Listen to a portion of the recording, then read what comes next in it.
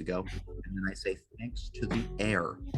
So unless I'm thanking Cliff for his hot, sexy body, I don't see a fucking point in me saying this line.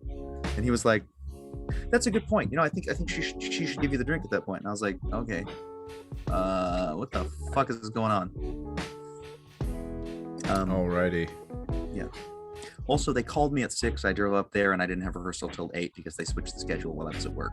Didn't tell me. Would have been nice to know. They didn't tell you about the schedule thing? Nope. It was an hour drive.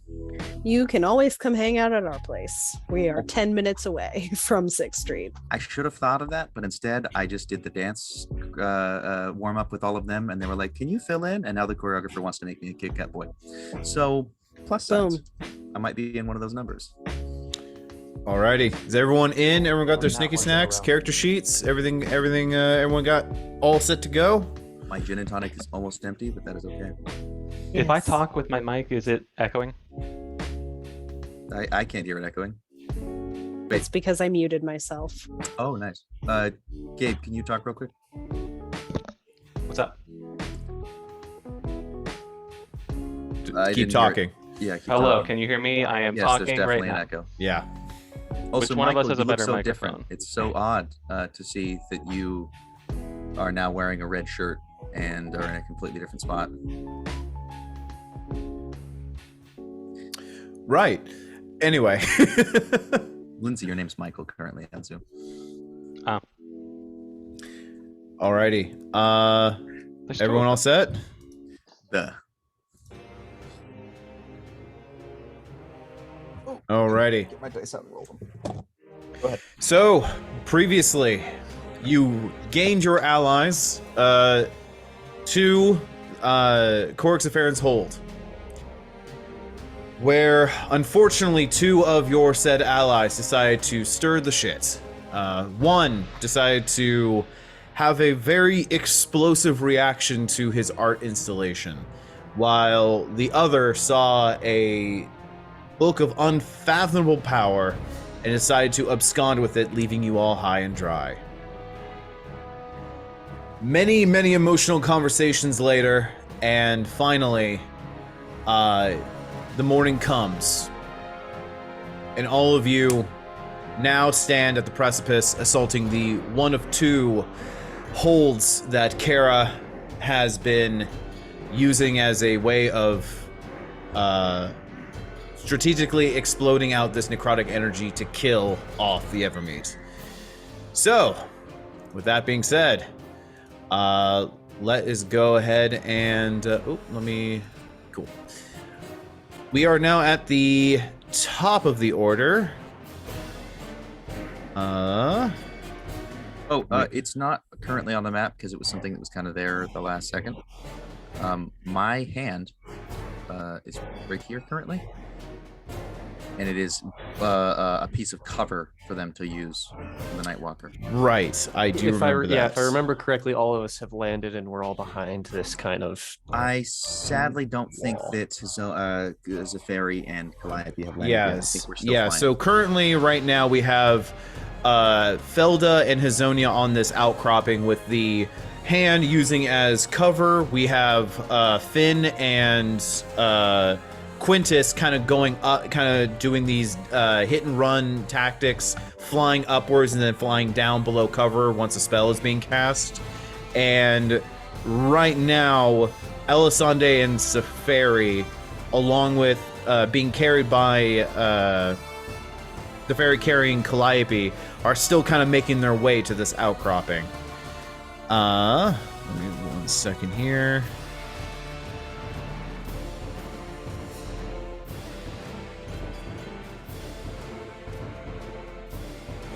So yeah, since we are at the top of the order,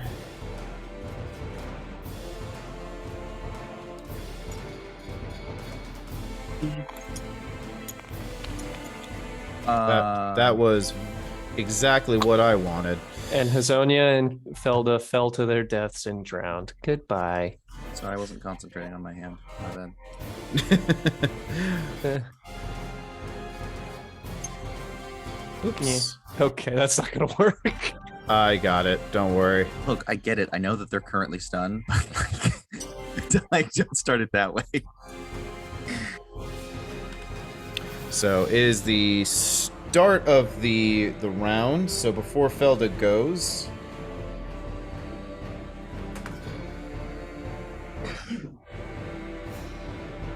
Nope. the Nightwalkers just stand there. Nope, and they're not going to move. So Felda's going to go ahead and take 3 shots over here.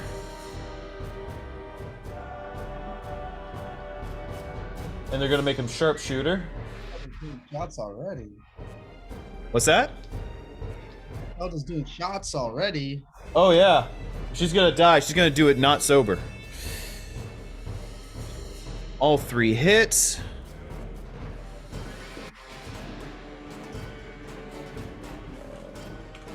That's too many dice for me to roll manually.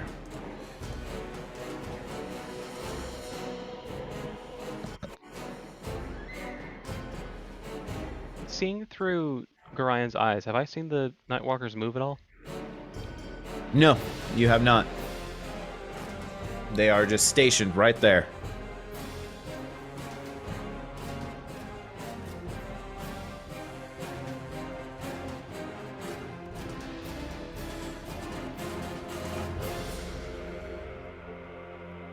Let's see here. That is going to be 96.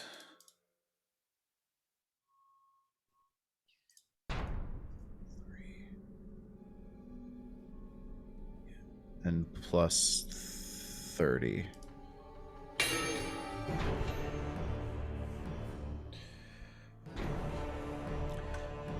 So, one shot after the other. Just diving, going ahead and taking a grab on one of the fingers and just pulling herself above the interposing hand. She goes ahead and instinctively reaches out a foot towards you, where you go ahead, Hazonia, and just rush over and let her rest her foot against your shoulder as she steadies herself, and just 1, 2, 3. All 3 shots in percussion against the forehead as it slams backward into the back of the stone ruins that it's occupying, as it slowly gets up from the massive damage inflicted. She got 80... No, she did more than that.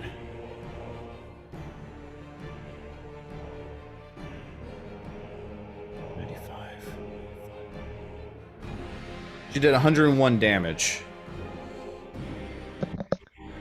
And she is out of +2 arrows. 101 down damage. Flex tape can't fix that. Oh, mama. Oh yeah, ranged fighters, if given the proper shit, can outperform any melee people. But also takes a lot. Anyway, 1, 2, 3. She immediately drops down below and starts reorganizing her quiver as she nods to you to lay down covering fire, Hazonia. Next up is Safari. Who's on deck, by the way? Next on deck is Calliope. Cool. I am just gonna use my whole movement and action to make my way over to where we need to be.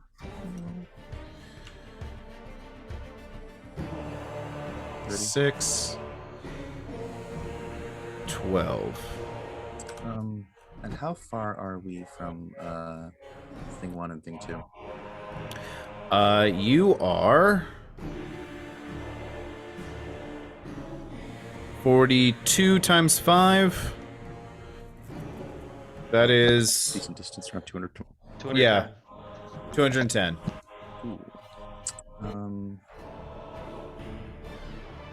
Yeah, and that is that's Safari's full turn. So yeah, Calliope, you're up.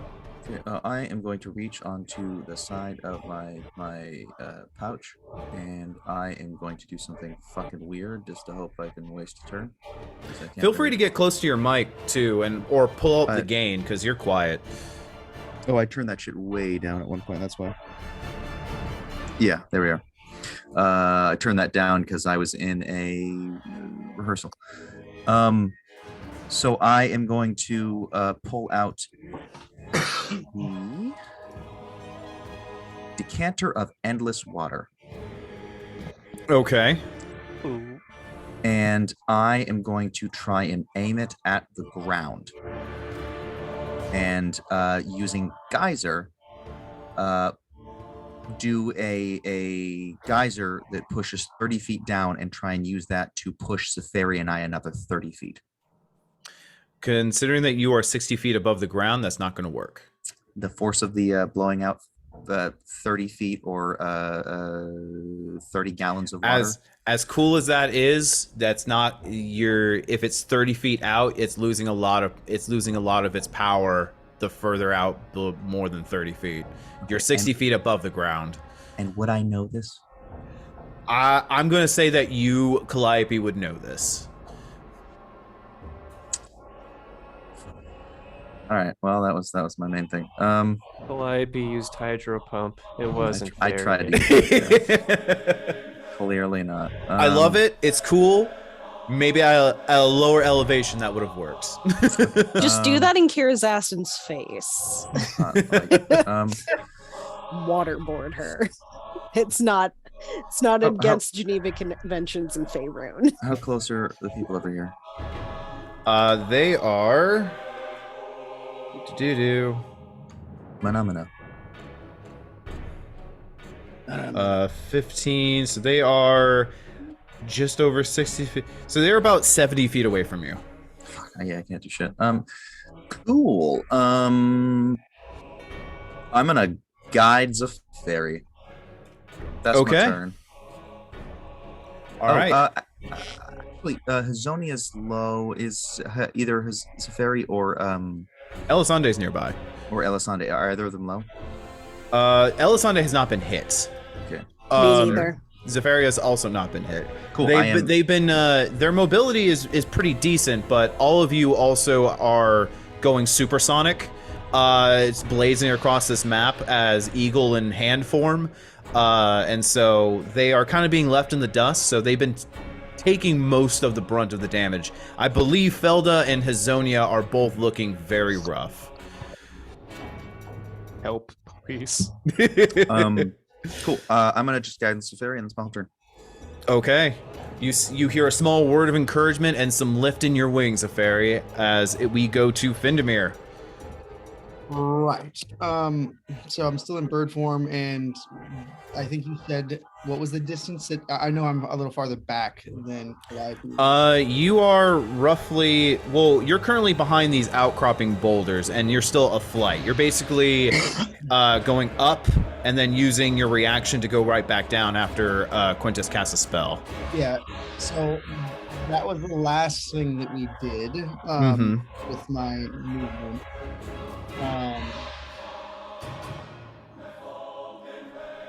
Like, I guess do my best in like bird physical language and be like, are we still doing this? Kind of like giving him like a, and then like popping up again and doing the same thing, waiting for him to fire, and then I'll go back down. But All right. Should I roll insight or? I would say that if he's going back up, you guys are just repeating it's easy to know to repeat the same tactics. You guys are in sync enough. Yeah. I'm trying to show with my body. I guess I won't describe it. Like I look back and you can see in my eye like an unusual squawk and like a hesitation before I rise, but I still rise, and then I look back at you unusually, like instead of being like sure in my fight. Take from that what you will.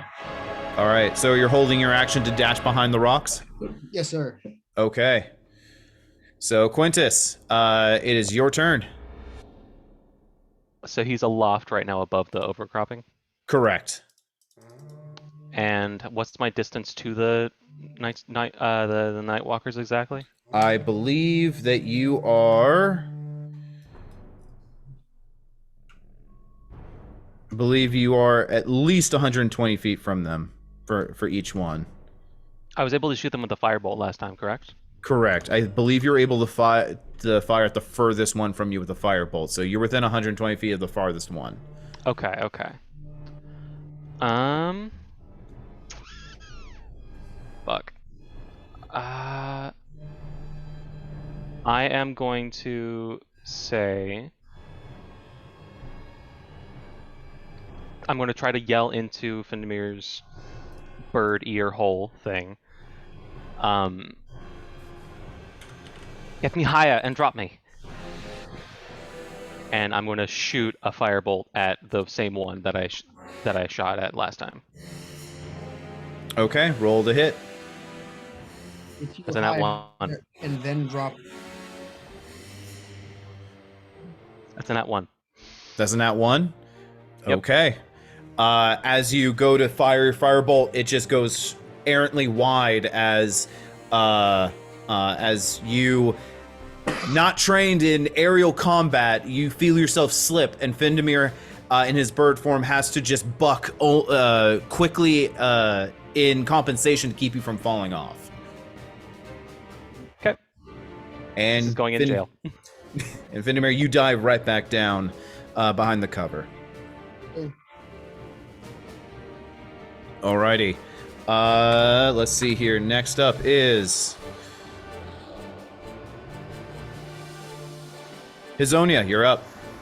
All right. So since I'm not going to be moving from behind cover, I'm going to go ahead and activate. I keep forgetting the actual name. Steady aim. I was like, it's not part of sharpshooter, but yeah. I'm going to activate steady aim, give myself advantage, and I'm going to shoot a +2 arrow at the guy that Most didn't mean damage. to move him, but there you go. Gotcha. Go for it. Ooh. I need to turn show. Is that natural 20? It's a natural 20. You can't see it 'cause it's tiny. Awesome. Are those the dice that I gave you? They are. Yes. The new dice rolled you a natural 20. Curses. Please don't let me roll shit for the rest of the night. Anyway. All right, roll damage. Double that sneak attack. All right. Do it while you still can. Yeah, exactly. While all that dice rolling is happening, I have a quick question that I should have elaborated Okay. on before I told him to drop me. Is there horizontal movement during Featherfall? You are maintaining the trajectory that you go. So Yes, if I'm being if I jump. if you get that direction. if you get yeeted, you're going to go down that trajectory. And I believe the rules in 5e are 500 feet every 6 seconds. No, he's talking about Featherfall. So No, I know. meaning that you fall 60 feet per round until the spell ends, or you hit fall solid vertically ground. 60 feet, and then the trajectory, the velocity you had horizontally does that. maintains. Featherfall, yeah. Also, since I have Piercer and I rolled a crit, I Yes. get an additional damage dice. Although it does say I get to determine what the extra piercing damage is. I don't know what exactly that connotates. Let me see. Determining the extra piercing damage the target takes. Literally, one of the first thing is Piercer and Sneak Attack 5e.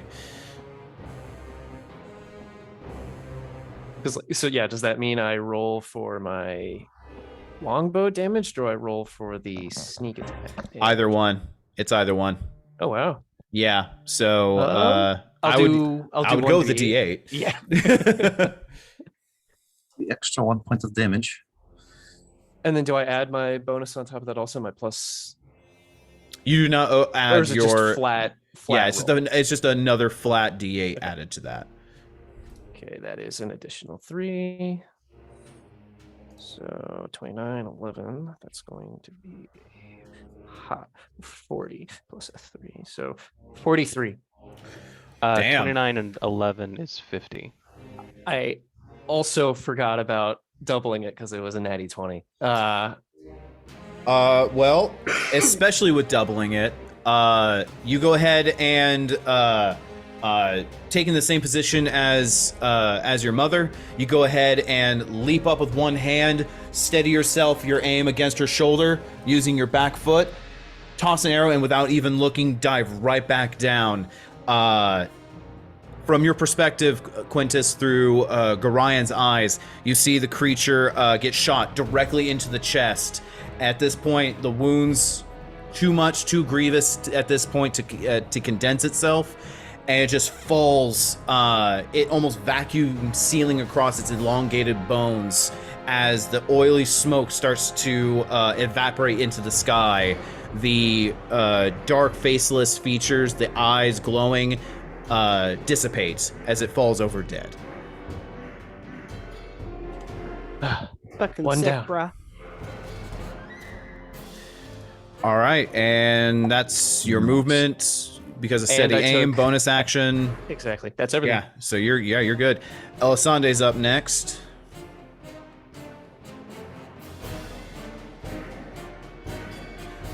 She is just going to go ahead Yeah, I'll wait. and just. She's actually going to go ahead and.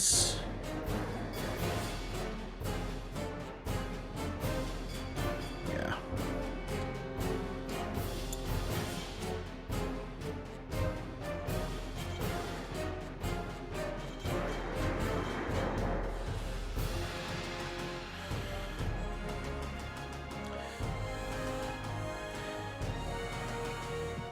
Yeah.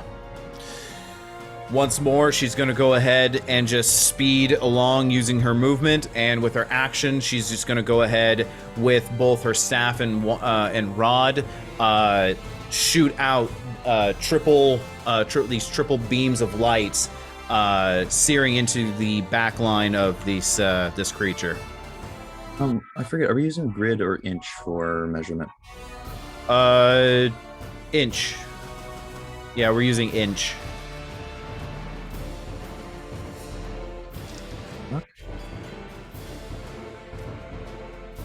That is a natural one. That is a hit.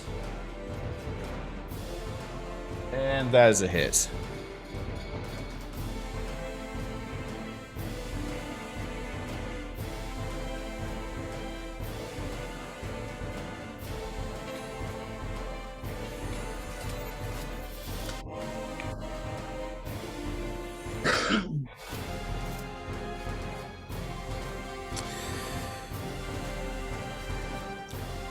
The wind picks up. She kind of gets knocked off course. She has to struggle to stay aloft, and she throws out those beams. One errantly just slams into the back of the ruins, while the other two slam into it. The Nightwalker barely moves in response.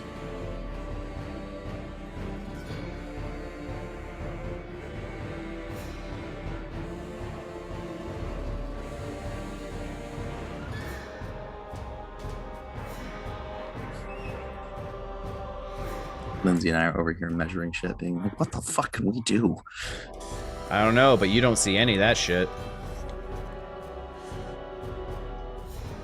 All right, top of the order.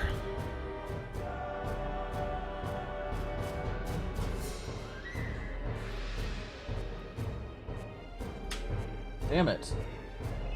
Now Walker's just gonna stay there. And we are on round 8.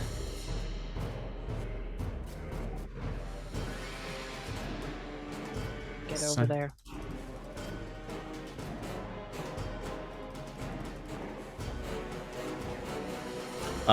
First up is going to be Felda, as she's going to go ahead and do some 3 sharpshooter shots at the other Nightwalker.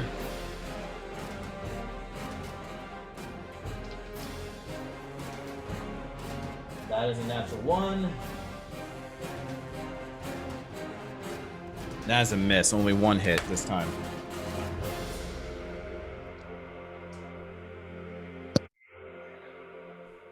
So 19 damage. Rapid firing, this time a little off sync with you as she slams her shoulder. You're not quite prepared for it, Hazonia, and you kind of just sink down a little bit hard. 2 shots go errant, but you correct yourself quickly, Hazonia, boosting her up, giving her 1 more shot that lands directly into the shoulder. Again, these inky tendrils pushing the arrow out of the wound.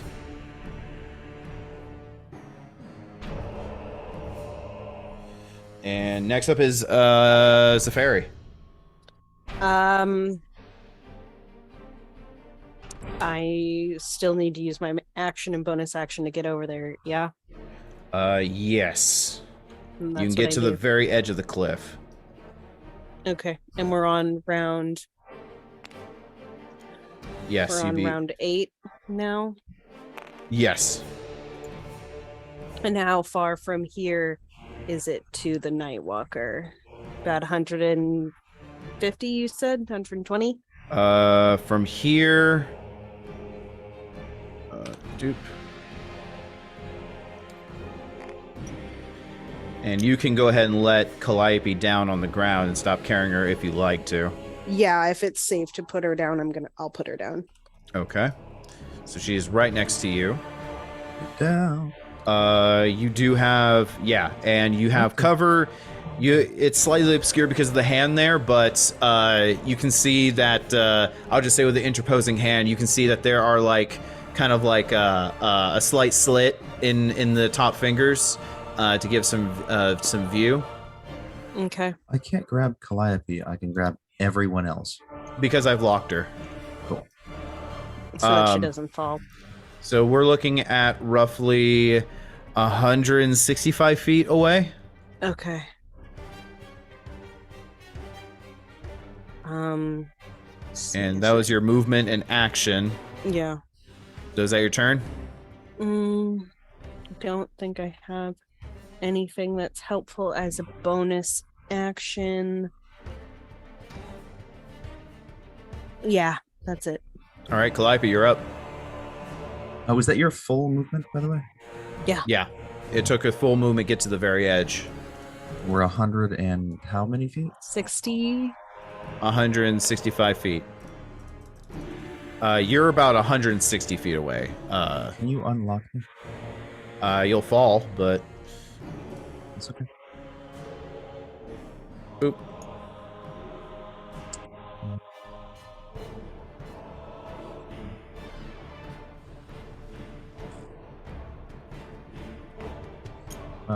Delightful. Yep. I am going to walk over to the hand, have it move out a little inch, have it spread open its fingers, and pull out my bow and shoot 3 Eldritch Blasts in between it towards the Nightwalker, and then have the fingers close again. Okay. Roll the hit. Just to let everyone know, just because of last session, you hit it exactly. 14 is the magic number. Well, natural 20 is the first one. Hell yeah. Love that for you. Dirty 20 is the second one. Okay. And dirty 19 is the third. 14 is not very high. But those things hurt like a motherfucker, so probably worth it. 10, 6 is the first one. 15 is the second, and 7 is the third. So 6 plus 15 is 21, plus 7 is 28 force damage. Double the first one. Oh, yes. The first one is a natural 1 on the die, so 29. 29 damage total? Yeah, sadness. But, c'est la vie. Unless you want me to roll the dice twice, which I didn't do, but I called it. Okay. So I'm gonna go with it. Is a bonus action. I am going to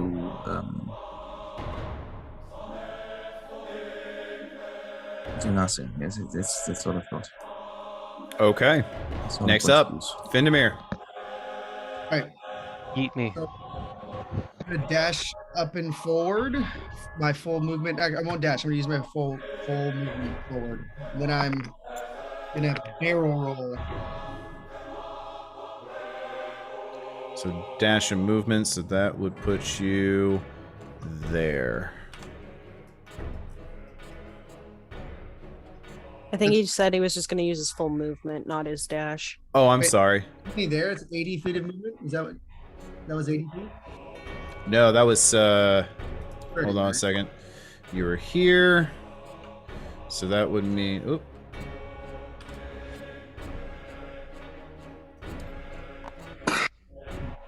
Bless you.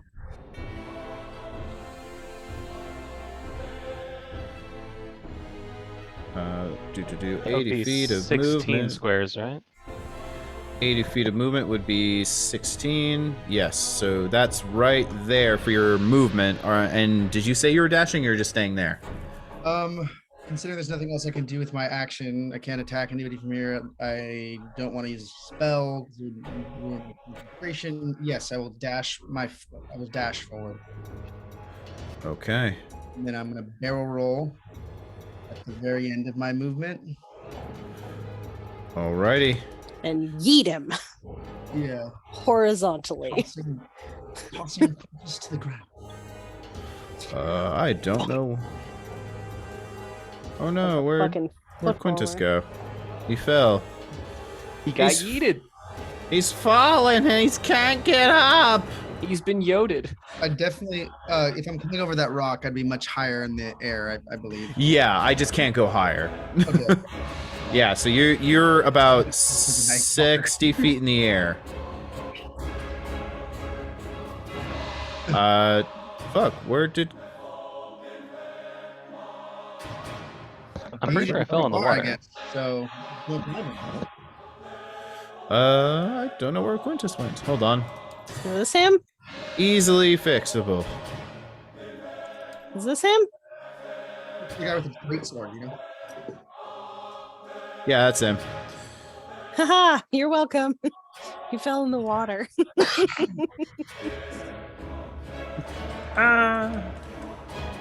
Just had to get out the metal detector. Needed to search the shoreline for him.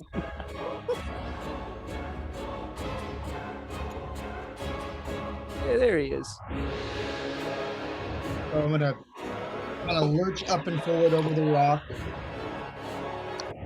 swinging my wings as fast as I can, and then right before the end of my movement, I'll let out a screech, throw my wings in, and twist, doing 3 spins in the air, dropping Quintus down at maximum speed before I pull out my wings. And All right, so you're 60 feet high up in the air, Quintus. Give me an acrobatics check on your turn to see if you can mitigate the damage. I was gonna cast Featherfall. That works too. As your reaction, you cast Featherfall and fall gently to the ground.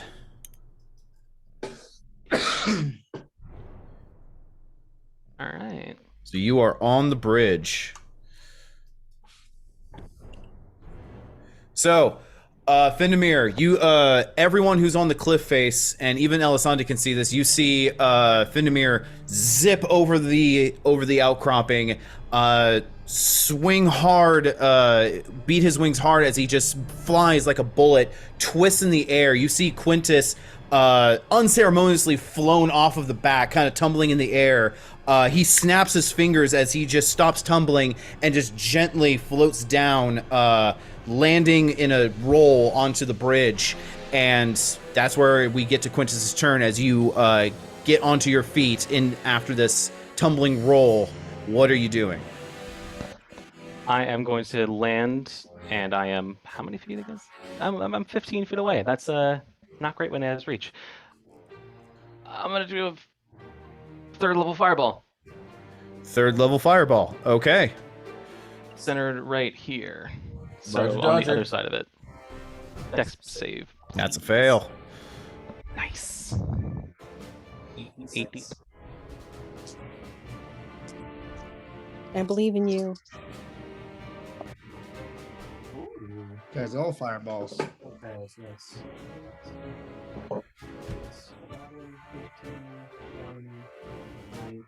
24.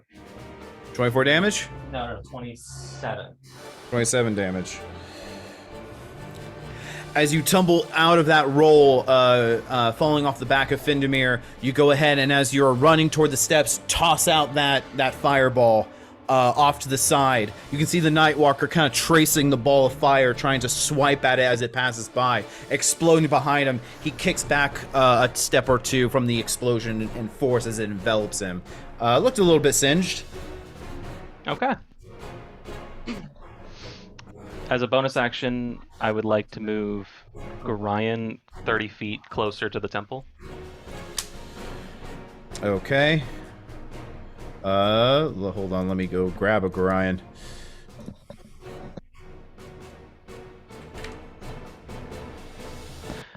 And I still technically have my movement, don't I? Yeah, that was your reaction. 1 second here. Let me first get,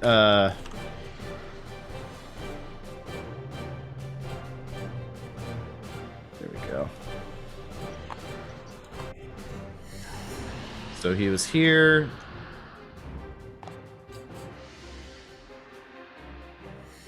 So we're loop. Nope. No. Stop. So we're looking around here. Okay. Okay. I'm gonna run up the stairs diagonally, and I have enough As you movement to do, get here. he's going to take an attack of opportunity. Oh, he has that much reach. Oh fuck. You big boy. Why are you going in by yourself? Because I thought it'd be cool. That's a natural 20. I can't do anything about that. Can I? I go solo. Can you do anything about it? Counterspell. Oh shit! I can counterspell. I'll just fall out of the sky. No, it's not a spell. He's just hitting him for a dick load of damage. Okay. Did you say a dick load or a, A dip dick load? A dick load of damage. Like a load from a dick or like Is a he- load of dicks? I just know a butt load is 92 imperial tons, and I'm thinking Just this so is everybody way more than that. remembers. So This everybody remembers. You gave us the whatever ward. Death. I gave ward? you and me the ward. Okay. Okay. You're looking at 41 necrotic damage, and you must make a Constitution saving throw for me. I'm gonna use one with the word to negate that. Okay. All the damage? Do I want to do that this early? Fuck. You're still making a Constitution saving throw. I'll just do the con save. Fuck.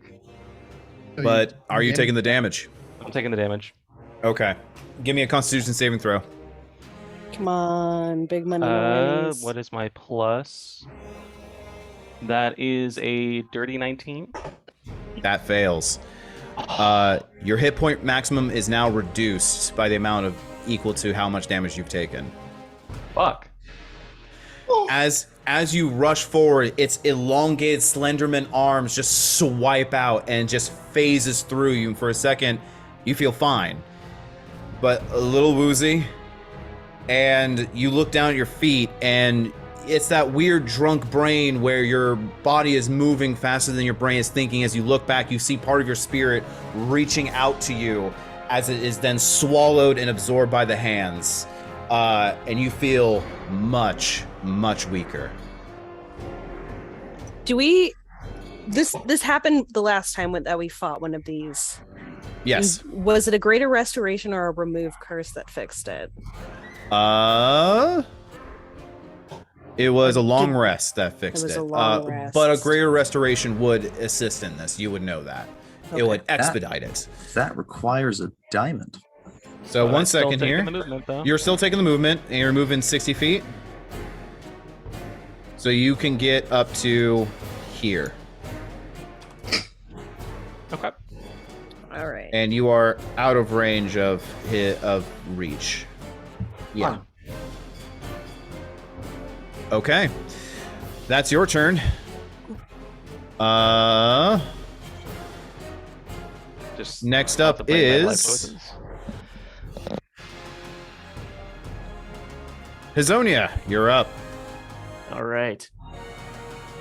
So I'm assuming I still have a pretty good, like, Yeah, you still have good a aim. good view of him. Yeah. Okay, yeah. Just making sure. So, I'm going to do the same thing again. Give myself advantage because we still haven't moved from cover here. So, gotta do that. Roll twice. Okay. With plus 12, that's a 23 total. 23 hits. And then You're still steady aiming. I am. I You're will not allow gonna- you. You didn't move, so Yeah. No, you call it before you decide to move, don't you? And then you say you don't have any movement for the rest of your turn. Isn't that how that correct. works? But you haven't moved yet, though. So I'll allow you to steady aim if you forgot to mention it. No, that's what I was saying. Yeah, go for it. Okay. Yeah. But no, I rolled my second dice, fellas. Is another And- natural 20? Let's see if you can see it that time. Hold on. I can see that. Yeah. Nice. So things are coming up Millhouse. I'm getting these monitors fixed. Okay, there we go. So, and where do we land on crits after all of my bonuses, like all of my extra damage? So, do I just add it to the base damage? Do I just double the base damage and then roll my sneak attack? You and roll then... all the dice twice. Okay. And remember, Yes. your piercer feat gives you an extra. Exactly. Oh boy. So you Okay. roll 3 d8s for your longbow, and then double the dice of however many it's your sneak attack, and then you add your modifier. 3d8 for my longbow. Yeah, because 2d8 normally, but because of piercer, you roll an extra d8s. I only have 1d8 on my longbow. Right, but you crit. So you roll double the dice for your longbow. But then piercer adds another d8. You double that one? You do not. No, this is Okay. one of those. This is the reason why I'm telling everyone to roll double the dice, because there are rules Well, that. let's start writing all these numbers down so that way It I says can do double over there, so I mean, fuck Roll. that. something. Roll the dice.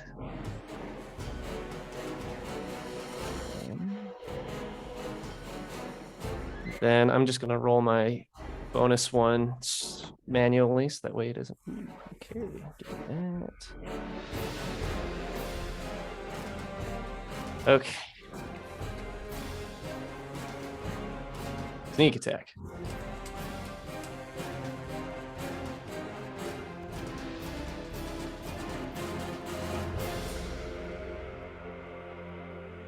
And add an additional 2 to that because I'm using +2 arrows. Carry the Yeah. murder, add the maiming, reduce the mercy.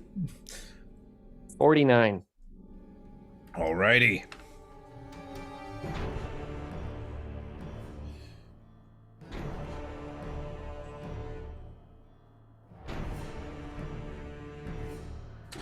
All right, you see, as you go to take your next shot, no longer needing that elevation. Now you're just seeing the window opening as in like a scissor motion. It just keeps opening shots for you. And in between the fingers, you go ahead and aim. You see it take a giant swipe, very similar to your excursion from back at Tel Tempa, Hazonia. And as it's pulling a part of Quintus's soul into and absorbing it, you see an opening. You take that shot. It goes up through the armpit and just almost locks its arm in place as it has to fight and shred muscle tissue to break out the arrow inside into that joint break. You did some pretty nasty damage to it. And now it turns back to you. I don't want to. Elisande, she is running out of time. And she is going to go ahead and dash to the stairs because she is, after this round, only got one more round of wings. Let's see. Nope. Well, you know what? I will move her in a way where she's at a slight angle within 60 feet. Oh no. Oh yeah, that's her bonus action, I believe. Boop, doo, doo. Don't die, bro. Yes, as a bonus action. Hazonia, as Elisande is making a beeline to the bridge, you can see many of those metal knives that have comprised of her wings. You can see that some of them have lost the heat around some of their edges and are now falling off as she's flying and disappearing and disapparating as she is desperately trying to get to the bridge before her time runs out. And as she's skirting by, she reaches over and holding the staff, throwing the staff up in the air momentarily, she goes ahead and just a wreath of golden light shoots out towards you as you heal for...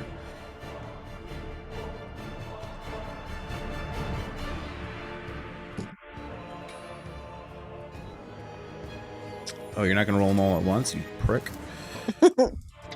Sorry, I got excited. Oh, wow. This normally doesn't happen. You heal 23 hit points as this golden light blasts you in the chest, and immediately it's like you feel your muscles almost expand from the adrenaline rush, and your Super heartbeat. Yeah, the world just seems crisper, clearer. The colors pop harder. And then it just dies down as you feel a lot of your wounds just close up around you. She nods as she again just speeds toward the bridge. Thanks, boss. Alrighty. Top of the order. Still doesn't get it back, but it is the Nightwalker's turn.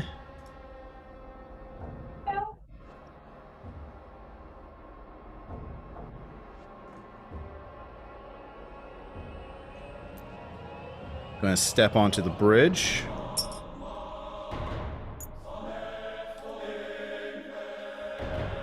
Within 10 feet of you. And is going to make lots of attacks on you.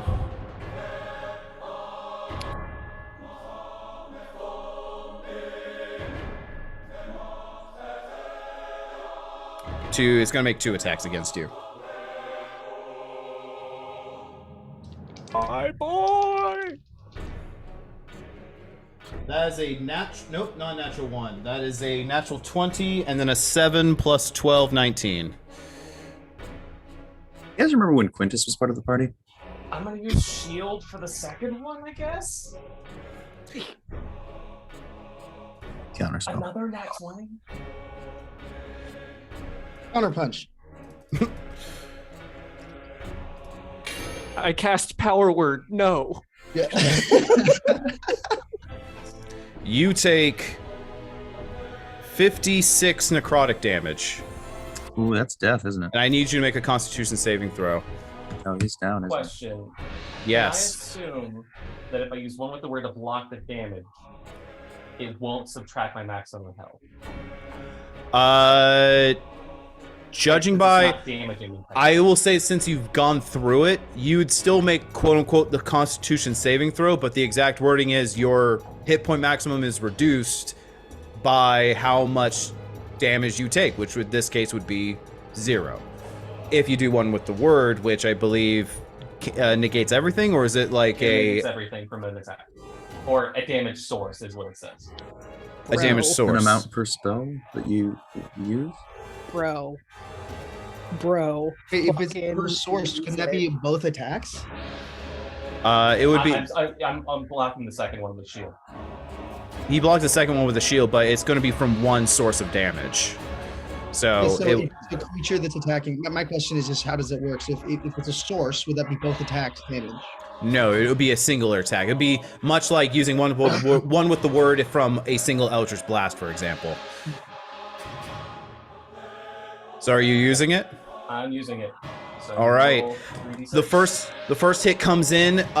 You see it coming, and the pages spring from your book, plastering itself around you. Many of the pages burn at the edges as the force of this creature, as you barely able to withstand and forego the attack, as the claw rebounds. But this one breaks through the pages. They scatter the arcane sigils, and in that moment, is one with the word a reaction? Yes. So you've already used a reaction for shield. Before. Oh. That would be after, because it's the second attack that I was using shield on. You can't So- have two Yes, reactions. But though. if I use one with the word on the first attack, I It- wouldn't have a reaction for shield on the second. Okay, so rolling it back. Because the first one was the 19. The natural 20 was the second hit. You said 20 first. Yeah, you did. I did say that. It's not what happened in reality, but I did say that, so absolutely. I saw the natural 20 first, and that's why I have different colored dice. In my head, I put what came first, what came second, but you're right. Makes I said sense. natural 20 first, so we'll do that one. Okay. So, as the natural 20, as the hit comes through, you see it coming, you see your life flashing before your eyes. And at this point, you just retroactively, you take a fistful of pages in your book and just rip it out of your book and just toss it. The manifestation of Gorion blasts forward, not in its miniaturized size, but in its full medium size, the robes flowing outwards, and you can see the claw strike through Gorion and inches away from your own face. You just see Gorion, the blank eyes look back at you, open mouth, trying to say something, and it just dissipates as the pages that you threw now burn and fizzle onto the ground. You feel like something was lost. Go ahead and roll for what spells you've lost. I rolled You rolled 3? 3d6 and I got 3 1s. 3 1s. Okay, what spells you burning? I will burn. The third level spell, Nightwalker Deletus. I'm gonna pee real quick. Go for it. Though you're... Oh, yeah. Yeah, you're... Yeah. Invisibility and identify. Huh? Invisibility and identify. Okay. Those spells are gone from your spellbook. Not currently Alrighty. useful. Totally get that. That's a good choice. The second hit, though, as Gorion disappears in that array of arcane bluish energy, shooting through, scattering that energy, another hits you, this time straight through your gut and chest, and you feel every single inch of that hand just devastate your entire spinal cord. As it pulls out and starts pulling more of your spirit, giving you a Constitution saving throw. 21. That is 19 plus 3, 22. Okay. You take 34 necrotic damage, but manage to maintain onto the spirit as you, now ready, go ahead and just start clambering against and just scraping across the arm as it's pulling out slowly. You manage to hold on to most of your spirits, and you're winded. And that is their turn. Next up is Safari.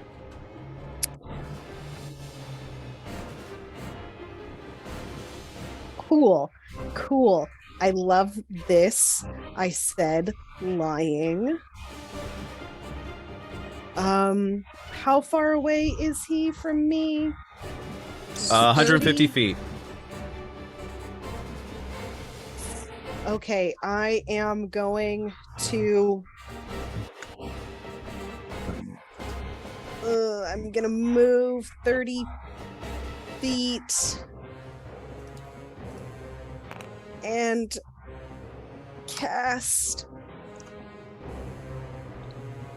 fucking daylight again. Daylight. Yeah. Okay. So 30 feet. I can cast it 60 feet away from me.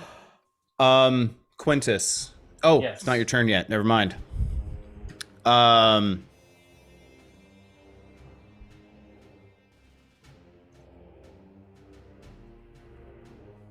you're casting daylight over him?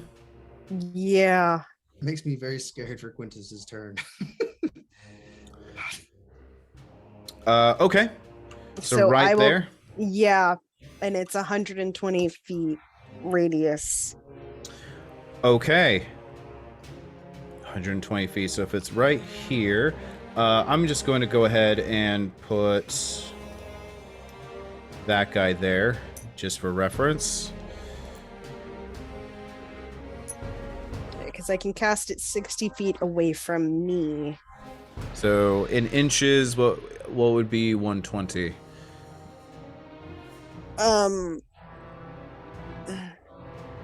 120 is gonna be 20 inches. Wait. 20 times 5? No, that's 200. No, what the fuck just happened in my head? 24. Yeah, 24. We did this last time. 24 is 120? Mhm. Yeah. All right. So, Zafari, as you streak out again, now your radiant wings are now losing their luster. Your feathers are now molting off and dissipating and disintegrating as they're flying, as your time is coming up as well. And as you streak forward, again, that warbling disco ball of water refracting that light as you toss it out, it bubbling and floating. Findamir, you, I need you to go ahead and give me a dexterity saving throw, just for shits and giggles. Me or Finn? Findamir. Okay. I'm also gonna, like, as I'm flying forward, I'm gonna try and, like, sort of Angle toward the bridge. Yeah, angle towards the bridge in case, like, my wings decide to give out while I'm trying to get there. A dexterity saving throw? Or Yes. A dexterity, okay. 18. Saving throw. 18? Yeah, so you're able to look behind you just in time to see that very familiar spell being tossed, and you avert your eyes very quickly. You're unaffected with the blast of daylight that shoots out. So you prevented yourself from being blinded. That being said, the Nightwalker seems unaffected by this. The darkness around it almost eats and almost absorbs much of the light. You can see tendrils of this dark aura around it, just almost hungrily consuming much of the light around it. However, with 120 feet outwards, that fog is gone, and that fog is gone.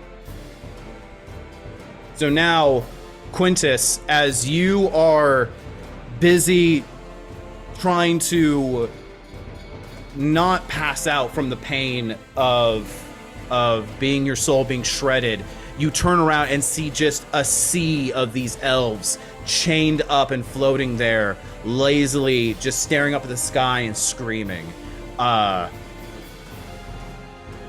over to the far end of this ruinous hall, you still see this little fog bank that is still encompassing much of this area, with no real sense of where Karazastan is or isn't. You assume that she's in the far back, though, if anywhere, now that this fog is gone. We can see this, right? The glow emanating from the fog. You cannot, no. You just see the fog, because the fog heavily obscures everything, which means that everything inside of it you're blinded to. I just couldn't find a decent way to hide it from you guys, so I said, "Fuck it." No meta knowledge. I mean, if it's giving off a bright source of light, even if it's real thick fog, it'll still. According to the go rules, through. heavily obscuring fog blinds everything inside of it. Huh. Okay. Yeah, I mean, it makes sense to me. So yeah, so that is your movement and turn. Bonus action, Zafari? Yeah, and I'll also just in celestial yell out to Quintus, I'm coming. All right. You can barely hear Safari with the sound of your heartbeat in your ears, as weak as it is. Calliope, you're up. So Finn's on deck. I am going to walk forward and have, as I walk into this hand, I'm going to have it lean itself this way. And as my bonus action, I'm going to move it with me. Okay. I'm going to fire 3 Eldritch Blasts at this fucker. And it can move, I believe, let me double check the range. I think it's 60 feet. That's how far you were moving it last time. Yeah, I just want to make sure. I know it should be 60 feet, but not for some reason. All right, so you're leaving Felda and Hazonia behind? Yes. Fucking fuck. Is this Vestal of Actually, Agony yeah. on the bridge? It loses concentration the second my turn ends. So, yeah. Okay. So let's see, 60. Oop. I'm actually going to try and attempt to get to here. To right here. 60 feet. Yeah, no. The farthest you can get is over Right there. here. Oh, well, then I'm going to get to here. Okay, so you're just taking a nosedive down onto the bridge then. Yep. Okay. And I'm going to use the stairs as a form of cover. Try and kind of interpose the view in between it and myself, especially something like this right here, and shoot 3 Eldritch Blast and then duck behind this. Okay.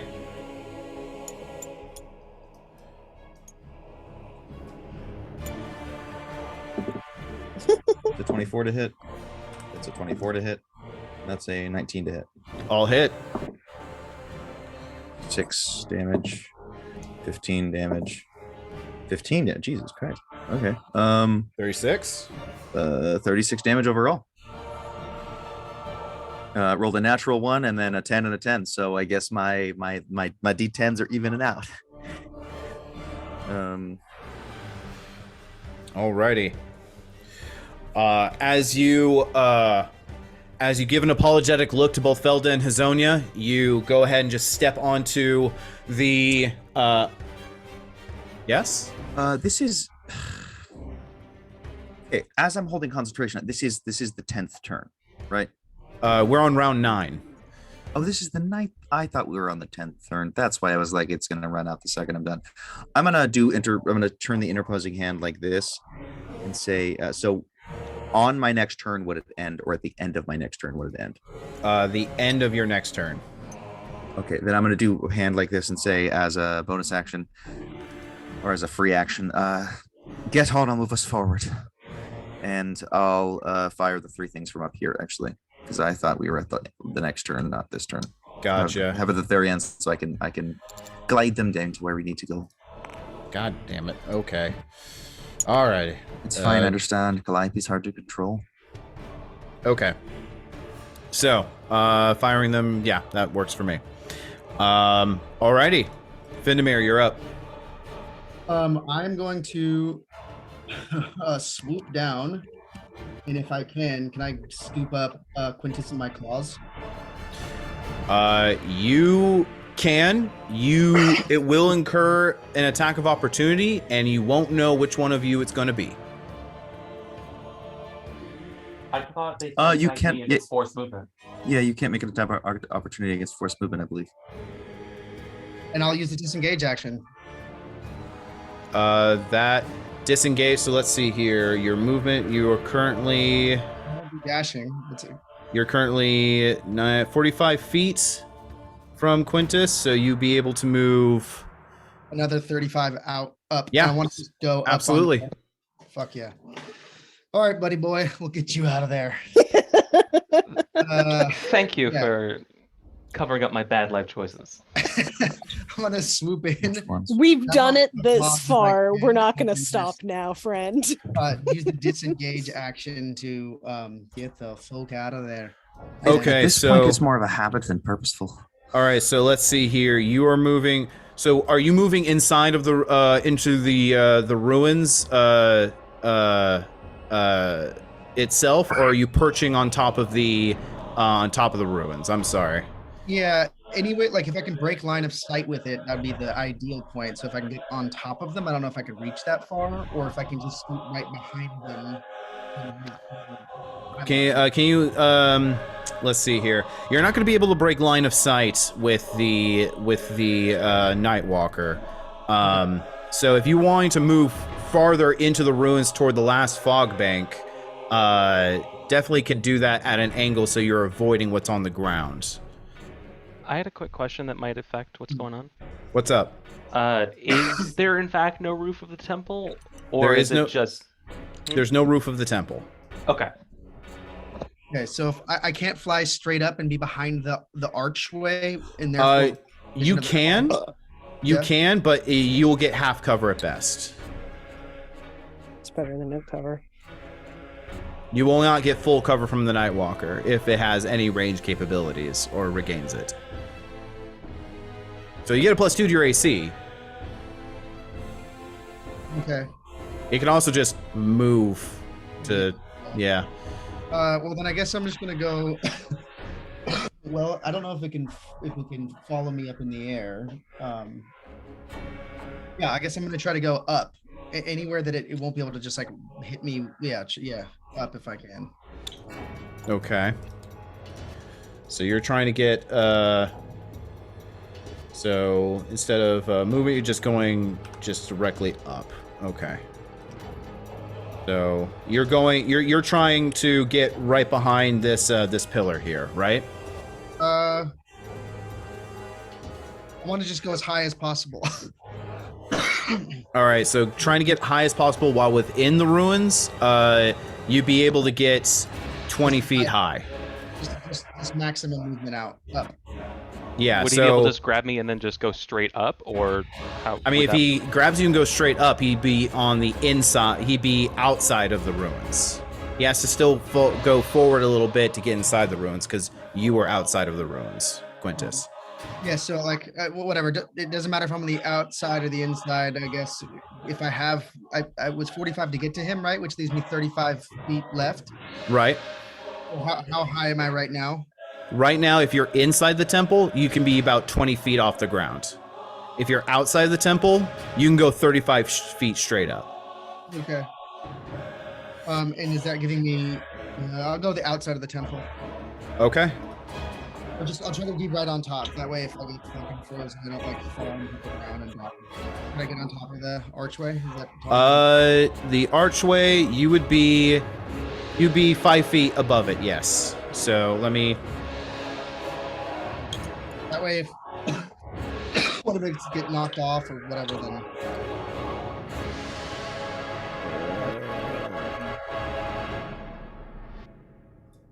We won't fall 1,000 feet. Awesome. I landed that though. You guys see that? I did. That was a dope barrel roll. Yeah. Alrighty. Cool. All right, so you are 35 feet in the air, barely aloft above onto this little archway. Your talons are not quite touching, but Quintus is like in one of your claws right now. But yeah, that is your movement. And action. Perfect. Quintus, Coughing up some fucking blood. you're up. Panicked, stiff, firebolt. At the Nightwalker? Yep. Okay, roll the hit. That is plus 10. That is 17. 17 hits. Nice. 3d10. Triple sevens. That is 21 fire damage. Okay. As you are swooped up, you are struggling to get your orientation back. Your head is light. Your heart is weak, as it's just pumping after these 2 assaults from this Nightwalker, and something jostles in the back of your brain as you swoop on top of the archway. You can vaguely remember in this heat of the moment back from when Tanis controlled your book, and the information that Tanis gave you about Nightwalkers. You're not far enough.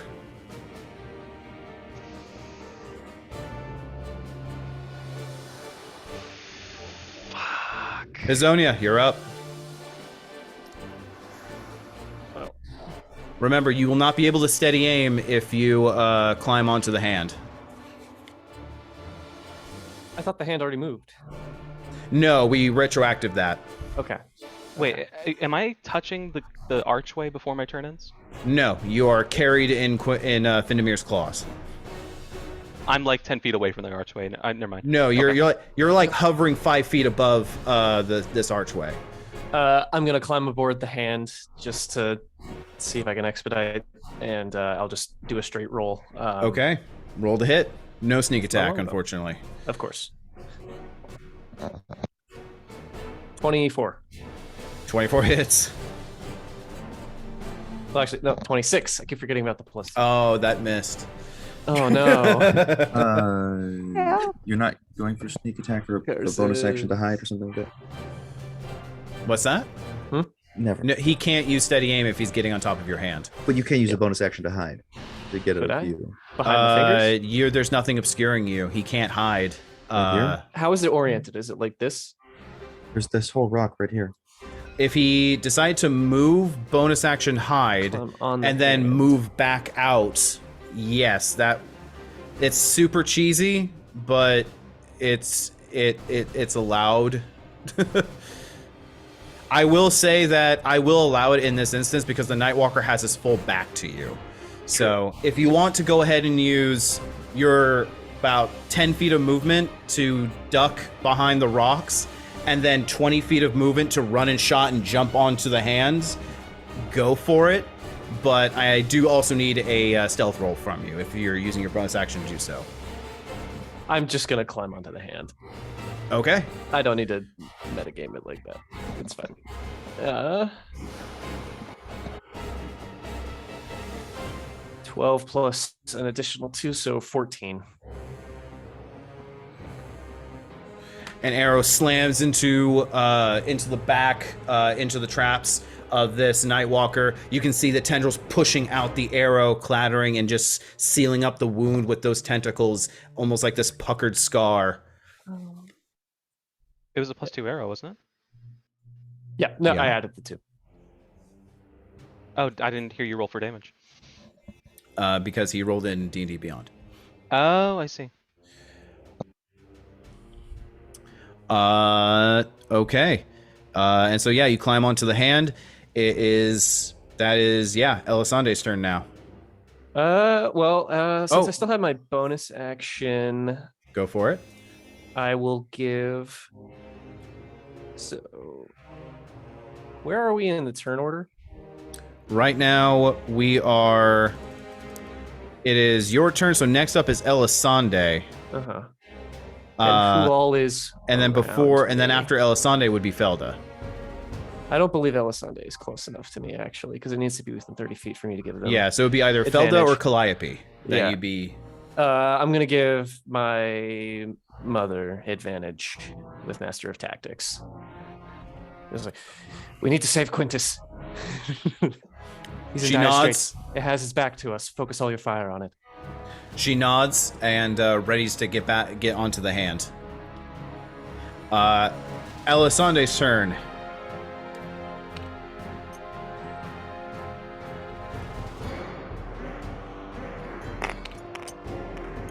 Yeah, she can only get down to. She lands just like that. Yeah, it is a bit of an ungraceful landing as she is desperately getting into onto land.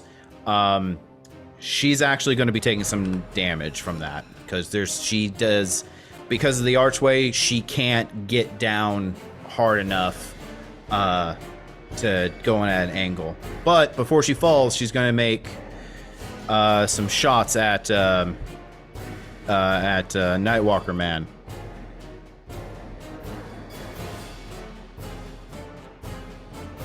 And she's gonna make a quick.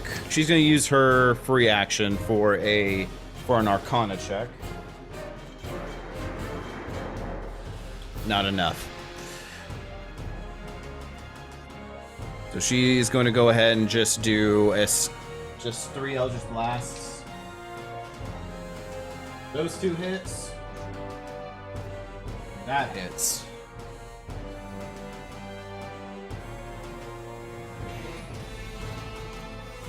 That's max damage, 15. That's 18.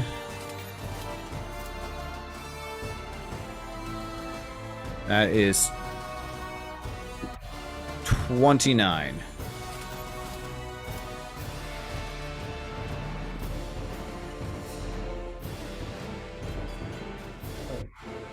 It's not looking great. 15 and 18? What's that? I thought you said max damage was 15. Plus, Plus her other 2 Eldritch Blasts. Yeah, but she gets a +5 to each blast. I already added those, Gabe. But you went from 15 to 18. Wouldn't that... I got it, dude. I got it. So she goes ahead, flies over the archway, 3 blasts outward, slamming into the back of this Nightwalker who is very focused on you, Quintus. Yeah, it wasn't the start of your turn, so you got lucky there. You just exited the annihilation aura that it has on. What? I'm sorry, though, what? Oh shit, 1 second. I don't like that either. What?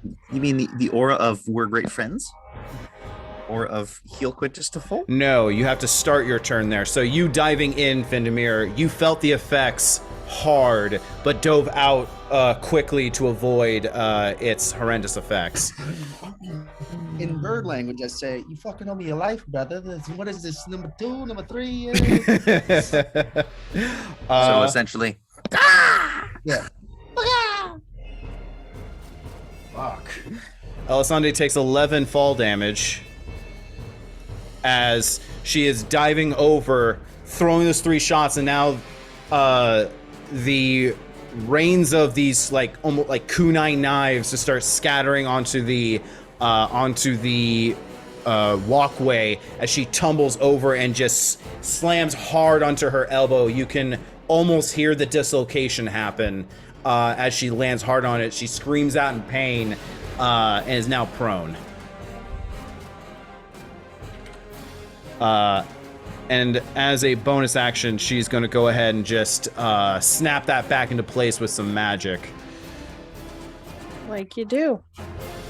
Oh no, that she can't. That's temporary hit points. So yeah, no, she's not gonna do shit. She's just gonna stretch it out Take it like on the a ground. fucking champ. And I also need to get Elisande's standing mini. Where did it go? Oh, it's all Isn't the it way in your back. secret box? No, it's all the way back here. Doot. Just think if we'd run through all these weird little dudes screaming at the sky. Yeah, you haven't done that yet. Yet. Yeah, we're gonna have to in here. Or, do whatever. Okay. That is Elisande's turn.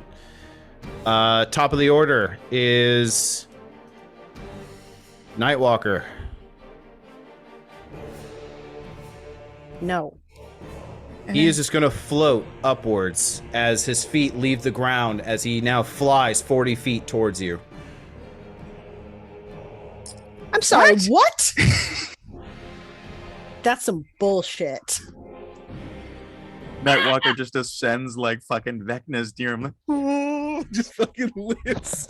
Sorry, man. It's gonna make someone play Kate Bush. It's gonna make 2 attacks. One against you, Findamir, and one against Quintus. I gotta pull up this Great Eagle stat block. I have no.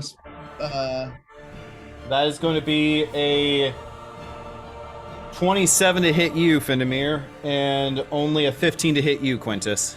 Okay, it doesn't hit me. It hits me. You take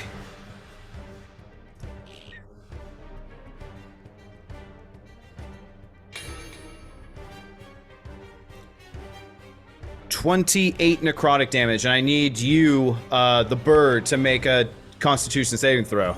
Question: I have Yes. resistance to necrotic damage when I'm within 5 feet of or 10 feet of a ally. Does that apply? Yes, but you're polymorphed into a bird and do not have your equipment on hand Because it's in you. because it's morphed into yourself. All right. So it's the 20 damage is going to knock me out of being the bird no matter what. So Then you don't even need to make the Constitution all damage carries over. So leftover damage. What's that? Leftover damage, which would be 2 damage. he did 28 damage. So how much? 26 hit points. Oh yeah, 2 damage. Well, you still need to. So you would take one necrotic damage because you'd be morphing back and have resistance to necrotic damage. Understood. Yeah. And then you still need to make a Constitution saving throw, which if you fail, you go down 1 hit point. Okay. Constitution saving throw. And that would be as Findamir.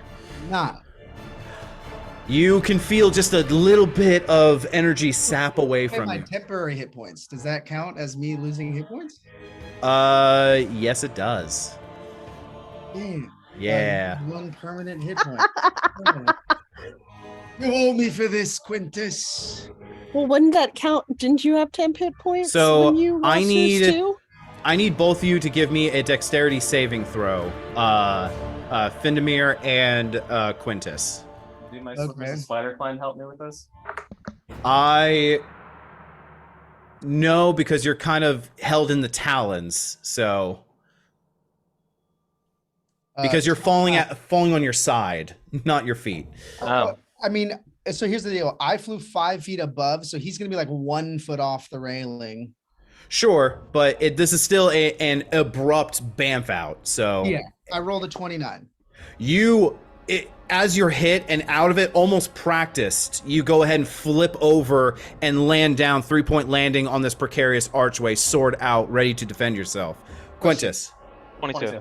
22? You're fine. Less practice, but you kind of just slam onto your knee. It feels funny, it hurts, but you shakily get back onto your feet next to Findamir, who is already into a defensor's stance pose. Yes, Quintus. Or Findamir. So because it's a polymorph and all of my stuff is turned into me, do I lose my sword on fire and my shield expanded, or are they back in the state they were in? I would allow it for the state that they were back in. Alrighty. So yeah, that Nightwalker. Oh, let me just double check if he got something back. He does not. All right, that Nightwalker is just floating above you and within a 10-foot reach, just menacingly staring down at you both as it's now pulling back its claws. 10 feet above us. He is 10 feet out from you. Okay. Ooh. And which means I can get rid of Eagle. How's the Nightwalker looking, by the by? He's not looking great. Much of the wounds that it has been like self-healing with its own oily, cadaverous skin. Most of his body is just puckered scars at this moment. It is not doing fantastic.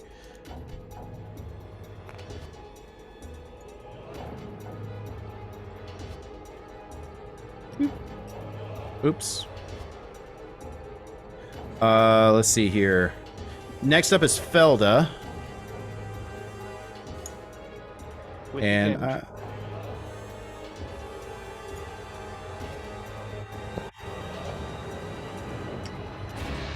keep off to this side. Felda gonna hop onto the hand and fire 3-shot sharpshooter. That is a hit. First one's at advantage. Oh. Yeah, no crits, but all hits.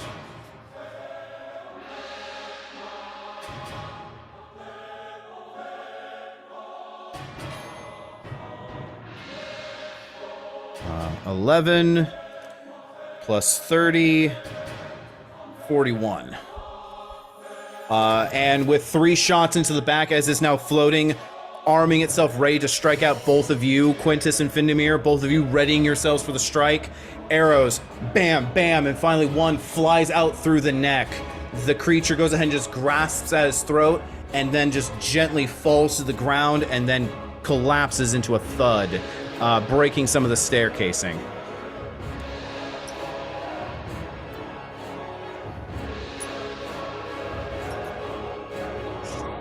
Fucking fantastic. Felda looks over to you, Hazonia, and goes, "Good plan."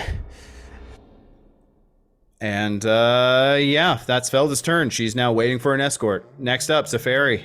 It is your. Is there a way that I can like maneuver myself to fly as I'm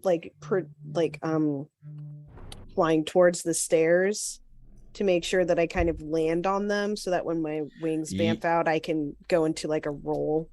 You can do similar to what Elisande did, is kind of just dive over. Unfortunately, you're just too high up. You're taking fall damage. So if you want to fly, you have to use your full movement and your dash to get to the stairs, and you're still taking 2d6 fall damage. Okay. But is there a way that I can like at my angle coming in for my landing that I can turn it into like a roll so that I don't go prone, or will that also be like part of a dex save? That would be part of like an acrobatics roll, which I Okay. would allow if you still had your action. But it's already using your move and dash just to get to the stairway. Okay. So you'd be landing right here. And you are prone currently. And you take 4 fall damage as you go ahead and just dive straight down. Your wings, your luster, the bright eyes, they fade as the wings now completely molt, an explosion of feathers behind you as you meteorite into the staircase. Tucking and rolling, trying to use the armor as best you can to absorb most of the blast. And now you're laying on the staircase about 10 feet away from Elisande, who is still kind of massaging her shoulder.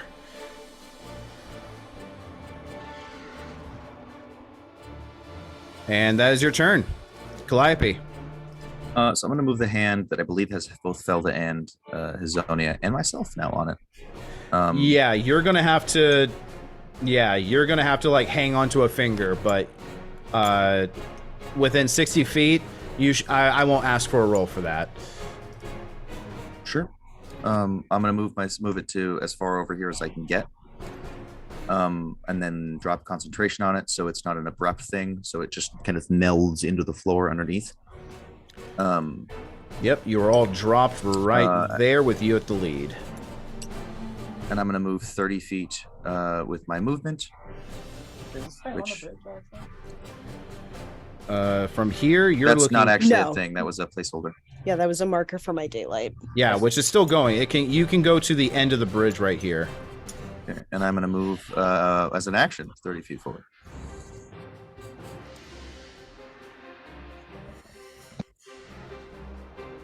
So we bring you right there at the stairs. There's a giant divot where the body of the Nightwalker just crashed, and much of the debris is now covering it. The smell is awful, and the air is suffocating, but otherwise you can go ahead and just leap over the body of the Nightwalker easily onto the stone stairs. And can I see any of this? Oh yeah, absolutely. It's just filled with all these figures. Okay. Cool.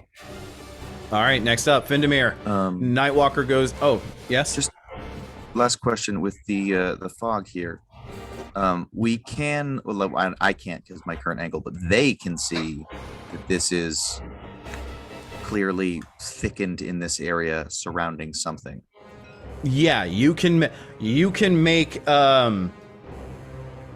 an educated guess that there's just this ring of individuals that are just surrounding. And this could be, this could be the fog effect. So I'm trying to figure out where it kind of ends. Is this visible as like there's enemies here, there's all these, and then this spot right here doesn't have if you can see my ruler, everything towards you can see. Okay. And I don't know what those are, but cool. Sorry, the fog effect is cool, but it moves. Makes it confusing. Findamir, that's my turn. You're up. All right. So what's the exact distance I am from that cloud? I think it was or something. From the next fog bank, you are roughly 27. Yeah, so 170 feet, 75 feet. Okay. 175 feet. 175. If I fall down, I will get very hurt. Yeah, you're 30 feet up right now.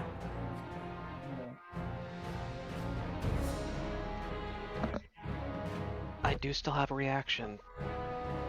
Okay. I look at this and I say, catch me. And then I'm going to jump off. Feather fall. All right. Are you going straight down or are you going at an angle? I want to go as far as I can forward. Okay, so we're going 60 feet at an angle. I'm not dashing. Sorry, what? I'm not dashing. I know you're not dashing, but how Featherfall works is that you fall 60 feet Okay. safely, might I add. And so if you're going at an angle 60 feet, so I'm trying to just... We're not going in as a group. We're just okay. Okay. I'm gonna the moment I'm within range, cast silence on the center of that circle. Okay. So you'd land right here. If you were at an angle. Okay. So as you land, and as in through that fall, you can go ahead and cast. As you're falling gently, you can go ahead and cast silence over here. With 120 foot range, 20 foot radius, 40 foot square. So let's see here. 122. So I need to move you actually here for that to work. That's fine. Yeah. No, that's 100. That's 100 feet. So I want to stay as far away as possible. So the moment I'm fuck it. within- Do you want to be 100 feet within it or within range? Just within range. I don't want to be any closer. Okie dokie. Then let us move you back to here. So with that, only... Yeah, so only one. Okay. As you're falling, you go ahead and throw out your silence spell. And then as you land next to one of these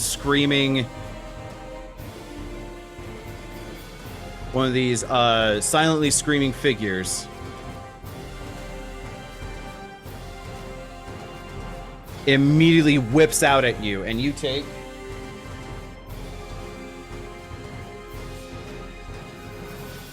4 force damage. The creature just thrusts itself, unprepared for its ferocity. You raise your shield, and it just floats through its head, phasing through your shield and staring at you. And you can hear a small whine that just gets louder and louder until it feels like tinnitus in your ears, and your vision just phases, and you pull back.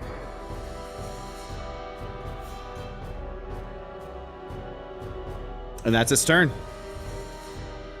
Oh, I'm sorry. I looked at the wrong thing.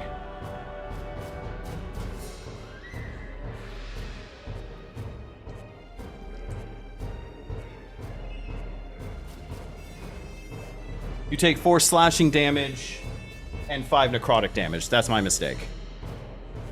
Okay, so 5 extra damage. And are you rolling to hit me? I am not. Okay. It just phases through, and you can just feel the wounds appear on your body. All right. I'm taking full necrotic because I'm no longer next to Gabe. That's correct. I will say, do you want to make a religion check as your free action real fast?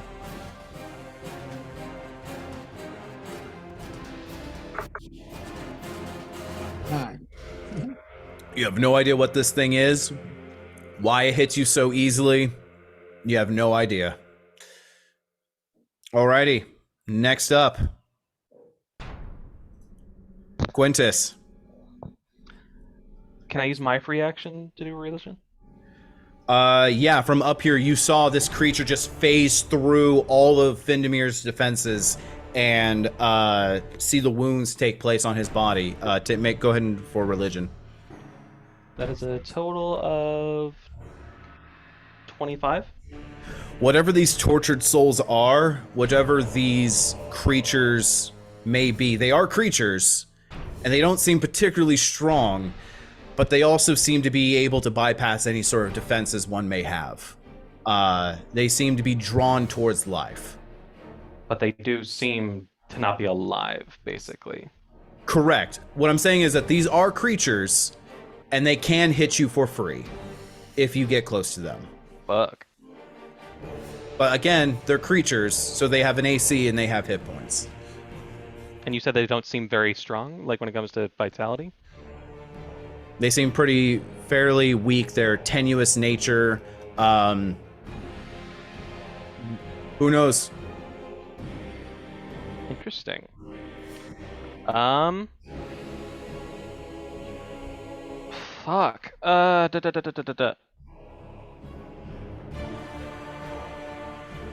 I am going to save my friend. I'm gonna save my friend. I would like to cast telekinesis on Finn and put him. How far can I move it? 30 feet up in the air. Okay. It already uses reaction. It It's already force uses movement, so. Yep.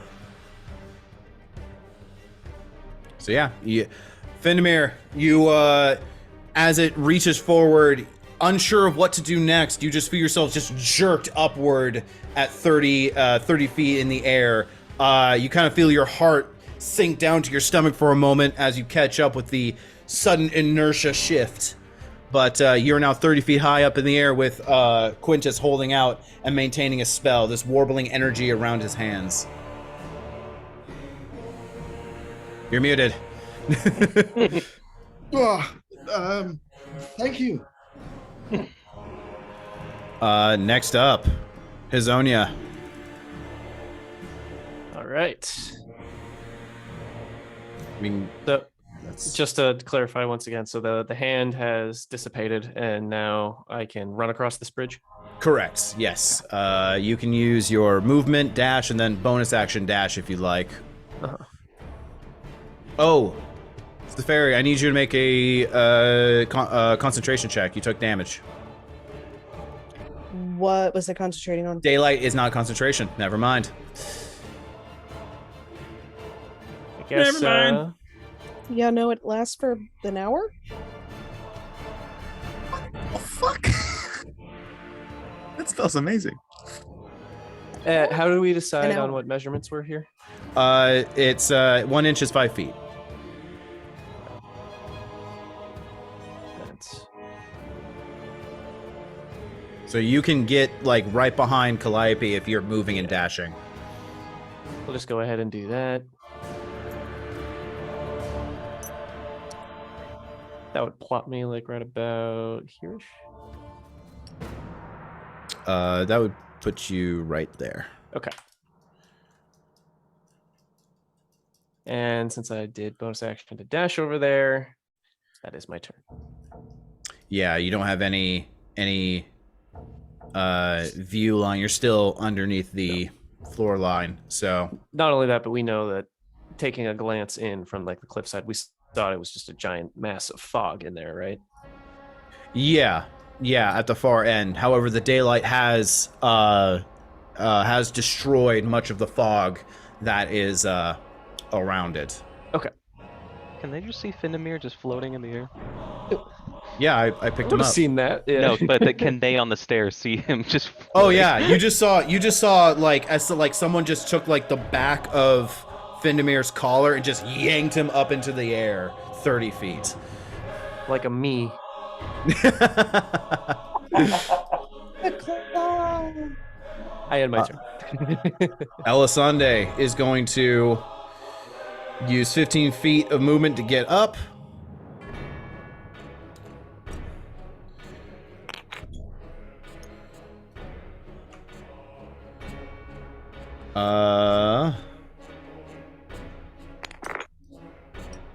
Oh, nope. Is only going to be able to get to you. It's Safari. Elisande is. Yeah, with her movements. Let me see if she has anything.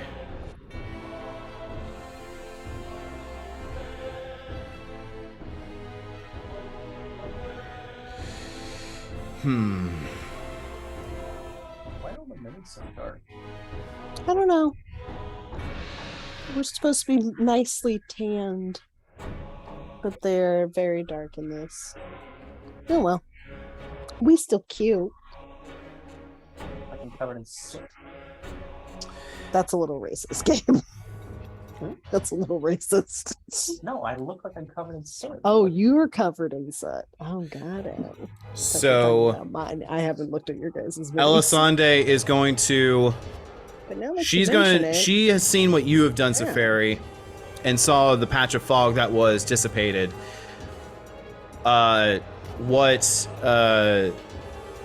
Elisande is going to go ahead and just run up the steps, go ahead and place her rod into a sheath on her belt, take almost like a mortar, hold her staff, aim it high into the sky, and shoot out this ball of just brilliant, bright white light, and then just shoots out like a comet and explodes right here above in the sky here. right where? About 60 feet high above here. Okay, So it's going to get rid of this fog. cool.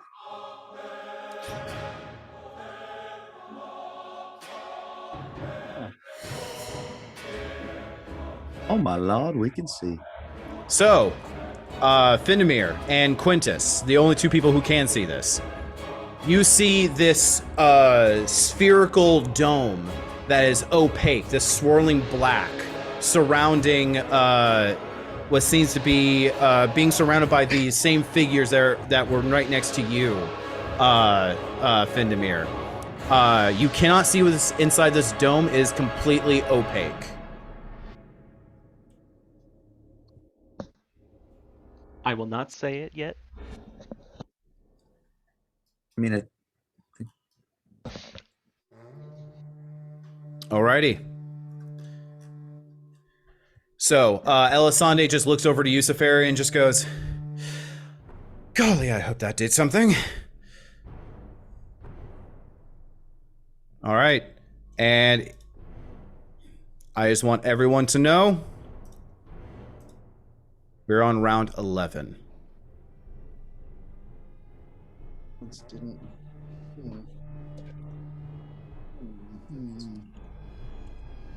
Okay, we're on round 11.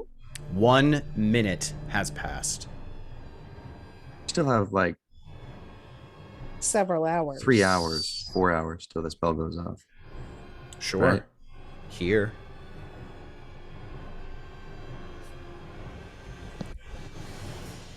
She might do it early. She literally can, according to the spell. Yeah. But she might have started it early. You saw her at the forum. It is impossible for her to just do it early. She had to have started at least 1 o'clock the day prior. So we do know that the spell goes off at 1, based on all the Correct. information we've been given. Absolutely and it is correct. currently 9. When you left, it was around 9. Yeah, around 9 a.m. Okay. A little bit, about 10, 15 minutes past that, maybe.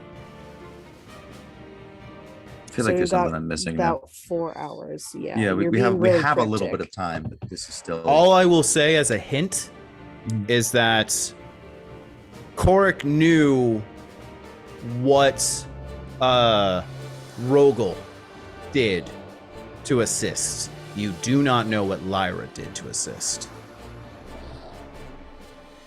But the hint was, according to Korik, according to Karazastin's preferences, someone who knew the Evermeet very, very well.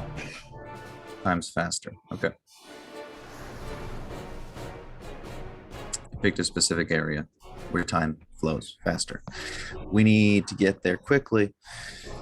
Okay.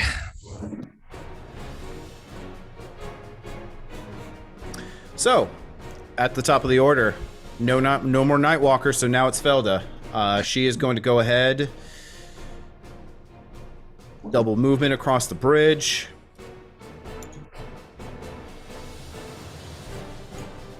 And I think Felda already used an action surge.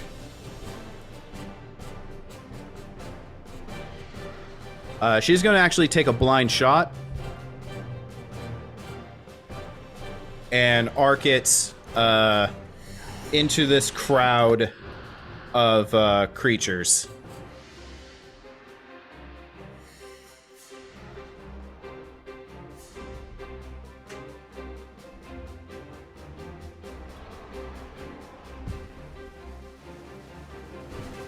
That is a miss.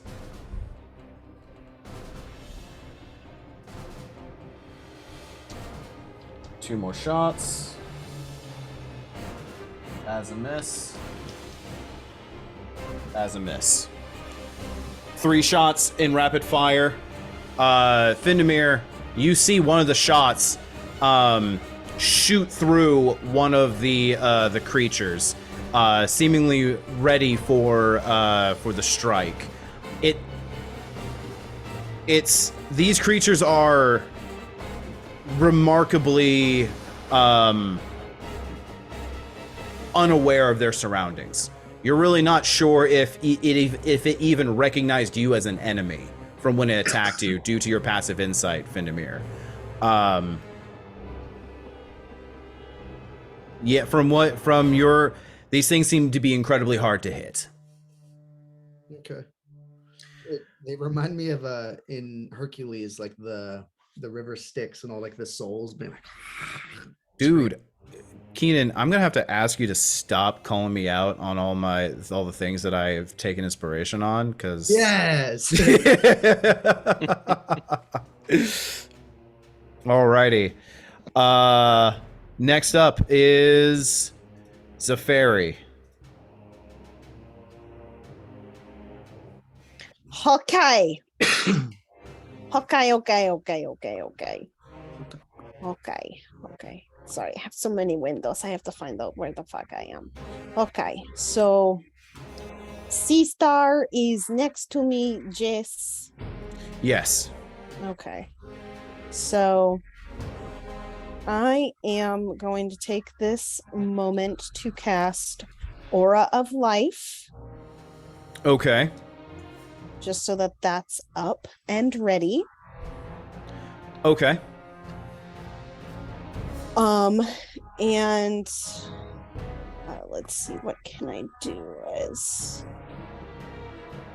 this an action or is this a bonus action? That's an action.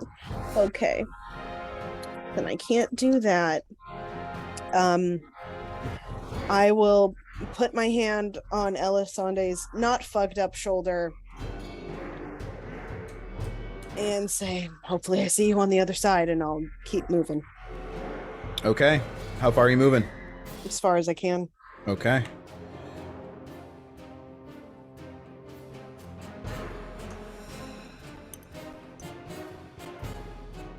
Alrighty. All right, Zafari, only Elisande can really see this at this moment, but you just take a deep breath and you go ahead and globules of water droplets start appearing at the end of your mace, and as you're running past, you just throw out your mace as these water droplets now become like this small drizzle around you that becomes this refreshing, cool rain that invigorates everyone around you.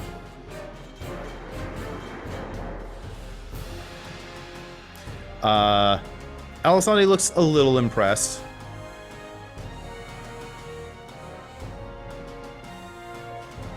Next My up, sister's impressed with me. next up is Calliope. You're muted. I am gonna attempt to grab myself, but I can't do it again. Gotcha. Thank you. I'm gonna move forward as close as I can to these things and avoid the shit of them. So I'm just gonna go along the left side. So you're looking at right there. 60 feet. That's 60 feet. Yep. You That's were halfway up the at... stairs. Yeah. That was 30 feet. That's 30 feet. That was only 6 spaces. Oh, you're moving 60 feet. I'm sorry. Yeah. So that's 30. And I'm gonna skirt around this thing because yeah, so I can put you right there without getting in range. Cool. That's my turn. Okay. Yep. Next that's all I up, can do. Findemir. You're 30 feet held high. You cannot move, but you still have your action. All right. Well, So currently, I will like to remind you that you are currently concentrating on your silence spell that will say you put it smack dab in the ground fog. So it is sitting right on top of this this dome right here. Would you like to give me a free... I'm sorry? I was gonna have to recognize the zone. Yeah, go ahead and give me a free Arcana check. 17. You're like 17. That is a level 3 spell. You don't know what it is. Seeing me use it. I'll give you advantage on that. Yeah. Probably not gonna roll higher than that. That's a 14. That's a 3. But Natural 20. give it a try.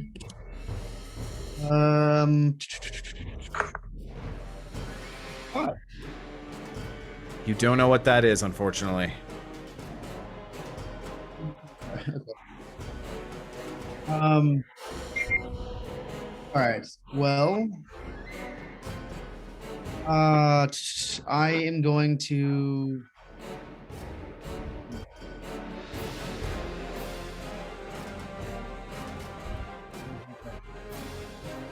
I can. Door. What the fuck is up with this map? I'm not gonna save it. Okay, I'll say, are we going in? To Quintus. Don't just leave me standing here. Pull me to you or push me over there. Okay. Are you going to hold your action for something? No, I don't want to waste a spell slot. Okay. All right, then. Yes? No, I'm not going to. Okay. Then next up is Quintus. You've heard... Uh-oh. You disconnected, Hades. Yeah, it's not letting me do most of the actions require measurement or movement at all. So I exited and rejoined. Gotcha.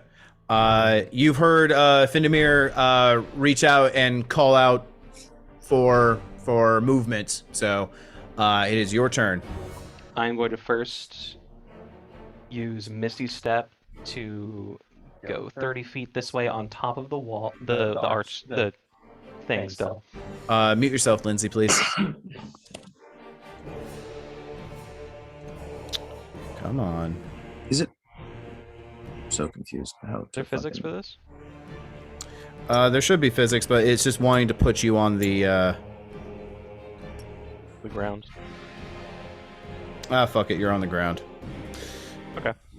So I'm there. I'm gonna use my action to move Finnimir 30 feet forward towards the circle, Okay. and I'm going to use my movement to keep running along another 30 feet along the wall. Okay. And can I assume that this is Liamon's tiny hut? You for sure can say it. Say it's Lehman's tiny hut. Okay. I knew it. I'm going to... Can I use Arcana? Because I know specifically the wording of the spell says doesn't give a way to dispel it.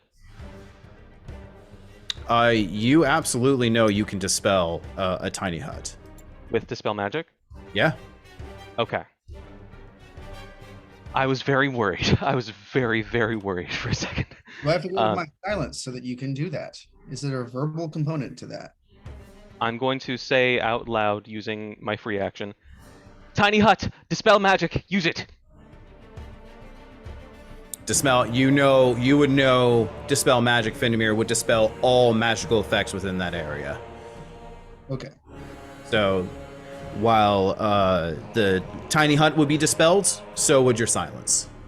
Ooh. But I would also like to remind you, Quintus, that because you know the spell, you know that anyone who's inside that tiny hut is not affected by the silence spell anyway. Yeah. Next up is Izonia. I'm gonna follow along back behind Calliope here, and I'm gonna also dash as close as I can while skirting the wall. You can get right behind her. Okay. This is... Yeah, cool. More than 5 feet. Got it. Alrighty. Just kind of run up, put a hand on her shoulder. We gotta do this. We gotta do this now.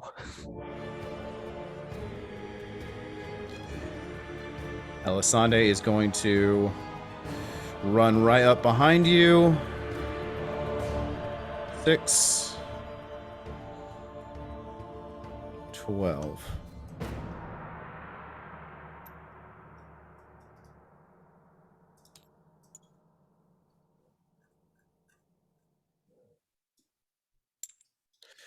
Alrighty. Zafari, you just see Elisande just rush up behind you, just full focused on what's happening past there. She cannot yet see the fog being removed, nor can she see the tiny hut that is there yet. Neither can you, Zafari, neither can Felda. And then Felda's turn, round 12.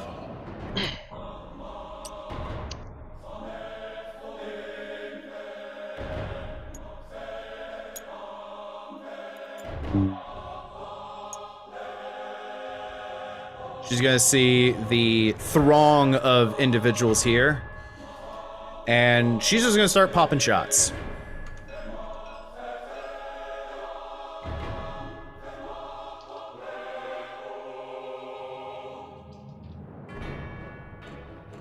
All hits. And with this one, she's going to go ahead and use an arcane shot and bursting arrow, taking out all of these guys.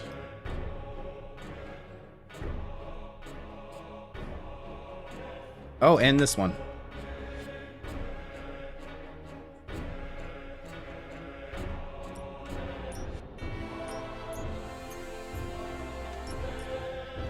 So you see Felda run up behind you on the stairs, looks over to you guys hugging the wall, just goes and looks over at the sea of people's like, we don't have fucking time for this.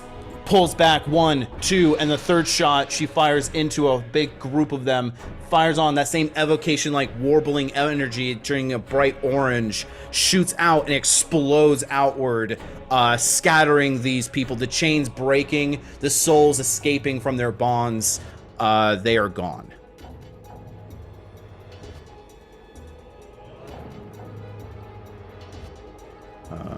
Use up that arcane shot. Alrighty, next up, Zafari. You're muted. I'm gonna dash. So you can just get to the bottom of the stairs. Okay. All right. And as Calliope, I you're up. As I pass my sister, Yes. I'm gonna. All right, I'm not past her. She's at the top of the steps. No, that's she's behind Felda. me. Okay, as I pass her, I'm gonna say, "Look alive in there." She nods without really looking to you as you're both just running. Calliope, you're up, hugging the wall. How far can I get physically? 60 feet, right? Yes, so that would be right there. You can, if you're skirting the wall away from all of them, it's right there. And can I hold a bonus action? Spell? You cannot hold the bonus action as a spell. No. Okay.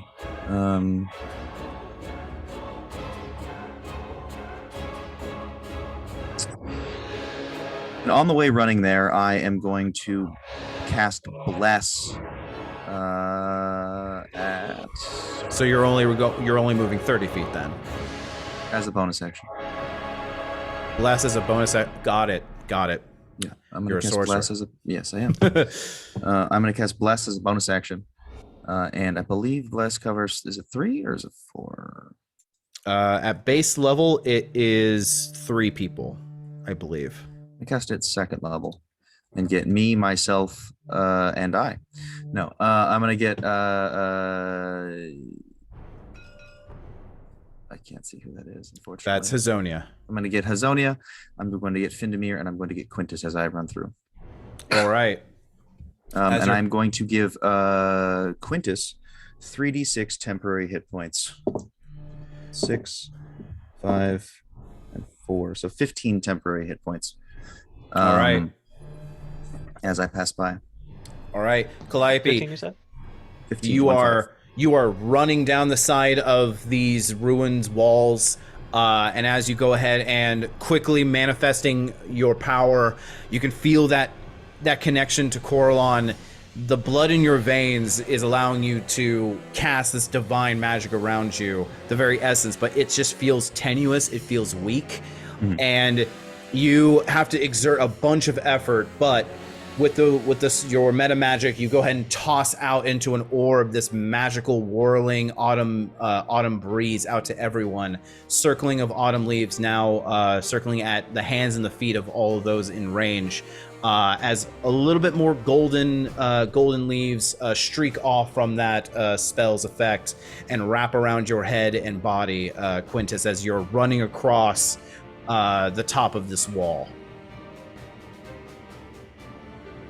All right, is that your turn? Yes, and as a free action, I'm going to yell up to Quintus, "Fucking dispel it!" And that's be my turn.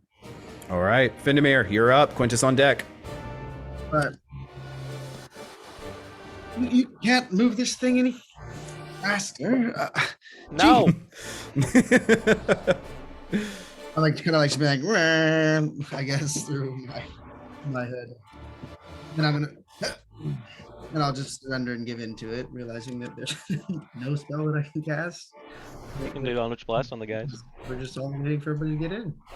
I mean, you can Eldritch Blast some of the smaller dudes to try and make a hole. I got the feeling that they're innocent souls. Personally. But they're undead, technically. They're undead things? They're Wow. dead. Yeah. Yeah, I popped off a divine sense at the top, and they were all undead. Hey, undead doesn't mean evil. Come on, guys. Yeah, you do you, boo. Come on, guys. There's a undead race in the. We can be the players. Let's not be mean over here. Yeah, I guess I'll blast him. Whatever. Okay. So I start blasting. Anyways, I blast. Who are you blasting? I'm gonna blast to make a hole. Okay, so these 3 guys right here. Make a whole foundation. For just 1 Eldritch Blast a day, you can put an elven soul to rest. 13 misses. And a 12 for the second one. And a 18 for the third one. 18 misses.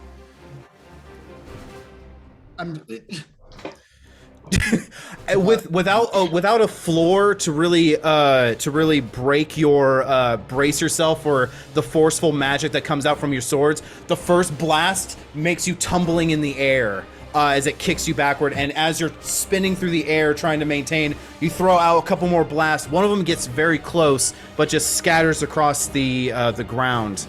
That's not true. Quintus's fault. He was holding me weird. Exactly. Quintus's fault. Absolutely. I would have hit him every time. Hold me back. Hold me back. Quintus, you have to look over and just exert a little bit of effort to just stop Findemir from spinning for a little bit, and this time kind of apply a bit of pressure on the back to give him a little bit more positional bracing for more shots. All right, next up is Quintus. Are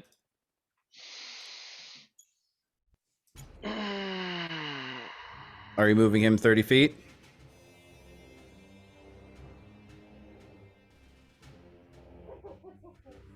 I have a decision to make. Why do I not like this?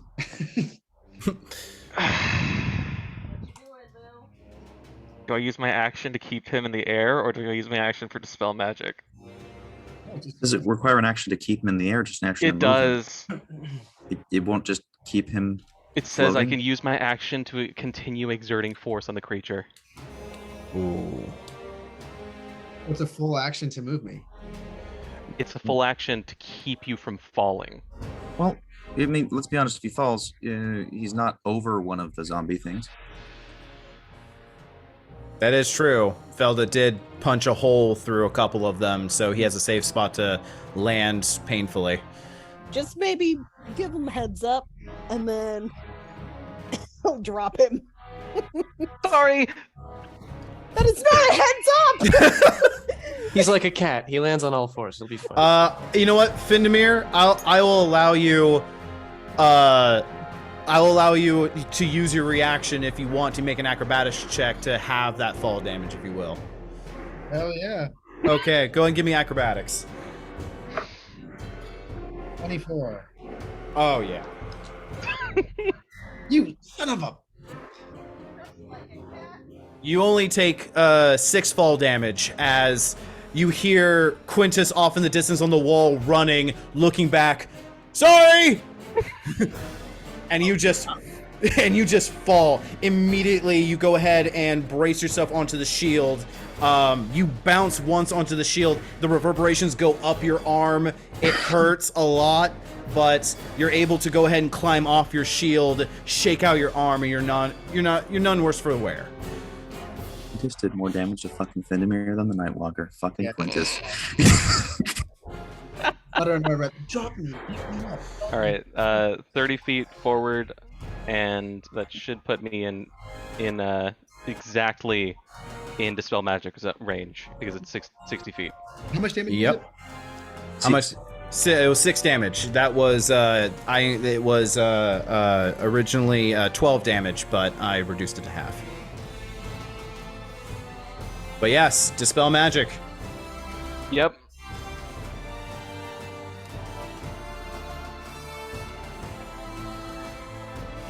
What do I see? 1 second, I need to get rid of this fog.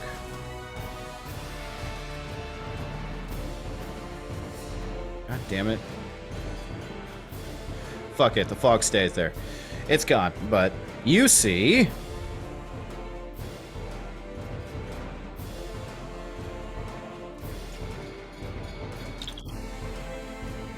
One second here.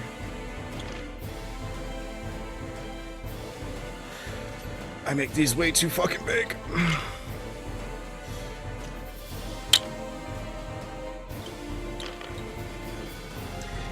Inside, popping out of the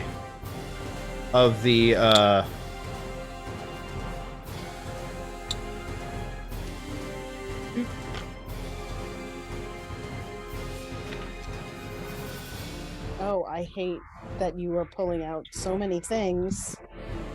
Also, Figgity fucked. If anyone wants to take a quick pause, I can go ahead and put Kara Zastin in a place where you can easily see her. That would be fucking great, I guess. Where'd she go? There she is. Kara Zastin.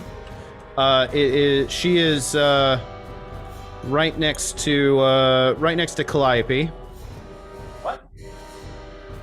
Not actually next to Calliope. I'm just putting her in a position to where you can see her, to see the model. Way to give everybody a fucking heart attack, babe. She looks sad. Looks like Mother Gospel. God. Damn. Very gaunt. She No, looks like no. She's got a book on her. It's Mother Gospel. She looks like a bog witch. Never trust a witch. What'd you call me? She's a witch. Oh, the witch. I like the spell effect on that book. That's really cool. Did you see like scars on her like two lips? Yeah. It's one of the Hero Forge faces is a malnourished, sunken one. Looks real How many fucked up. flowers? It's a good use of it. Dehydrated. She is quote unquote freeze dried. All right. Freeze dried for your convenience and consumption. So the question is she still casting? She is still casting. Because I dispelled silence too. Counter spell. Are you within range? No, I'm playing. Oh. Am I within range? He is within range of me technically. Calliope, you are.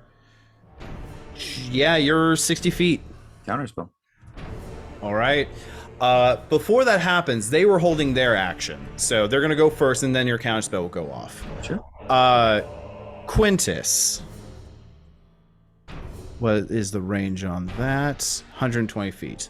So, as you dispel the opaque barrier, as it just dissolves away, much like flash paper to fire, the necromancers stand up and shoot out. Ready, these actions will make 4 arcane bursts against you.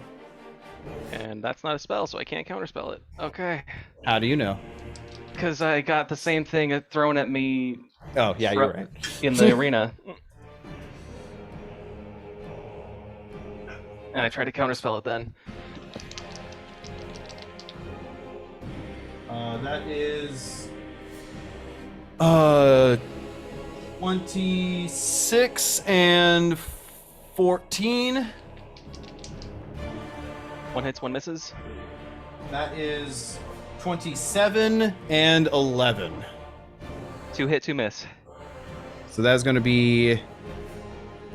Each one is going to be 4d10 plus 4.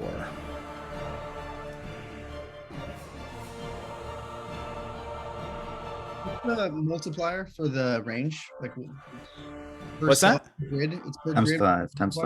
Times 5. Times 5. Although I was struggling, I for some reason this map won't let me do measurements on it sometimes. You take 51 force damage as... No, it is... Let me double check here. I think it's necrotic. Yes, necrotic. 4 of these brightly lit green and black skulls scream out in a helix from these 4 necromancers, perfectly in sync with each other. You're able to dodge 2 of them, but the other 4 slam at your feet and at your chest. You feel bile build up in your throat and mouth as you involuntarily spit out this black, goopy ichor that you can only assume is your rotten blood.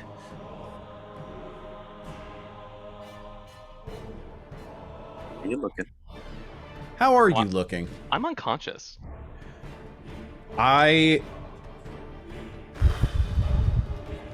Okay.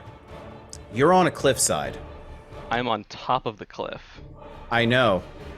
I need you to make a simple D20 check. 10 or higher, you fall into the ruins and take a death save hit. 10 or lower, You fall off the cliff. Anybody got any DM inspiration? I do. I do as well. 19. Alrighty. Not You great, see but these not bad either. You see these blasts hit Quintus as he teeters on the edge. There's a breathless moment where he begins to fall and he just lifts over to the side and slams hard onto right in front of you, Calliope. You have one failed death save. Yep. Alrighty, and now I have to add them to the mix. Give me 1 second. Very fitting music, gotta say. Well, thank you.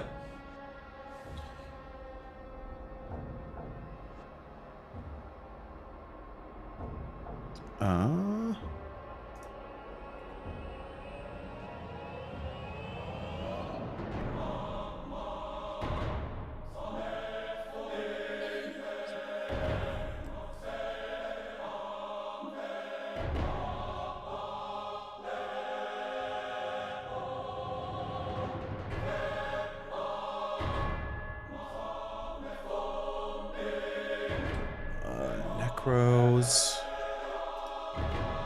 I've seen this film. Four Necromancers, One Arcane Horror.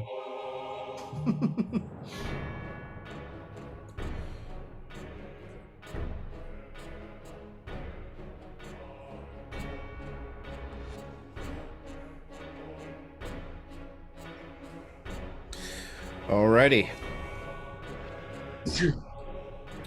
So, that was Quintus's turn. They are not in the turn order yet. So we continue as normal. Subtle spell, counter spell. It's not your... Oh, yeah, your Doesn't reaction. Your reaction. As Kyra is still casting, you go ahead, shaken by what you just saw, but remaining true, you throw out that counterspell, and Kyra's asked to spell ends.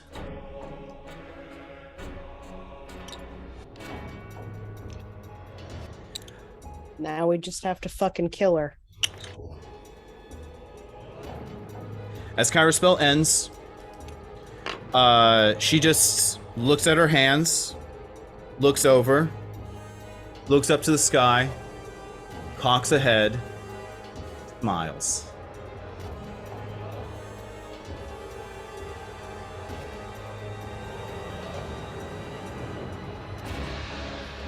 And that's it. Yeah. Real quick, I don't have to roll for counterspell. Oh yeah, you do. I'm sorry. Yeah, you do. Yeah. Roll for counterspell. It's a level 9 spell. I just figured I was like, wait a second. This Book of Vile Darkness is crazy. If this is a 3rd level spell, I'm terrified to find out. I'm what a doing 9th my level part. spell is. Yeah. Ain't you doing your part? I'm gonna use a meta magic point to reroll. Okay. Just burning through those.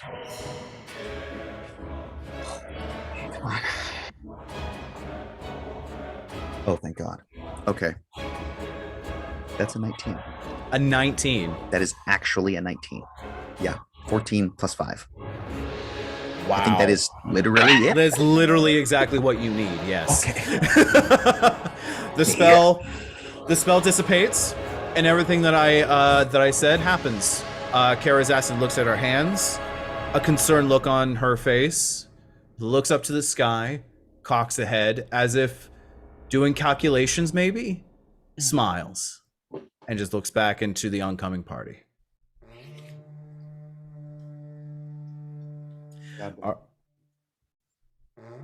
Alrighty. So that was Quintus. Your reaction, Hazonia, you are up. The dome is down, and you can see everyone there. Saw me hit drop like a sack of bricks. So, I guess again.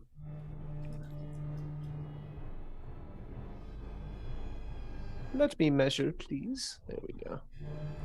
Wow, so that's 50. Okay. What about? Remember, you do have sharpshooter. Very true. So if you want to take that -5 hit to do 10 extra damage, you could do that. I know that you were a little surprised by that discovery last time. I was. But I also want to see. Okay. What's this? So that's just about 100. It looks like 130-ish. So that's within range of my bow, thankfully. Yep. So if you want to steady aim it. Why is Hazonia staring at a wall? There we go. See no evil, be no evil. If I don't look at her, she can't kill me. That's how this works.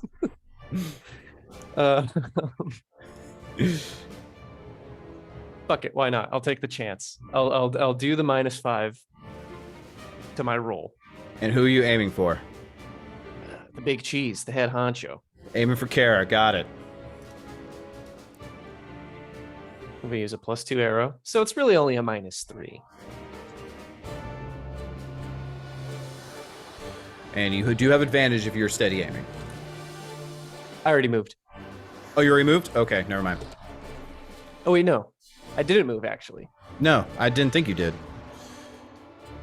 Yeah, no, you didn't move. Steady aim. We'll do steady aim. I'll roll again.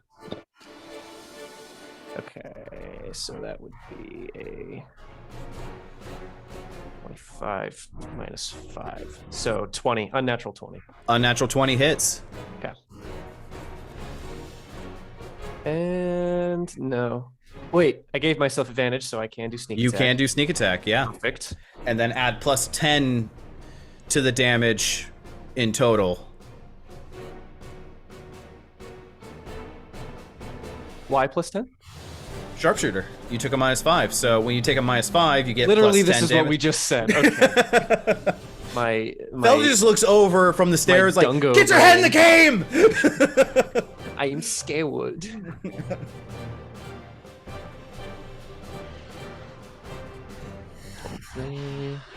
And plus another 10, so 43 damage.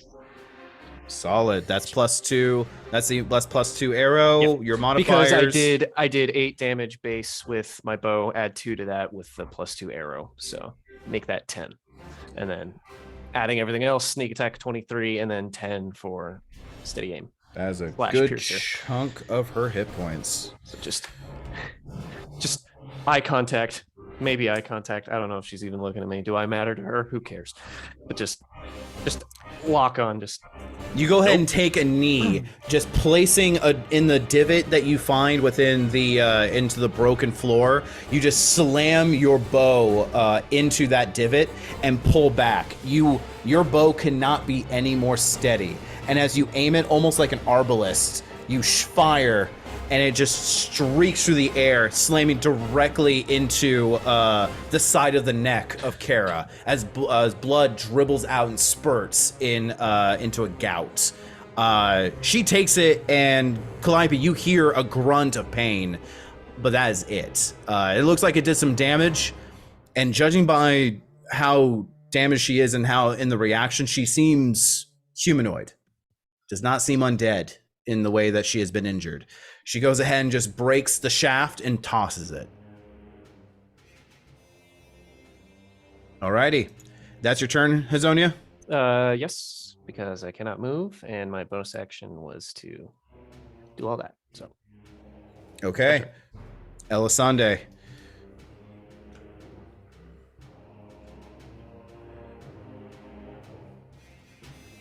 It's going to take her full movement just to get to the top of the stairs.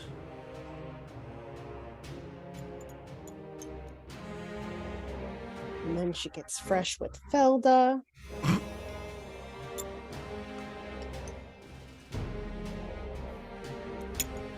There we go. Cool. That's going to be her full turn. Let's see here. Bonus action. You're too far away, Hazonia. Oh, but right next to Felda, who looks fucked up. So Elisande is going to pump some healing into her.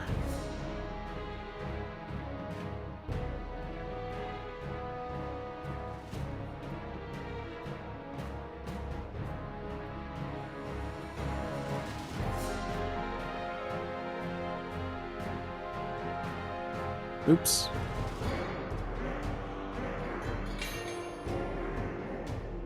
And Felda heals 21. So as she's just running up, she's panting hard. She is not quite used to the physical activity as others are in this group. But she is holding her own, and as she is like wheezing at the top of the stairs, sweating hard, the perfect bun is now kind of hanging some stray hairs. She goes ahead and just claps a hand onto Felda's shoulder, squeezes it, and this aggressive golden light just shifts down, traveling down the arm and closing up many of Felda's wounds.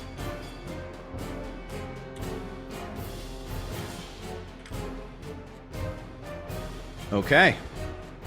And that is her turn. Top of the order. We are now in round 13. Let's see here. Round 13? Did we skip 12? I thought we skipped 12 because We last were time. on, we were on 12. Yeah.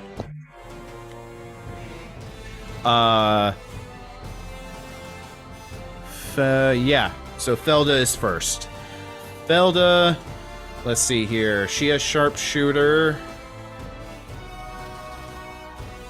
She is 150 feet away. She's gonna take 5 feet up. And she's gonna fire directly at Felda or Kyra. 3 shots, sharpshooter.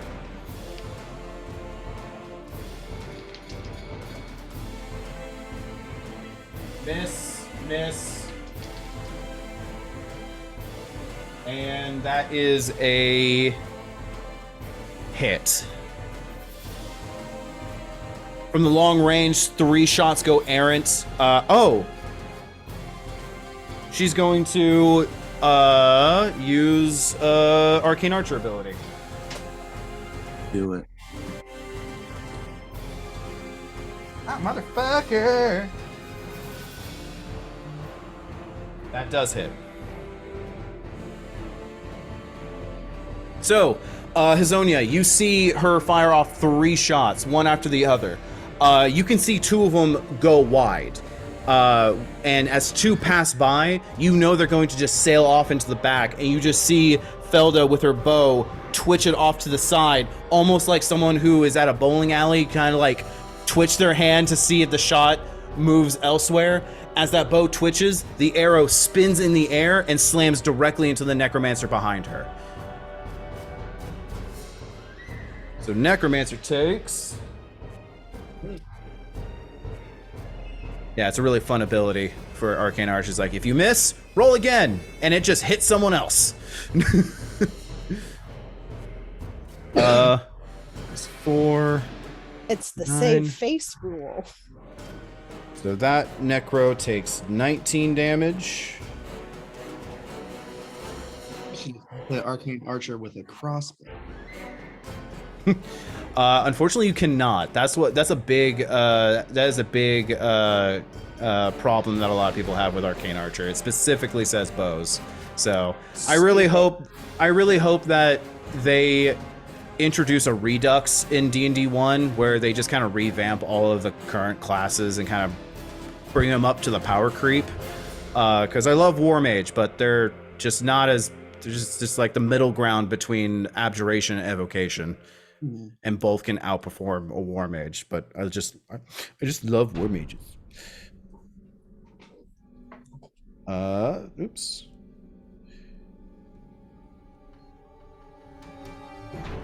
Yes, cool. And Kara takes another 17 damage.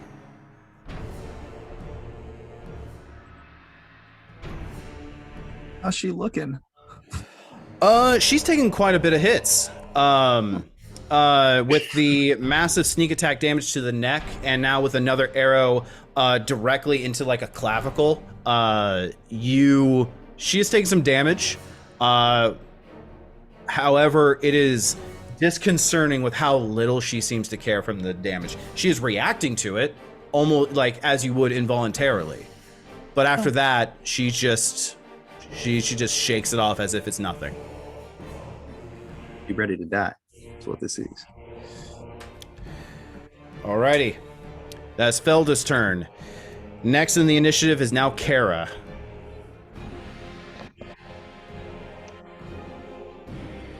Kara is going to look at you, Calliope.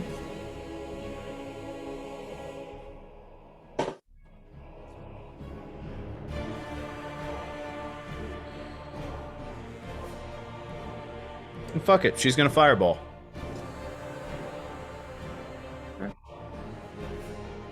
Directly onto you. Counterspell, 4th level. You cannot. You've already counterspelled. Ooh, that's true. I thought I had to take my turn since then. You're right. Can I counterspell if she's 80 feet from me, but her target's not?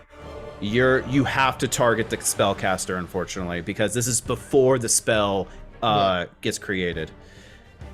So, dex save from you, Calliope. That is another failed death save on your part, Quintus.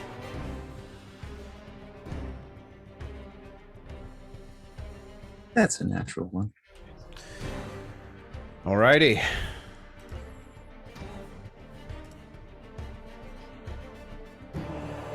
Uh, 8d6.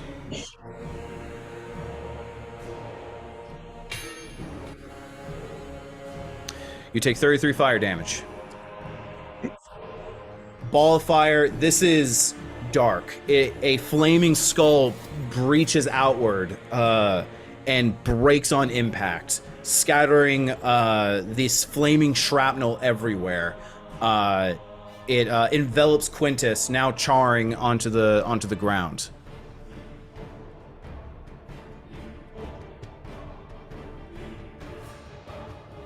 Who's on deck? Next up, she is going to go ahead. It's still her turn. I'm still deciding what to do. But next up is going to be Safari. No. What is your dexterity, Safari? You're muted. 16, 18. You're muted, Safari. What's your dexterity? I'm trying to unmute, okay? Okay. 16. 16? It's 16? Okay, so Yes. you're going before the necromancers. She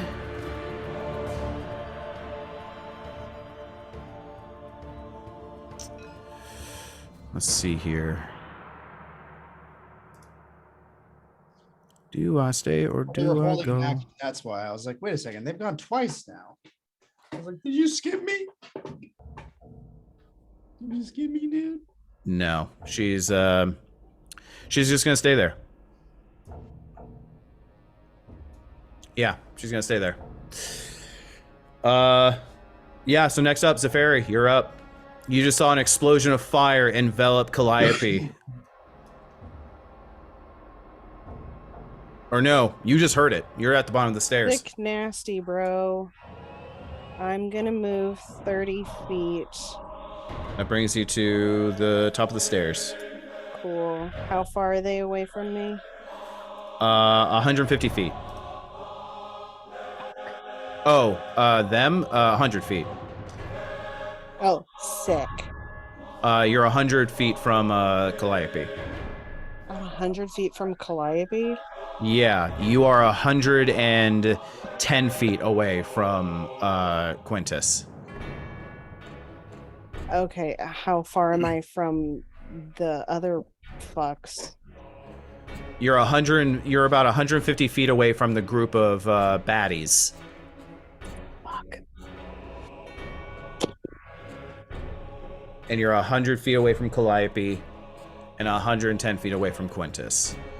And just in case you were wondering, 60 feet away from Findamir. Son of a bitch. Okay. Then I'm gonna use my action to dash. Straight ahead. All right. Brings you here. And another 6 inches because she dashed. What? No, You she had to. She already moved on to the top of the stairs, Oh, Yeah. okay. I thought she was already there. No, I was at the bottom when I started. and now she's here. Don't say anything. You're unconscious. I'm Actually. All right. Next up in the turn order is the Necros. Yeah, unconscious. Quintus is just like, I'll show you on 6 inches. And we're like, what the fuck, sir? He's what I just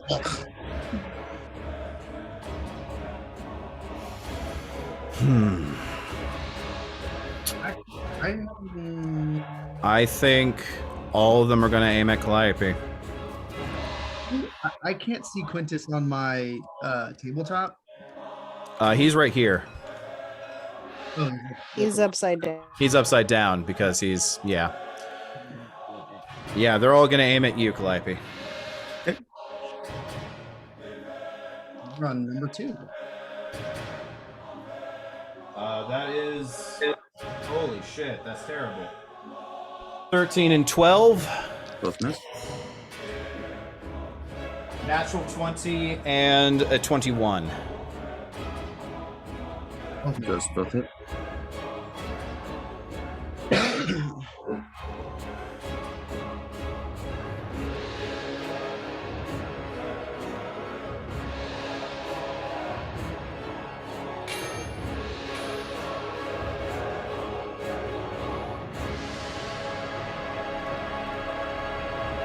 You take 58 necrotic damage. Okay. As Sounds good. these 4 orbs, again, these screaming skulls of necrotic fire streaking out towards you like comets. It's almost as if they're not really aiming. They're just harrying you. And if it happens to hit, awesome. It seems like this immense amount of power is hard to control. And as it blasts and destroys a large section of the wall behind you with these 2 blasts, you look behind and take one directly to the chest as another one explodes at your feet, knocking you 5 feet in the air and slamming you against the rubble. You're still on your feet, are you? Yes. You're still on your feet, but you are weak. You are damaged. And the blood that is coming out of your wounds now has turned a sickly brownish black. Okay. And that is their turn. Next up is Calliope. Already. Calliope is going to mutter to herself and take a 5-foot step forward, reach out her hand and summon a little bit of healing into her hand and say, by the grace of Coralon, I bring him back, and put my hand on Quintus. But it different than normal, almost purposefully making it look like it's a spell, like a big thing. And I'm gonna use Healing Light. Healing Light. Okay. Trying to possibly incur any counter spells. Sure. Okay. Free action or Reaction? it wouldn't be a reaction. I could roll a deception check or something. I don't know. I just thought it was an interesting idea. No, I want to reward it. I will say give me a deception check with disadvantage. Sure. First one's a 19. Natural 20. Second one's a natural 20, so that's a 19. Two of them will wait. 34. 2 of them will waste their reactions. These 2, wanting something dead, will go ahead and waste their reactions attempting to burn your spell, as both of them reach out, grab something in the air, and pull as these as nothing happens. as both of them pull out, and they look at their hand expecting to see something, and they look out, and they look back at you and scowl. Quintus, you heal 3 hit points. Hey! That was going to be my bonus action. I love that for you. As a free action, I'm going to look at them and say, "Wrong spell," and snap my fingers. Nothing happens again, and then I'm going to subtle spell cast Fireball at 4th level. Okay. Calliope, you devious bitch. I'll let it happen. Mwah. I should make the deception check an action, but I'll let it slide. Okay. But keep in mind, everyone, that remember anything mental that you're doing that has no effect on other people, that would be an action to do. Mhm. But I just thought that was cool. That was really That cool. would have an effect on other people? You said that would not. So if you are using a mental skill that has no effect on other people, you can use that as a free action, like Arcana, History. If you are trying to intimidate, persuade, deception in the middle of battle, or make an athletics check, that's all going to be an action. Yeah, understood. Um, I think you said it opposite the first time. I was just clarifying. Oh, got it. So Fireball right on top of everybody? Like on top of... right on top of everybody. Because it's subtle spell, I'm going to give Quintus 3d6 temporary hit points. So 3, 5, and 5. So 13 temporary hit points on top of your 2 or 3 that I gave you the first time. And I'm going to give Kira Zastan disadvantage on all dexterity saving throws. Okay. Now, is this before or after the Fireball? I believe this is when I use the meta magic. Can you read it? Or read the shard, please? Sure thing. When you use a meta magic option on a spell while you are holding or wearing the shard, you can momentarily curse one creature targeted by the spell. Choose one ability score until the end of their next turn. The creature has disadvantage on all ability checks and saving throws that use that ability. Yeah, I could say that's before the spell happens. Oh, motherfucker, I'm just dropping dice. So dexterity, you said? Dexterity saving throw, and Kara has disadvantage. So I'll just do Kara first real fast. Yeah. No, 15, it will not do it. So she takes full damage, and That's then... going to be 36. Let me just double check the necros. One is a dirty 20, one is a 17. Spell save is DC 19. Alrighty. And that is a natural 20. So 2 of the necros save. Mm-hmm. This one and this one save. Okay. And that was 36 damage.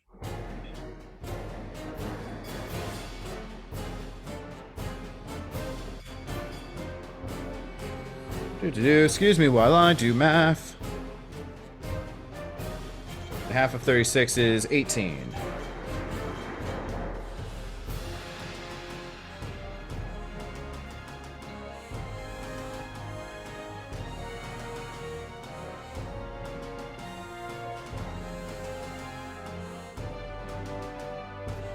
Well, I want to go buy some delayed fireball. The delayed fireball we have at home. You got delayed fireball money? No. I have fireball with shenanigans money. Then you can wait till we get home. Nice. Alrighty. So, as you snap your finger, nothing happens for just a beat moment, and everyone just sort of waits around, and as you snap your fingers, they all kind of look at you quizzically as you clearly didn't cast a spell. And then on top of Kara, she just sighs as an explosion expands out onto all of them as fire engulfs them. The robes catch on fire. The other two necromancers dive out of the way as Kara just kind of blasts them backwards to get out of the blast. But yeah, they all kind of look a little worse for wear. Kara's assassin especially. So it's a 20-foot radius, right? 20-foot radius, yeah. So we're looking at... Would I be able to get as far? Like, I want them to be the farthest, and I want to see if I can hit any of these guys in it. With the edge of it. You kind of already said you're on top of Kara. That's a good point. Sure. Yeah. Yeah. Alrighty. Yeah, that's my turn. Okay. Next up, Findamir. You're on the ground, and you just saw an explosion of fire. Once on top of your sister, the other on top of Kyra. It's just almost simultaneously happening, back and forth.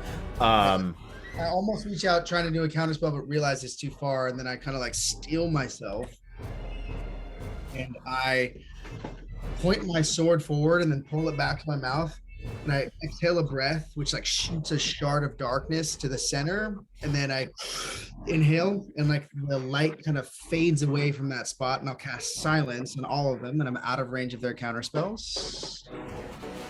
Okay. Balancing that zone right around them, and then I exhale, and you'll see like steamy, like ice cold breath come out of my mouth. Alrighty. Balance that circle. Dope. Dope nasty. Perfect. And you're staying put.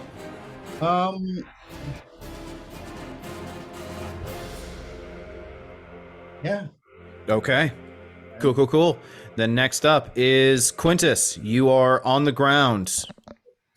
And you are hurt.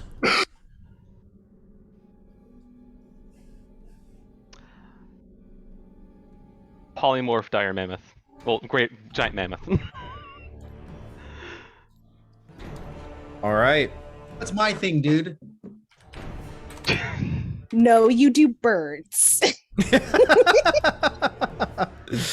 Technically speaking, I was the first mammoth. So, like... Are you pulling up the mini here? Yeah, I'm pulling up the mini. Of course I'm pulling up the mini. Nice.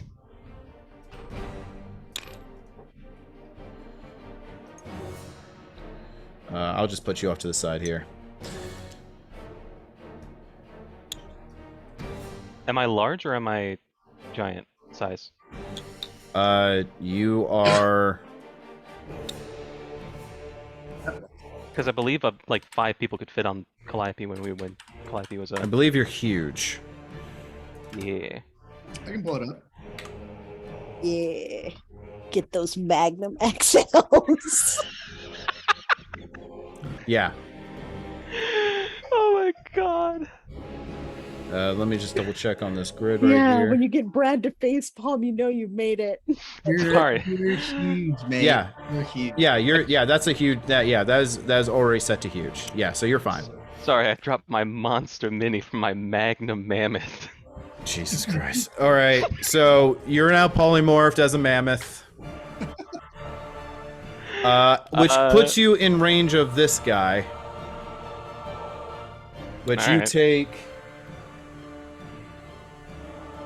That was perfect. In Zoom, you guys both did it exactly towards each other, both just like slamming Brad.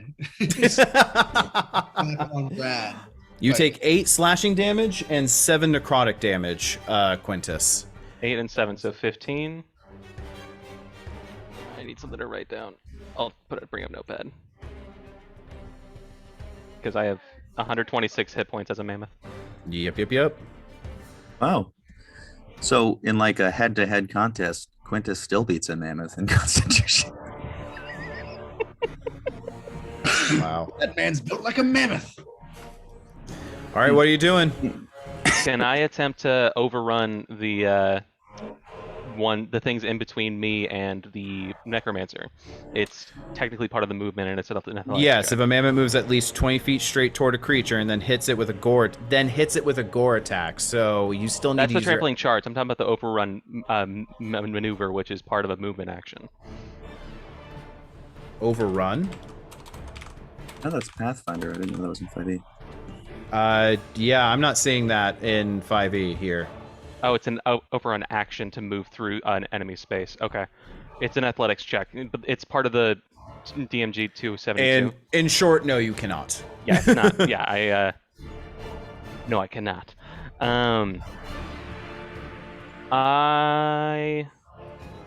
Okay. I guess that's my turn. Okay. Next up is Hizonia. You see almost simultaneous blasts of fire explode, once on Calliope and then once on Karazastin and her crew.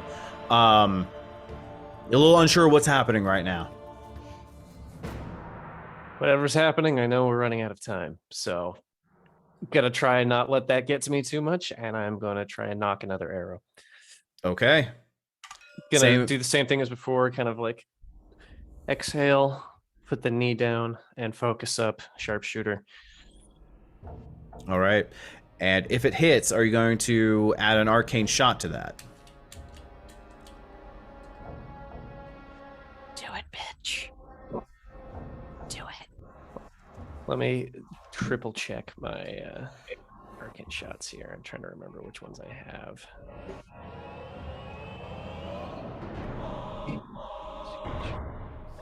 I've already used one, and I want to save it for our next encounter. That's fair. So I respect it. So I'm just gonna roll. Since I have advantage, first one is a 26. 26 definitely hits, and that's with the -5? So that's a 21 then. Yeah, still hits. And then the other one is that's a 12. So I'll take the first one. Okay, good call. Yeah. Go ahead and roll damage. How many +2 arrows do you have left? 10 after this shot. Gotcha. Okay, dabblage time, baby.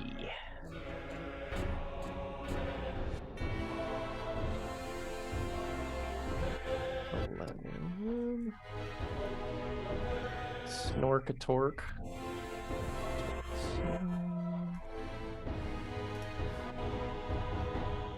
30. Oh, no. 48. 48 damage. Holy shit. Because I got to add that +10. Okay. 48. You're certainly making up for last session as far as rolls go. And we love that for you. She is not looking great at all. Just gotta try and snake my way through all of those. Oh, hold up. Did you dick us?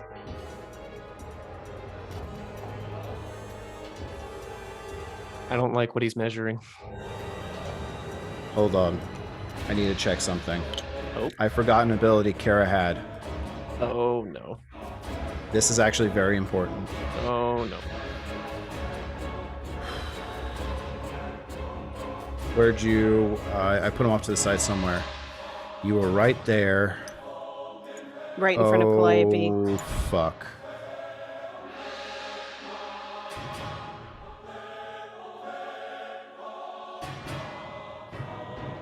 What does that mean?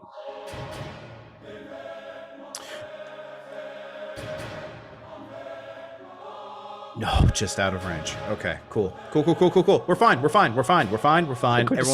Everything's fine.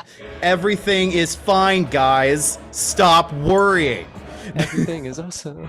Shut the fuck up. Wow. I just want to mention I almost moved. You did almost move, and Yeah. we're glad that you didn't. Great Evidently, and yeah. mighty DM. However, God-man. what I am going to do though, something that I forgot, she has evasion and she has legendary resistance. And I am going to take away that fireball damage though, unfortunately. Sure. That being said, if a mulligan happens later on, totally allowed. for any player here. Sick. Everybody, I'm gonna put that in our doc. Fireball damage. She negated Yes. the fireball damage. She's got evasion and she's got legendary resistance. Okay. So she used one of her legendary resistance though. Yes, everything that's been firing toward her has not been any sort of saves except for the fireball so far. Basically, Hazonia has been fucking sniping her from across the map. Oh, and Just here like it is. mommy taught her. Motherfucker. Okay. She has sorry. evasion. Mm-hmm. I've already hinted what she actually is. Yeah. She's a fucking rogue. Mm-hmm. My worst enemy. I don't remember being hinted at. I don't remember this, but either way. The two rogues. I'll explain later. Sure. It's a rush to see who's gonna stab the other one in the back first. So let's see here. That was Hazonia. You shot her. So yeah, she's another arrow. This time now like close to the breast, almost to the heart. It's very hard to get these shots this far away, but you keep finding these vital areas, and she's having a hard time ignoring these hits. But she is. And she's gritting her teeth, and she's just smiling. A little bit more manic with the damage that she's taken, but something's wrong, something's off. Next up is going to be Alasande.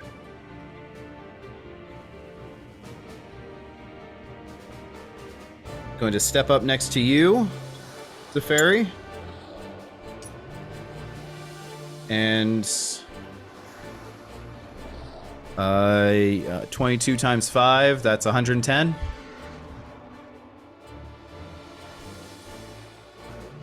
Yes. Okay. Spells.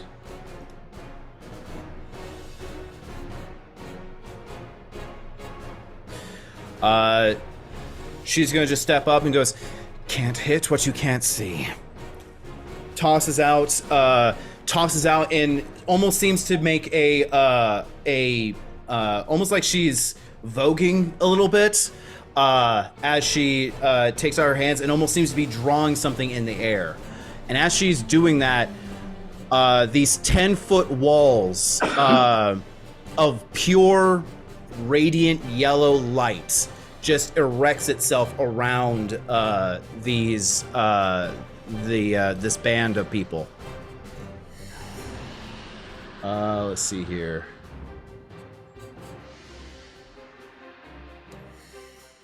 And what do we have here? It is 60 feet. So we have 20, 40, 50. So yeah, perfect cube around them.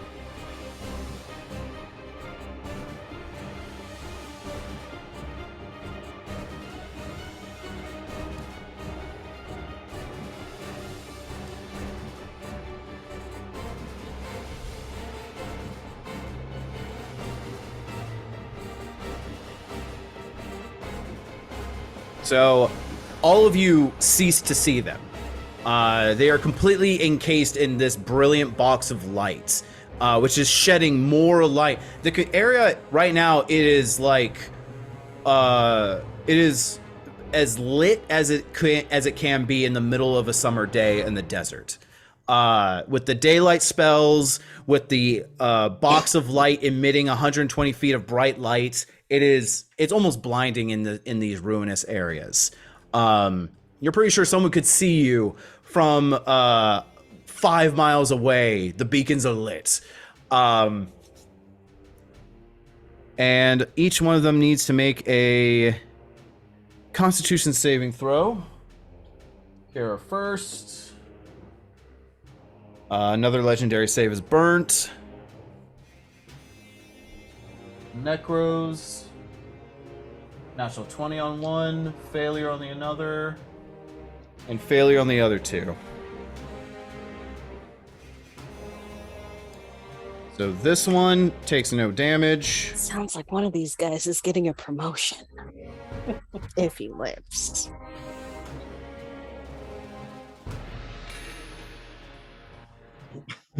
So inside this box of light, each one takes, except for Kara and one of the Necros, 23 damage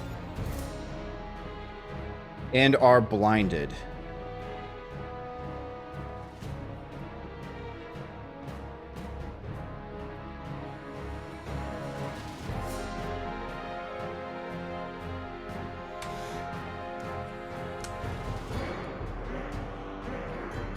And now she is now holding concentration, maintaining this box of light. So yeah, they cannot see out of it, and even if they could, most of them cannot see at all.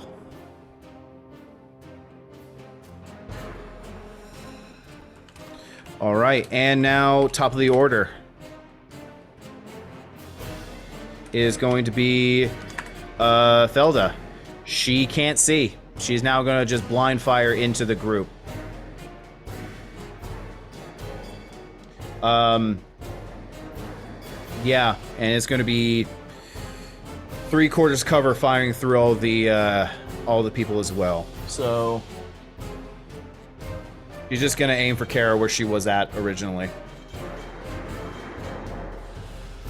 That is a natural 1. That is a... That might actually hit. Hold on. 5. That one hits. Holy shit. And that one misses. So, against all odds, she actually is able to fire through the wall of light.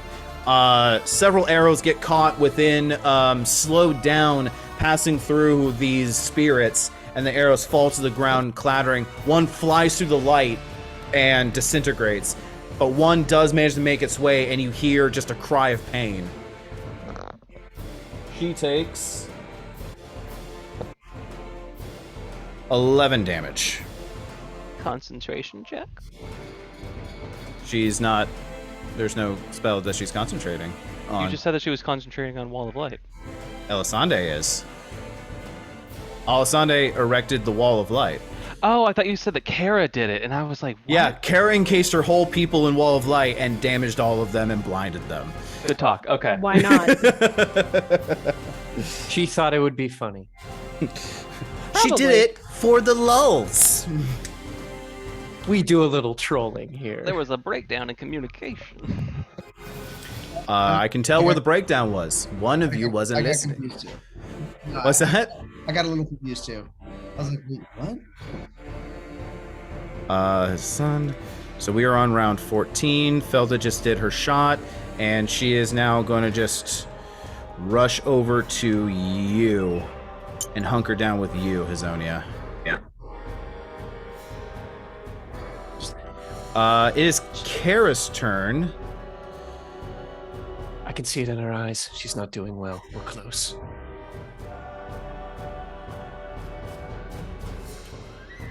One second here. I just need to double check the spell.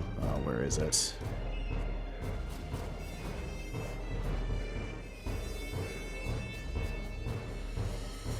Ends its turn. Okay.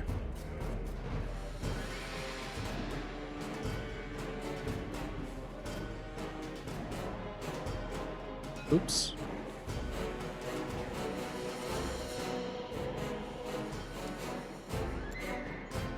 She's gonna hunker down behind all these groups of motherfuckers.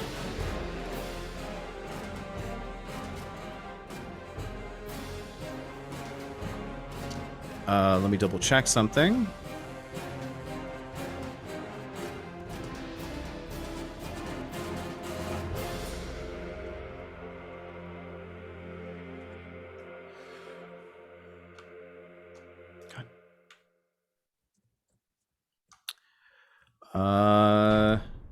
Yeah, Mammoth. As an action, she is going to look at you. And as she does, I need you to make a Constitution saving throw. Me? Yeah, you with mammoth stats. So +5, nice. It's where Kiara went. That is She's not still in the silent spell, right?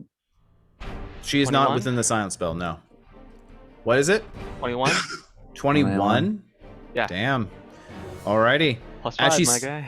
Sorry, dude. As she stares at you, you can feel yourself wither underneath her gaze.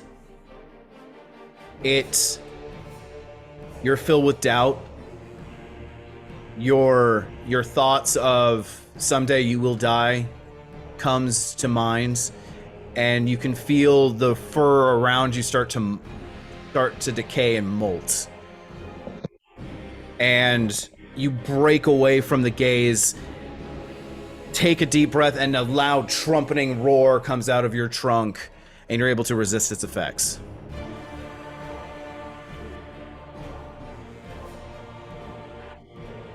Scared about what the effect was. And that is her turn. Let's see here. Next up in the order is going to be Zafari. Cool. As a bonus action, I am going to use, what the fuck is it called? I'm going to use Harness Divine Power so I can gain back a level 3 spell slot. Okay. Do you still have a Channel Divinity? Yeah, I haven't used them. Okay. So I've got that in the pocket. As Elisande standing next to me, I'm just going to look at her and say, once she's down, I don't know if we can take you with us. Will you be okay? She just looks back at you and, well, she will use her reaction to respond, and respond with, focus on getting Felda safe or focus on getting to you. And you do not have the action economy to respond. I did not understand the question as Lindsay anyway. So basically what she's saying is focus on getting Felda safe or focus on her getting to you. Okay, let's see. Finn is 25 feet. And then... Okay. They're about 35 feet from me. So I'm going to move... Is there a way that I can use my movement and such to circumvent this guy and get like here? No. Okay. You would eat a hit. Okay. And is right here within 5 feet of this guy? Yes. Okay, then I'll just move there and I'll hit him. Okay. As you move within range, you take a hit. Wait. I take a hit from who? This guy. As you get into range, swinging out. Oh, duh. It leaps out at you. Oh, yeah, duh. You take 9 slashing damage and 5 necrotic, reduced down to 2.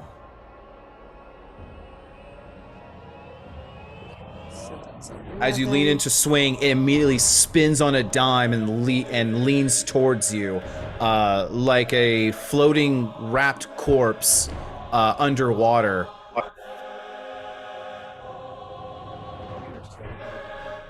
Oh no. Dave's computer overheated. Oh, that's not great. Yeah.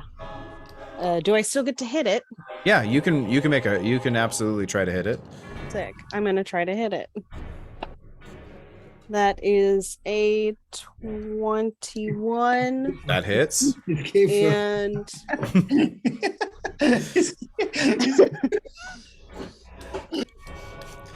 He seems And just so bored with what's happening. Such He's a like- stoic and you froze on a very lovely face. Guys, Frozen was just so. 26. 26. Okay. Before you waste any resources or roll any dice, the second you sweep in and make contact with your mace, dies instantly on contact. Okay, cool. These are hard to hit, but they have 1 hit point each. Okay, cool.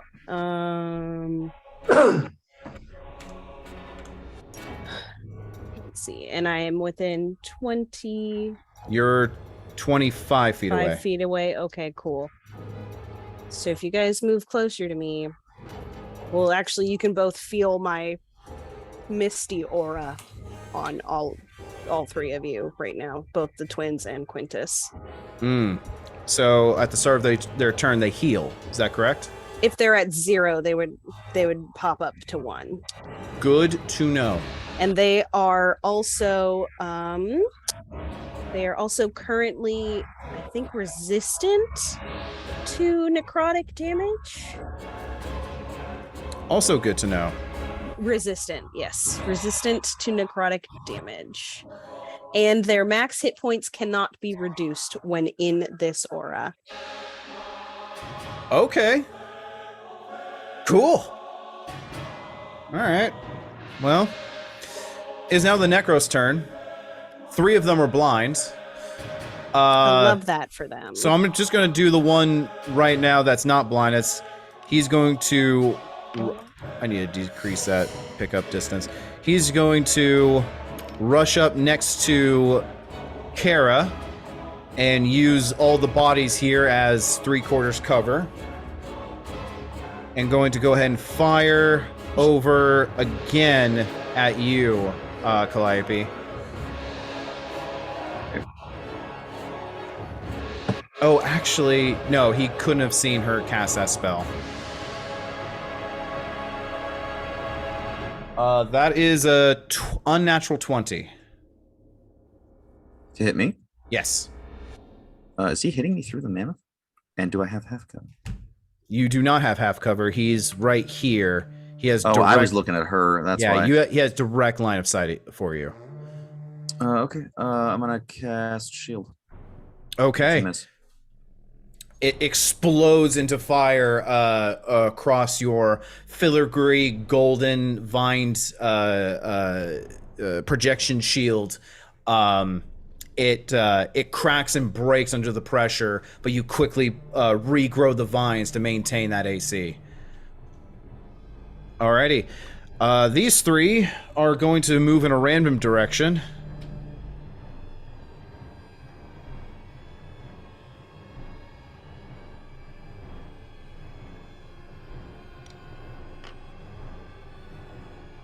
Just move 60 feet, unable to target anything. Because they're blind.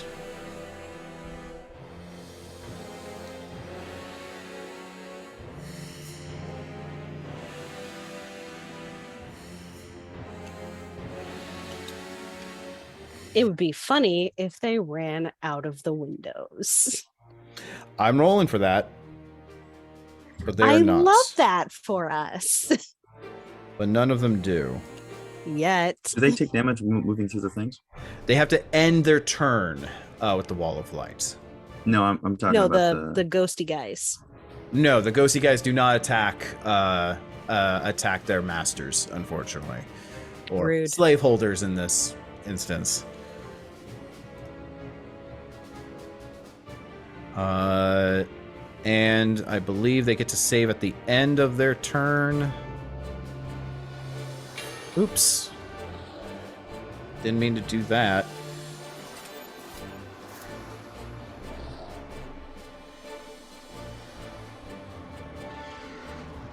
At the end of each of his turns. Okay.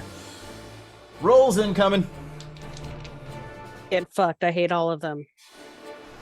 Is a Constitution saving throw.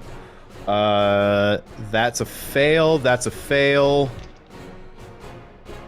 That is a fail. None of them can see. Fuck yes. Her spell save DC is pretty jacked. Okay.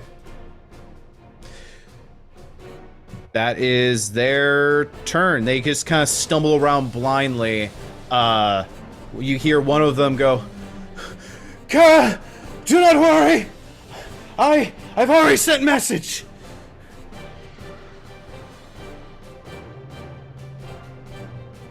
Bitch. I'm sorry, what? Calliope, it's your turn. I am going to Divine Treasury. On who? Kara. Or do I need to ask? Yes. Yeah, 100%. All right, she's got a +5 to AC. Keep that in mind. Alrighty.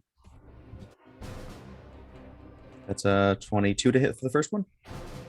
That is just misses. The one. That's a 29 to hit, so one hits. 2. 24. That hits. That's a 2 hit out of 6. That is 14 damage and 15 damage. That still not terrible. That That's isn't 29 damage. Holy shit.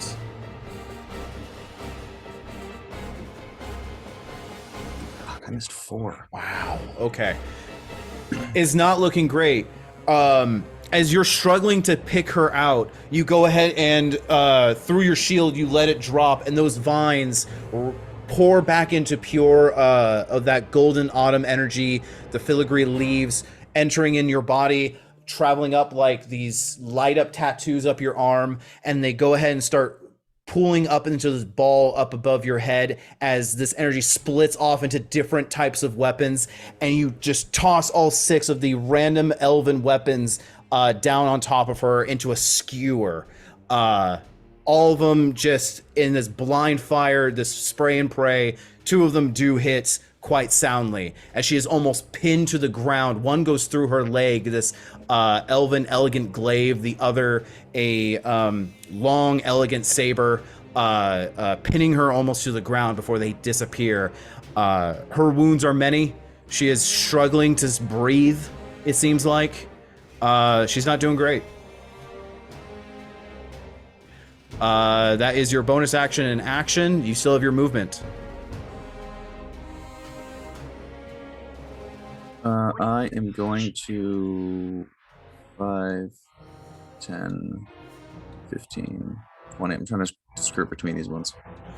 Let's see here. Where's space for that? You do do not not. go this way. You could go that way. Yes. I'm just gonna go that way then. And Yeah. Try and get as close as I can to these ones. Okay. Right there. Yeah. Okay. Very possible. I'm gonna, as a free action, say, kill her and then get to me. And that'll be my turn. Okay. Is Gabe still around? He's coming back in. He's right. Yeah, he's coming back into the Zoom meeting. Yeah, next up is Vindemir. Hi guys, how you doing?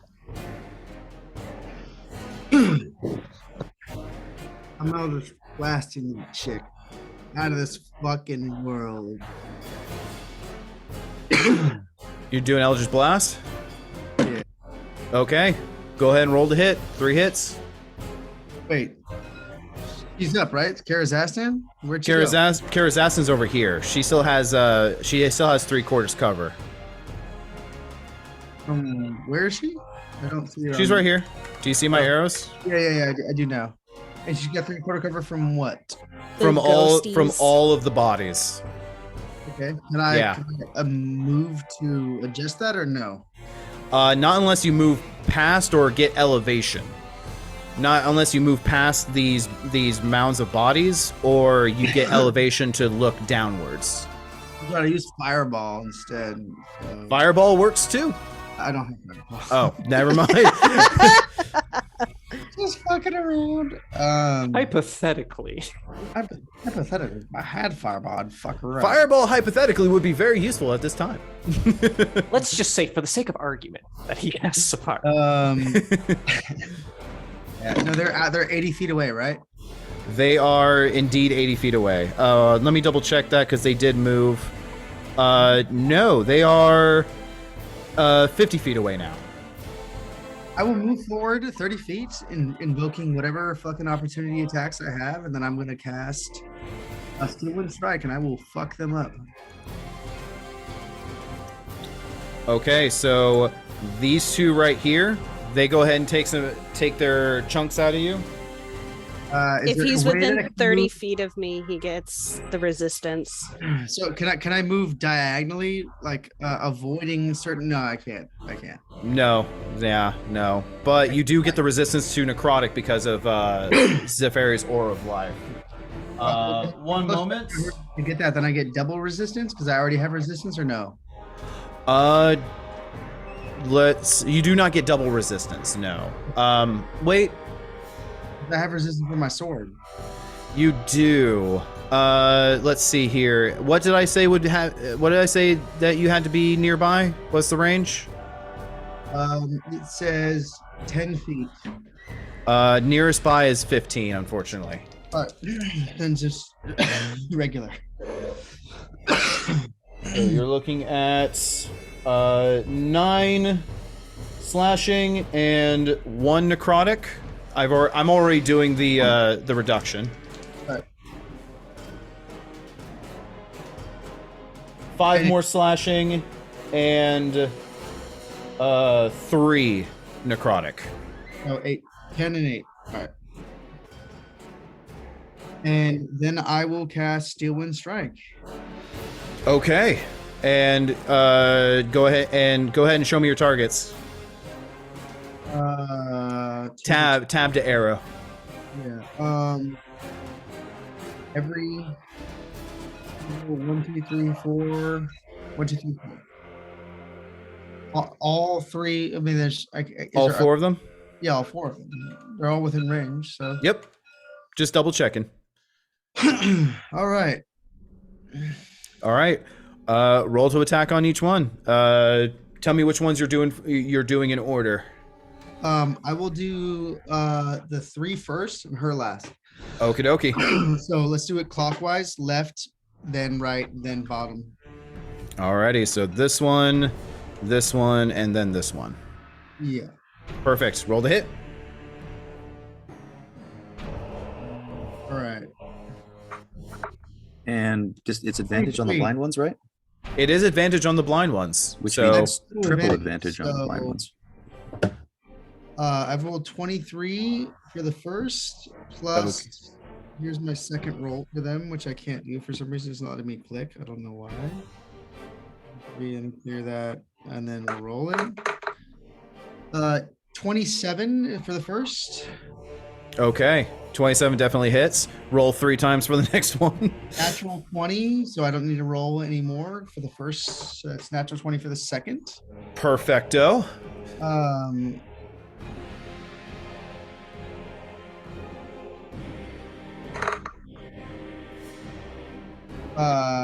24 minimum. Let's see. Let's roll another one. Yeah, 24 is for the second. Okay. So we have 1 hit, 1 crit, 1 hit. Is what I'm hearing? I thought it was 1 crit, 1 hit. Oh, I did not know if you were. But who did you? I'm sorry. Could you clarify who you crit on? The very first person. Gotcha. Okay. Because you rolls 3 times. I roll 3. Gotcha. So crit on the first one, hit on the second. And that's a crit on the third? You rolled a crit for the third one? Oh, no, 19, sorry. Not a crit. Yeah, no worries. So 19 for the third. Okay. The one just in case, but I don't. Yeah, so it's 29 to hit for the third. All right, and finally for Kara. Give me a lucky, guys. Give me a lucky. 18 so far. We'll roll one more and see what happens. 18 is exactly what you need.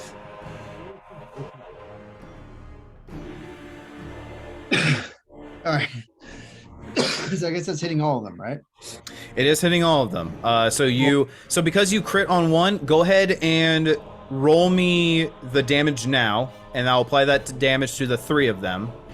And then you roll that damage again, and we'll add that to the main dude. Okay, so it's 30 damage.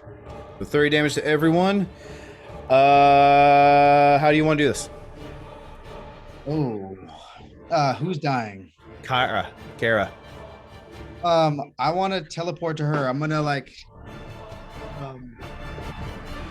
you'll see like a single tear shed, seeing like my friends hurt and the screams around me, and like a breath is taken, and like I pull along my sword, releasing some blood, and then just teleport each of them, and then last one's like just double reverse handing the blade straight through her chest so I can stare her in the face as I tear down her fucking sternum, breaking open that fucking chest, wrenching at her heart, and I grab her by the throat and let her die. All right. As you see, all of you see Fenimir teleport again, walking purposefully as he is taking the hits from those spectral beings, not even paying attention, taking it. You can see the marks appear on his body, but then necrotic as the drizzle of air, the drizzle of water of the aura gently washes away that necrotic filth. He goes ahead and just slices open that jagged tear in the air of moonlight and just walks in. More tears above each and every one of them as you see these spectral figures of Moonlight Finn drop down, slicing through all of the necromancers. All of them look heavily damaged as the true Findamir falls through the last one, just a beat behind everyone else. The sword double downed straight through the back, through the heart, pulls out, smacks her across the shoulder so she is looking directly at Findamir, grabs her by the throat and just stares her down. Findamir, what you see is a gaunt woman.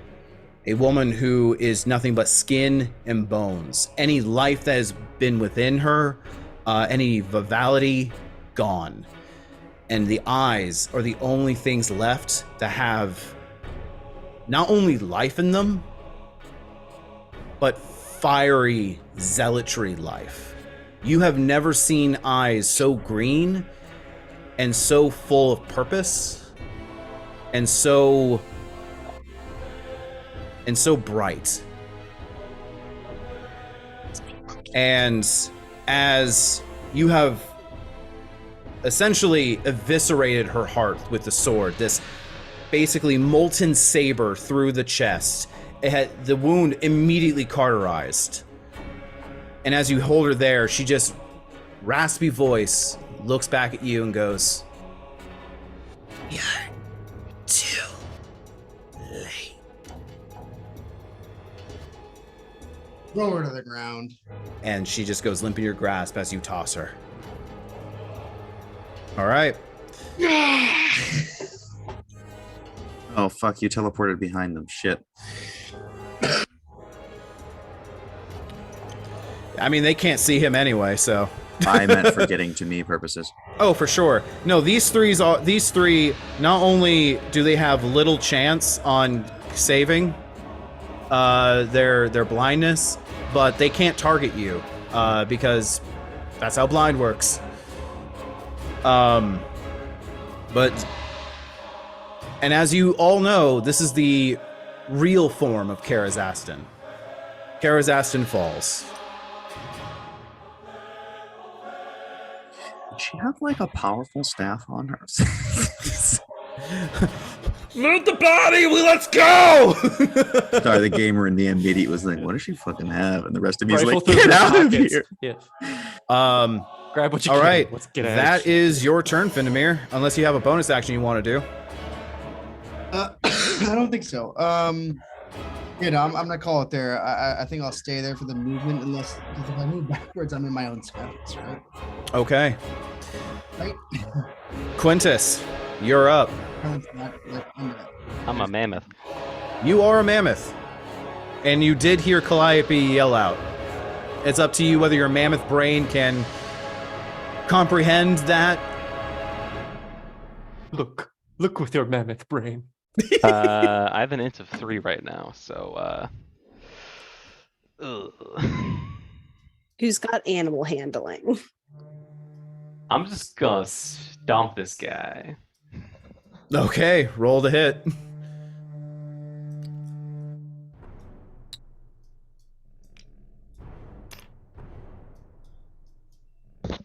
$26. That hits. All right, so that's Don't even roll. okay. I'm giving you all just a big heads up. Do not waste any. If you hit it, you kill it. Don't waste any resources on individually, I should say. Okay. All right. Do you still have your movement? I'm gonna see Calliope looking at me like I'm assuming like, come here, come here. Absolutely. And I'm gonna Top notch. This one, and this one take chunks out of you. have fun. He's resistant to necrotic. Good to know. You take 11 slashing damage, 2 necrotic. I'm already reducing these, FYI. Let me get the notepad out because it closed when the computer crashed. Alrighty. So I was at 126 total, and I already had 15 gone. So what's the next one? Next one is 6 slashing, 1 necrotic. And finally, 6 slashing, 3 necrotic.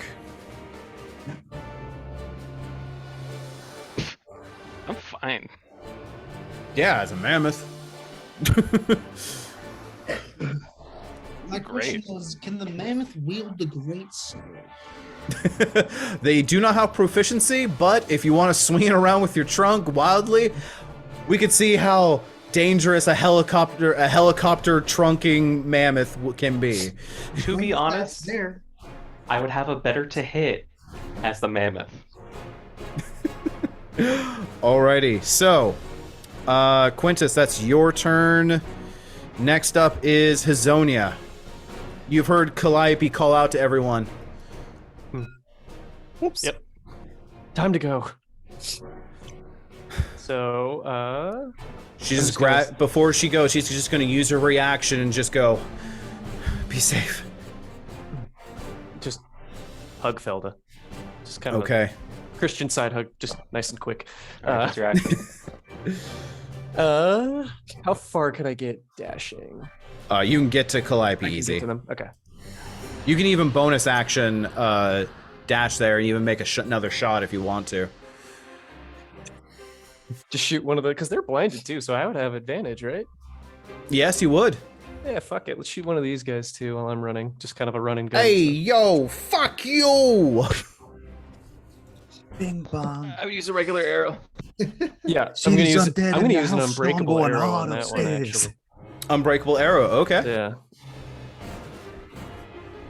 That would be such a cruel thing in this world of D&D where that fucking hits. Okay. I saw 28. that. Yeah. That'd be such a cruel thing because, like, you go there and you attempt to snap the arrow shaft to then treat wounds, but instead you just leverage it downwards, like, damn you! Fuck! 8, and then since they're My blind, that also counts pectoral. as sneak attack. Yeah. Yeah, you have advantage anyway, so yeah, it's definitely So- sneak attack. 39. 39.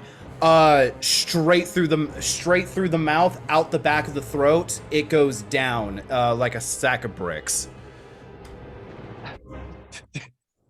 Hey Finn, you want to Sure. catch that arrow for me? Those are valuable. Can I make a reaction or Just do not do that. You would have zero clue to pick up this arrow, I'm afraid. oh man. But that guy is very dead. Okay, one less thing for them to worry about. Alrighty. Yeah, so that's your turn, Elisande. She's going to call out just to the group and go, ignore that. And just call out to the group. Do I focus on Felda getting out of here, or do I focus on coming to you? Either way, send for me if you want me to come to you. And she's going to go ahead and use her action and pull a wall.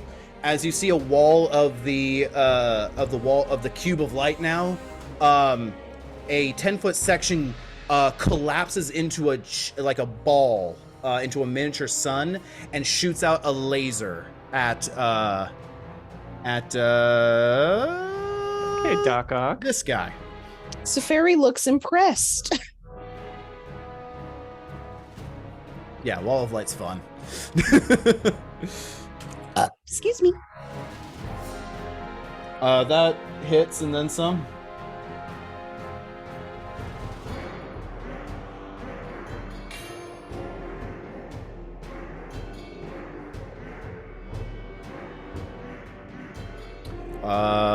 That necro. That is the back one. Yeah, so not quite dead, but Findamir, as you toss the body to the ground, you look up. The necro is, you can see the eyes like cataracts. Just he's trying to blink out as like you can see like the corneas are burned, and he's blinking, looking around, trying to find something to hit. And as you do, as you kind of lean back, ready to stab this guy, trying to make any sort of moves against you, a laser, the color of white and yellow, just spears through his chest, and he just cries out in pain. Still up, but barely. She likes you.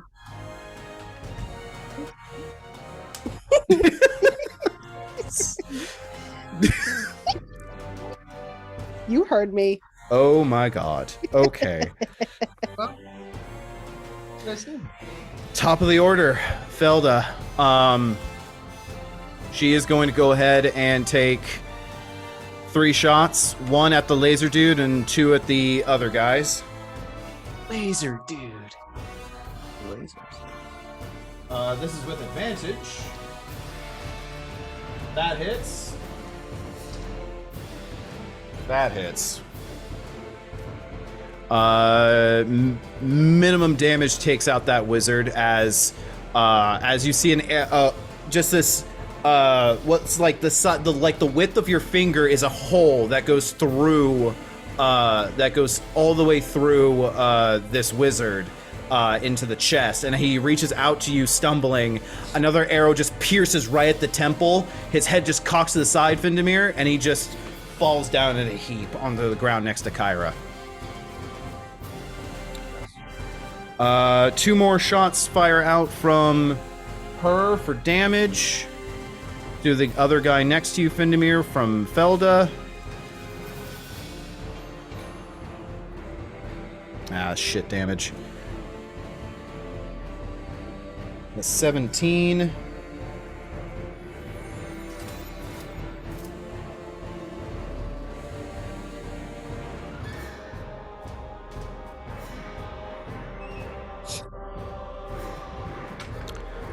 He's looking pretty rough too, but he's still got some fight in him, though admittedly not much. That's Felda's turn. Zafari, you're up. I'll look to everybody and then look at my sister and say, get Felda to safety.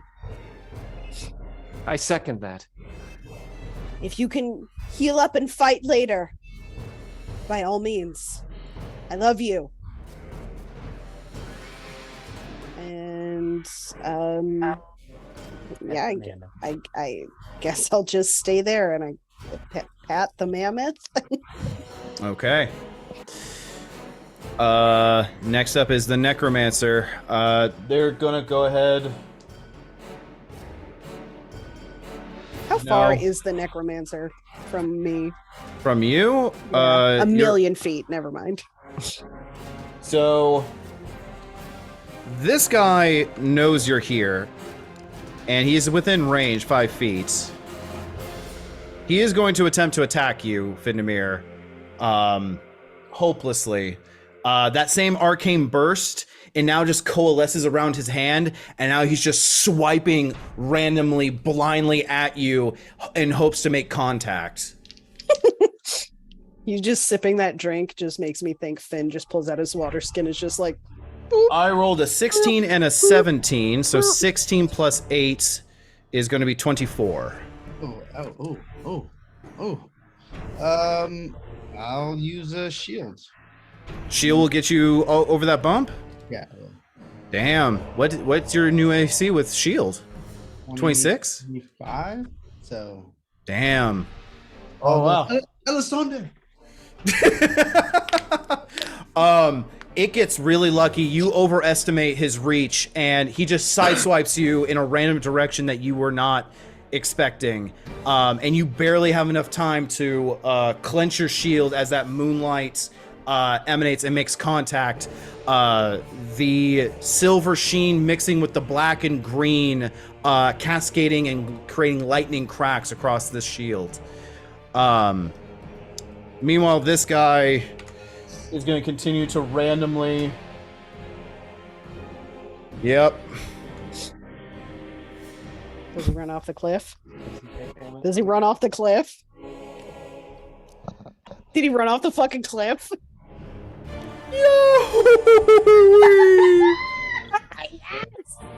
None of you see this, by the way. None of you see it because of everything that's in the way. Am I tall enough to see this? You do not. You would not have the perception to. Okay. But yeah, unbeknownst to everyone, one of the necromancers blindly just walks off the edge of the cliff and dies. This is Oh, he why doesn't you, even scream? Oh, he screams, but there's a lot going on. this is Fair why you enough. don't build your giant evil, like, citadel on the edge of a cliff. And Hazonia would know. She reads Architecture Monthly. Exactly. Architecture Digest would not advise this. Calliope, it is your turn. I'm going to move as far to the north as I can, still keeping within 10 feet of Hazonia. So underneath Since I'm the over mammoth. 2 size categories larger, you can move through my space. Like Yes. without any hindrance. Yep. I got it. Put it I was down, just trying to please. get him out of the thing. So I'm going to try and keep within 10 feet of all of them, and I am going to hold teleport. So that would be, yeah, right there. Yeah, right there. Okay. Calliope, you're holding teleport. Yeah. And as a free action, I'm going to say, we've got one chance at this. Get to me now. All right. Findamir, you're up. Beeline for Calliope. What's that? Beeline. Beeline? Okay, you're just bursting through them all? Yeah, I'll just. When he gets within yeah. 30 feet of me, he's got resistance again. Okay, so you're taking... I mean, you have At- enough room with an action. You've got 12 spaces. You could probably go a smaller route. Damage. I'm already calculating the least damaging route. Okay.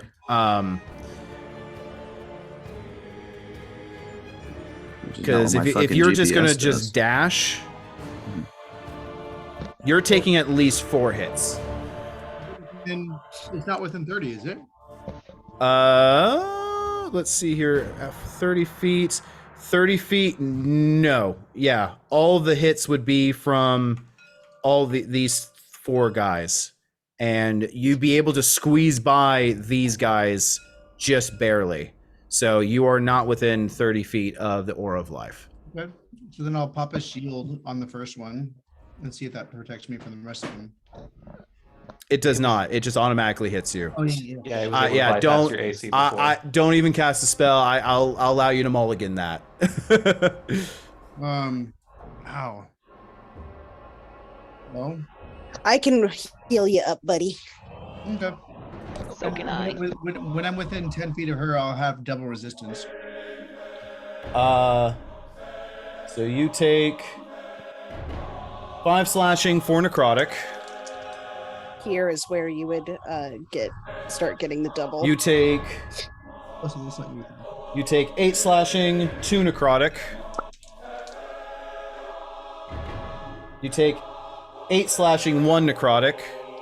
And finally you take 10, 9, 6 slashing, 6 necrotic. and 12. Okay, ow. As you rush past, all of them lean forward, like deformed caterpillars, reaching out to you and just trying to put themselves in your space, frantically, unable to move their arms and legs. There's bodies undulating towards you, and you just feel yourself. You can feel without any sort of action on their part. You can see the slash marks just appear randomly like a demonic possession, slashing across your arms, your legs, your chest, your face, your neck. It's digging in deep, and wherever those slash marks hits, more of your veins start to break and blacken. But you do make it within 10 feet. Okay. And at that point, teleport snaps. I assume you're going back to Cork's mansion? I think Waterdeep. Yeah, I'm going back to Cork's mansion. Alrighty. It's really nice at this time of year.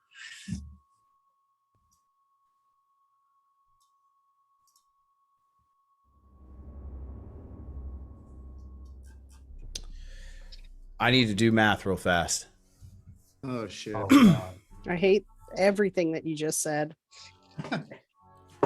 No! Not math! So.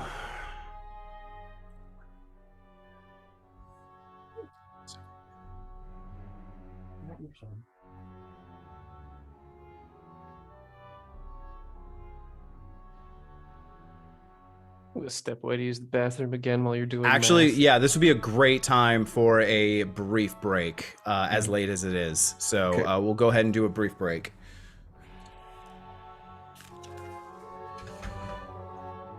Would you like anything?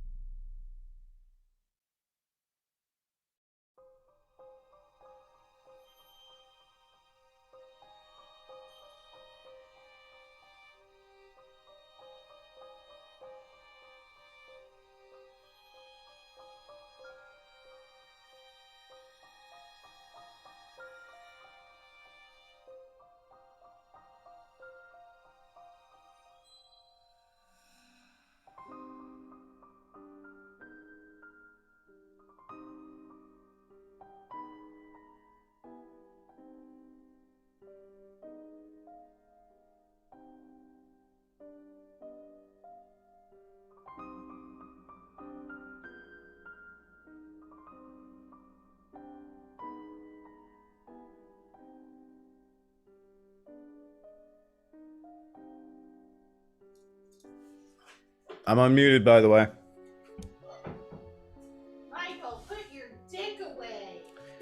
Never. I am erect with your anguish, your pain, your suffering. Hey, Brad. Your demise is so arousing. So now you've learned my Gabe, secret. I did not know you were into that. We already knew you were a dom. So now you know my secret, guys. So I play with my dick out every DD session. You're one of those exhibitionist pervos. I mean, it's like subtle exhibitionist, like, you know, I keep it, you know, the camera above the waist for a reason. But only I know my dirty little secret. Oh yeah, like that one guy from the Huntington Post. Except he actually got caught. Yeah, unlike me. Oh wait. Oh no.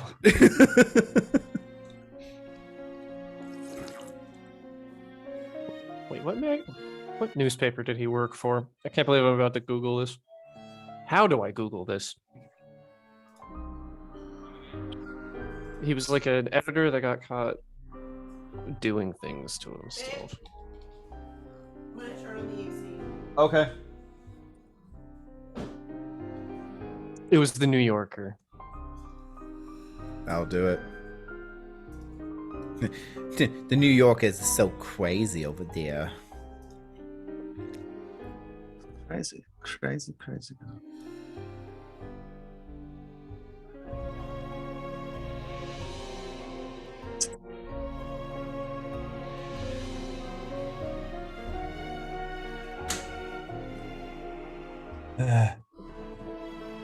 So how are we all feeling? Anxious. Dread, I think, is a word to use.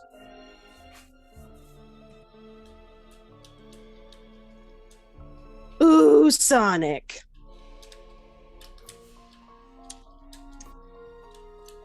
It was the ancient Chinese philosopher Xiao Fang who once said, "Oh, I don't like this."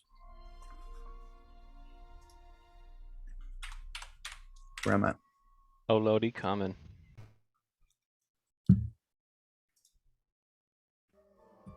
That's actually the ancient philosopher Johnny Sims who said that, but it's a whole other thing.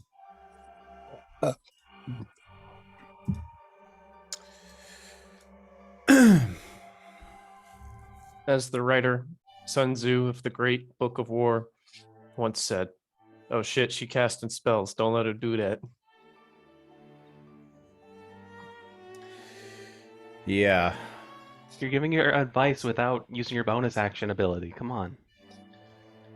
Yeah, but yeah, Isaac picked up on the major issue at hand right now. Unfortunately. Yes, he's bad.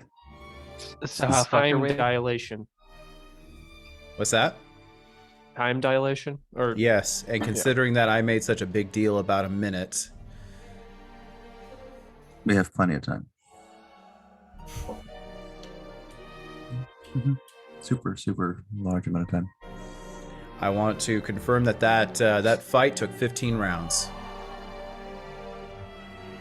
Let me guess, 15 hours. Hour and a half. All right, so all of you feel yourselves being pulled upward into the sky. That light blinding you, and then a swoosh of air. You're still in mammoth form, by the way. Do you drop that? Sure. Okay. So unfortunately, he has a fly situation where dropping polymorph and teleport. It's just awful. He's just more fur than man. no, if you actually have seen the fly, he's going to be fine for at least 3 days, and he's going to have superpowers, and then his skin is going to start dissolving. In any I'm okay case, with that. I'm okay with that. in any case, You're still Jeff Goldblum, though. in any case, all of you arrive into a familiar scenery. The darkened sky upon that, outcropping of rock overlooking the lake. Except now it's different. You can see that there's a large, massive portal the size of this, of the mansion itself, hanging above at least, 300 feet in the air, and rocks and bits of rock and building parts are now being just slowly moving upwards into this portal. The portal itself is discolored of this black and purple, and just this lightless void at the very center of it. And you see Cork just standing about 30 feet with Rogel, just 30 feet with Rogel in front of the teleportation circle, and looks to all of you as he hears your approach and just goes, "That is, you sure did take your sweet time. What is rush? Why did it take you so long?" How long has it been? And he goes ahead and looks at his stopwatch and goes, It has been about 3 hours. Which means, what time is it? It's noon. So we means still it, have a it means possible it's hour. noon. However, I'm keeping, and I want to be completely transparent, I have a stopwatch right now, timing this conversation. Sure. We need Shit to go. happened. Spells went on. Teleport us out. We need to go now. We made an arrangement for the bag of holding. We do not need to do that. Okay, well, Rogel, do your thing. Rogel steps up to you. Give us the bag. Hands over the bag as part of the deal. Teleport takes 6 seconds to cast. During that, I'm going to cast Heal on Quintus. I will stop you, and I will use my... Well, actually, go ahead. Sure. Use your D8. You heal for 60 hit points. Oh. Fucking fuck. So. It's good. I've got adrenaline. 40 seconds passes. 40 seconds has passed. Now, Quintus. Keen mind, make a intelligence check. Okay. And this can be done all just in your mind multitasking. Oh, I'm gonna twin that. You're gonna twin heal? Yeah. Okay. Bonus action to get rid of a second level spell to gain the sorcery points for it. Okay. So I have access. That's what I mean. All right. Are you healing me twice? No, he has to target 2 different people. Okay. Oh. Because you healed me to max with my maximum health. Yeah, lowered. I'm not trying to heal you. Who are you healing with heal? Also, Me. Gotcha. I'm hurt. Fair enough. I ain't doing good. Doc. I ain't doing good. Yeah, I'll pump 40 of my Actually, I'll do my 5d4 on her first. Okay, but first, I need an intelligence check from Quintus. 23. 23. 3 hours have passed. You know how long the fight was. 15 rounds. That's a minute and a half. 1 minute is 2 hours in the rest of the Evermeet. And as Rogel is casting the spell outward, because 40 seconds is passing as all of you are casting your spells left and right, scrambling, talking, like you guys are in a frantic. And you just have this still moment in your mind, Quintus. 40 seconds. We have 4 rounds of combat to get to Kara. What the? And as Rogel gives you just a sly grin and a sneer in your direction, Findamir, all of you again shift upwards as your teleports in the next place.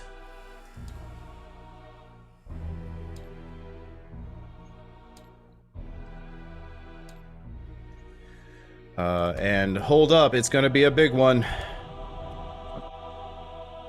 Sorry about all your computers. It's fine. Ooh, and there's more Nightwalkers. Holy mother of God. And gargoyles. They are not gargoyles. Oh. I think my tabletop crashed. I'm sorry. I'm opening it again.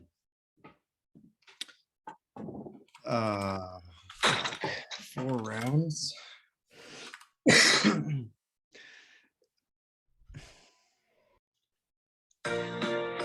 Oh God.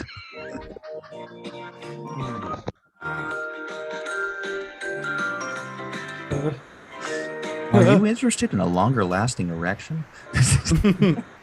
Somebody hear that easy. Oh God. Let's see. I'm being marketed to. 14. 16 hit points for Calliope.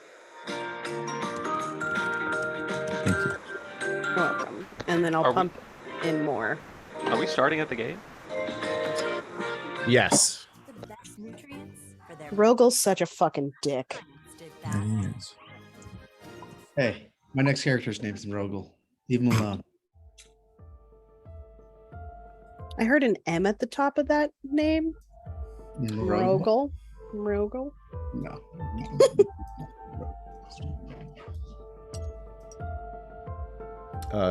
Go ahead and place yourselves however you want at the gate here. Let's go. Yeah, directly next to the spell. So again, urging to send for Elisande was also sent out, just FYI. What? Where's that Sunday? Elisande's not here. He's not here. Neither is Felda. Does anybody have Dispel Magic? Quintus. I Okay. do too. And, okay. You have 4 rounds to get to the other side. Are we doing initiative now just for shits and giggles, or are we waiting? Yeah, no, we're absolutely doing initiative. 1 second here.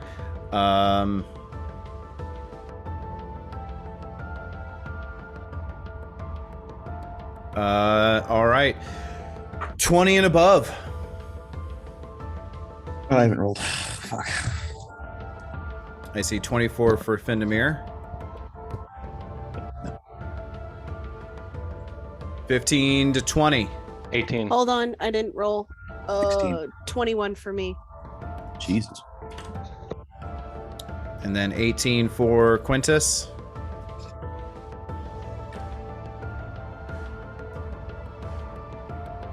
Uh, 10 to 15. 11.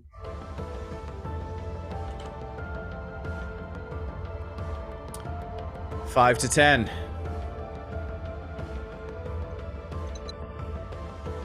1 to 5. Calliope, what'd you get? 16, I said that. I did not hear you. I was very worried there. Natural 1. Natural -5. All right. 4 rounds. That is 4 times. That's 36 seconds. Wait, 4 times 6? No, 4 times 6 is 24 seconds. You have 24 seconds. First up is Findamir. What do you do? I'm going to push Quintus out of the way. I'm going to grab the fairy and look her in the eyes. I'm going to hold her and say, we need everything you've got. And then dimension door, 500 feet. Fuck. Alrighty.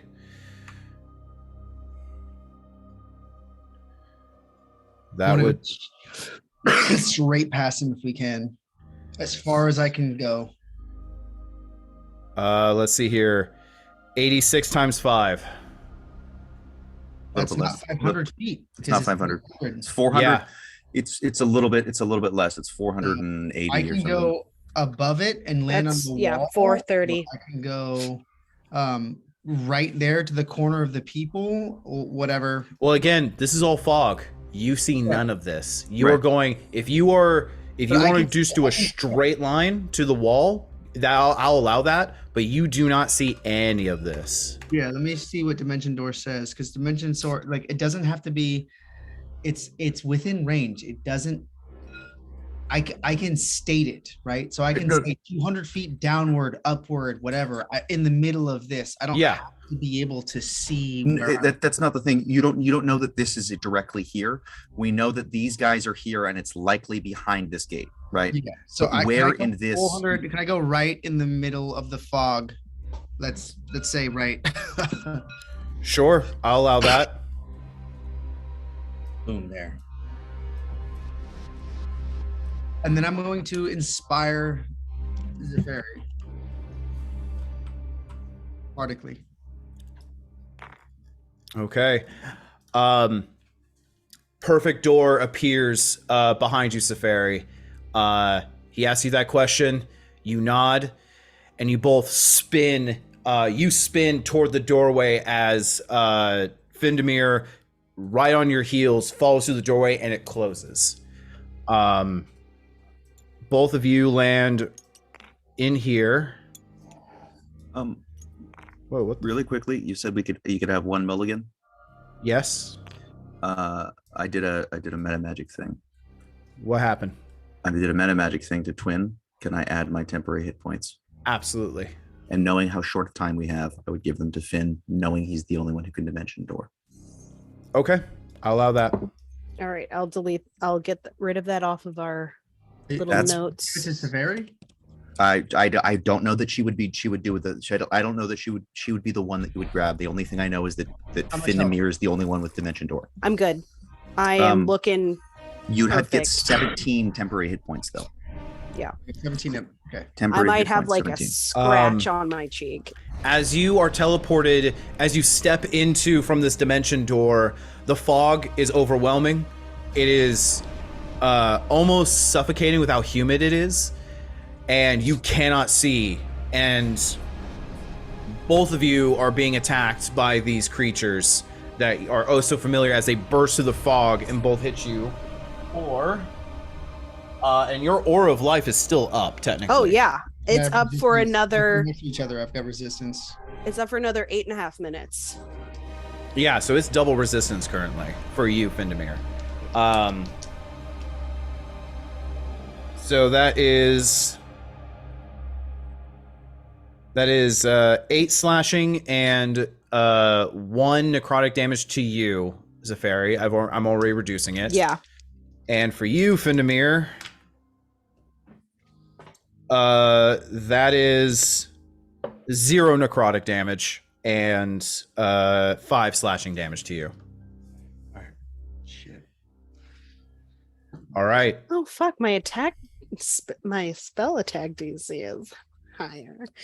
Just realized that. Sorry. So, you stepped in, and that bardic inspiration of that final frontal assault is enough to inspire Zephyri, I think. So Zephyri, it is your turn. All right. I am immediately, just because we need to fucking see, I'm casting daylight. Okay. And are you doing it directly above you? Abso-fucking-lutely. Okay. And hopefully this might fuck us, but Would with our teleporting in, would she be able to know from where the zombies are attacking us or the undead are attacking us, like the direction of the? Well, they you can tell the direction that they're attacking you, but again, you are surrounded by peat fog, so it is. You guys are essentially blinded within this fog, which is now no longer an issue with daylight. Okay. I forgot to roll for the Nightwalkers. Oh. Okay.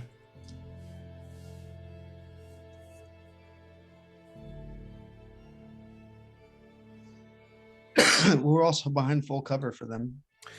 Yes, but they may have certain abilities to sense life, which you would know because Quintus has gone over that. And I damn near died to them. Remember my 41? I am a terror. Finn hates Nightwalker. Damn, they can sense life for fucking 60 feet away. Fuck. Planet Earth. And planet. Alrighty.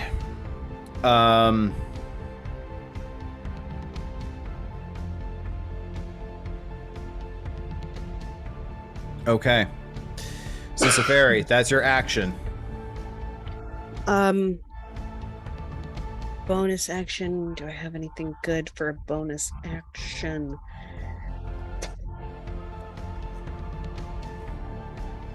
No, I can't cast any other leveled spells. That's correct. So I'm pretty sure that's all I got. Okay. That ends your Yeah. turn. Quintus, you're up.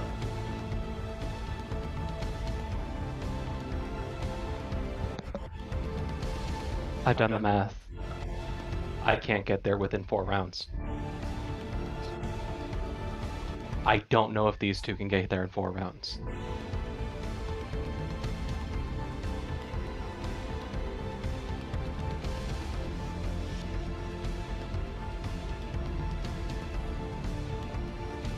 I'm going to take my bag of holding and shove it over Hazonia's head and try to get her inside of it. What is the plan? Are you gonna throw me? He's gonna fucking Speedy Curry us in.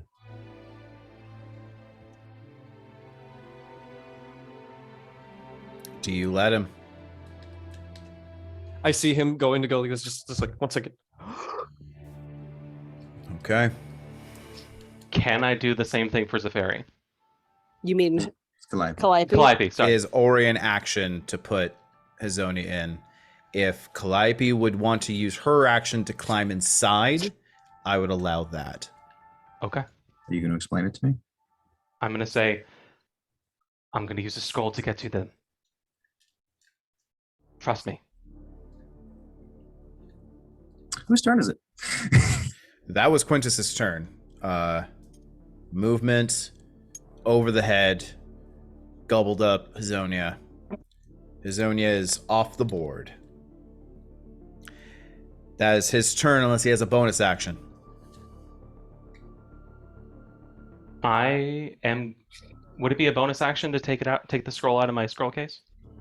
That would be an action to do that. Okay.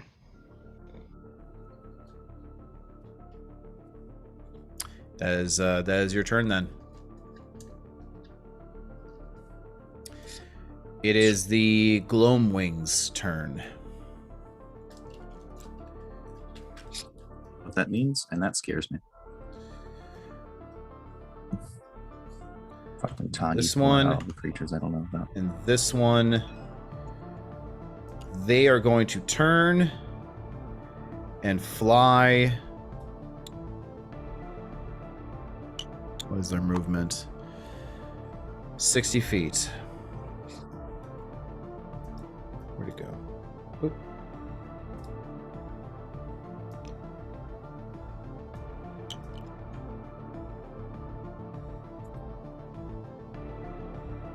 Oh, shit. And he's going to dash.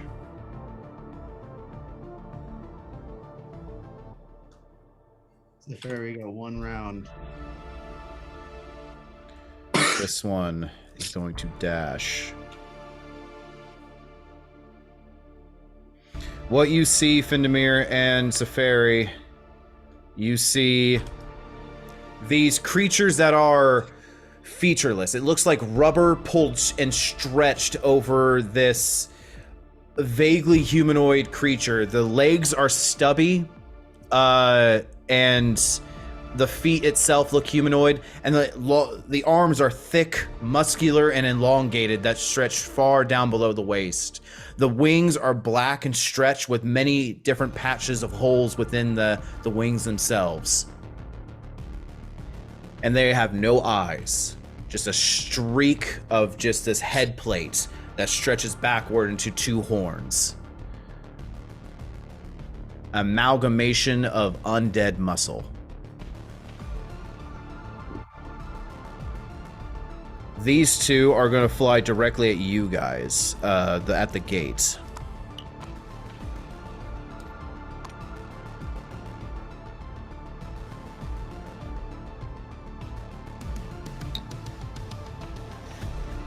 Oops.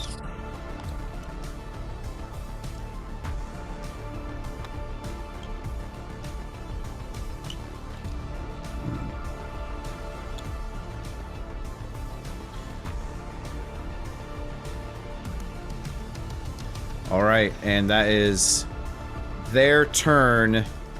Calliope, is your turn.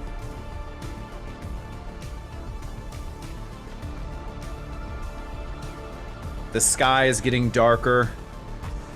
Thunder and lightning crash down harder. The purple of the lightning is more pronounced, more sickening, crashing all around you. What do you do? I'm going to walk up to Quintus, put my foot on the bag's opening, take my hand, tap his face, and say, "You did better." Hop in the bag. That's your action. Hazonia, you're in the bag. It is dark with just a brief amount of light where you see Calliope join you within the void. And then it goes dark. Do we talk to each other in here? You can use your action to talk, sure. I mean, nothing else I can do unless I want to climb Yeah, no, out, go which- absolutely why- go for it. This could be your final moments. Go for it. Just like, I imagine it's like reverberating and echoing, just like that episode of SpongeBob when Squidward goes outside of time and space. It's like, can we get out of this thing now that we're in here? I think so. Okay. Oh, I hope this plan works. So do I. End my turn, I guess. Actually, no. Actually, I do have something I can do. I'm going to use my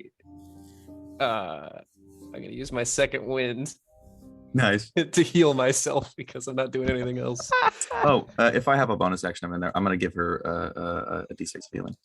Okay. Oh, how bad are you looking? I have just under, like, I'd say like 2/3 of my health. I'm gonna give So you I'm 2d6 of healing. You could die. Could I have dropped a potion from my belt into the bag while? No. Okay. Yeah. Eight points of healing. From my belt, not on my bag. Sorry. You're doing too many things. You only got 2 hands, man. And then Zonia, you- heal up 8. You also give okay, so I just got 16 healing. Okay. That brings me basically, yeah, I'm within 20 of my max, so looking better. And I end my turn. The cloud giant ghosts are going to float towards you. A ghostly wail, like a war cry, echoes as they head straight for you, Quintus. Joined by the gloam wings towards you.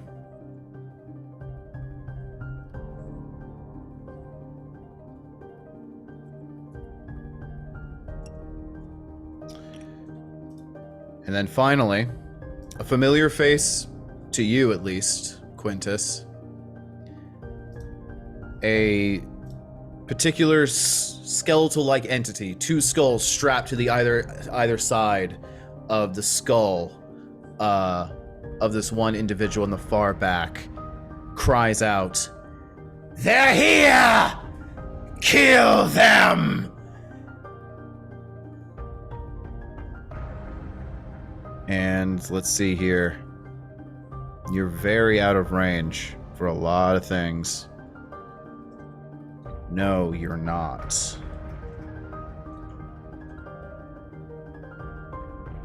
He's gonna step forward.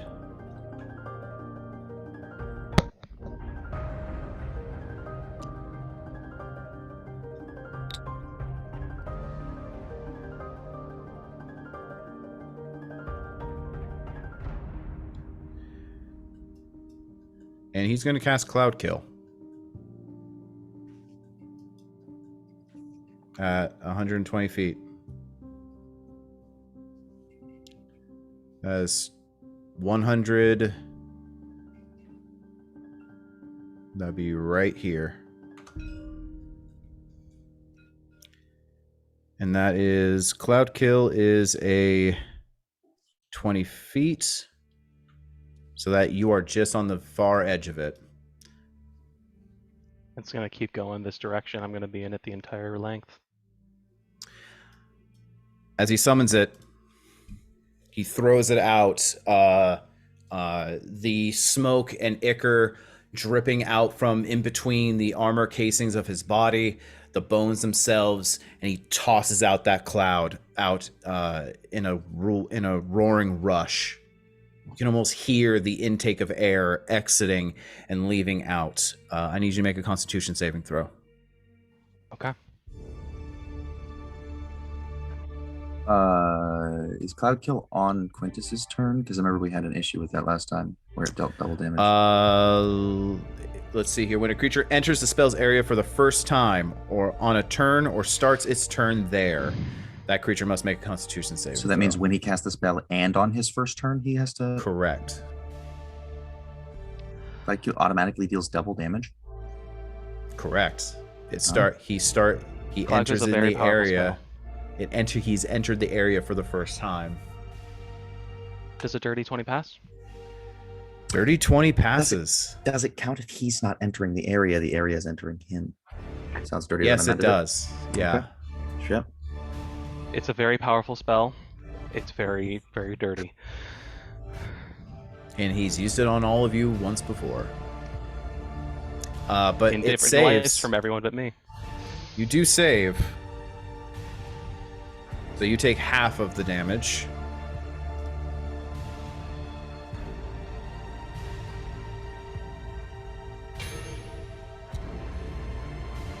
You take 12 poison damage. As you feel the venom, the poison into your lungs, you're already hacking and coughing, your eyes watering. The blood in your bloodstream coagulating in contact. What Momo was there for some of the hangout? At the house. Kind of undercutting this, Keenan. Sorry. No, it's all good. Alrighty. That is going to be the Skull Lord's turn. Top of the order. Findamir, you're up. Oh, I'm sorry. No, it's not. The Nightwalkers are at the end.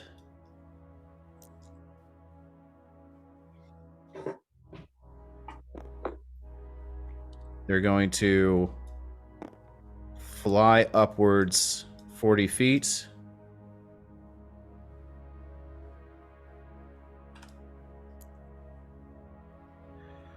And they are going to... The fairy and Findamir, I need you both to make a Constitution saving throw. With +5.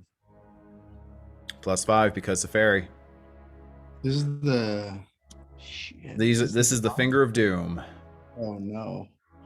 Constitution saving throw +5. +5. Oh boy. DC is 21. Oh, I'm sorry. It is a DC 21 Wisdom saving throw. My mistake. Wisdom. Oh, +5? Oh, thank God. Okay. I was like, I'm dead. I got a 24. 24. You got a 30, Lindsay? You're muted. I can only read lips. That's A 30. That is a 30. both of you. You can feel as it points down towards you, as if in judgment, as if abhorrently angry with your life force tainting this otherwise unhallowed place.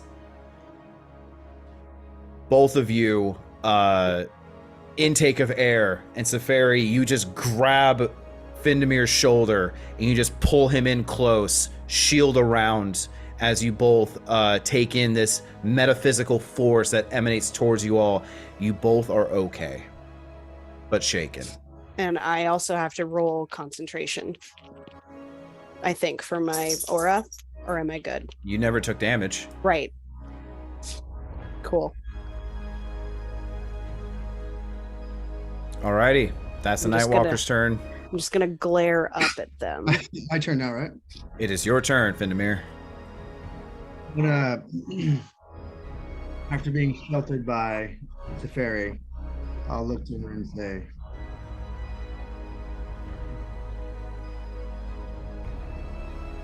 Did you just mute yourself? "No." No? We couldn't hear you. I'll say, you have to dispel this, and I will. If I'm within the 120 feet, I will ready an action for the moment she dispels. If it's the same thing here, tiny hut. Mm-hmm. Ready an action to silence the moment the tiny hut is dispelled. Okay. Okay. So you're readying a counterspell? Silence. A silence. A silence. You're readying a silence. Got it. But knowing what I know about seeing that spell happen before, are there verbal somatics? I mean, are there verbal? I told you guys everything about the spell, so you would know that it's verbal. Verbal components. Yeah, and it would cancel with silence. Okay. So, you're ready your action. You're preparing the spell. Wait, how far away am I from that? You are roughly 35 feet. Okay, I'll back up and I'll incur the attack of opportunity. Okay. How far are we backing up? Be out of range of counterspell, but within range of silence, which is out of 60 feet within 120. That is stupidly smart. Thank you very much. Yeah, buddy. This guy, yeah, Finderman don't play around. Hold on 1 second. I need to make a very crucial roll.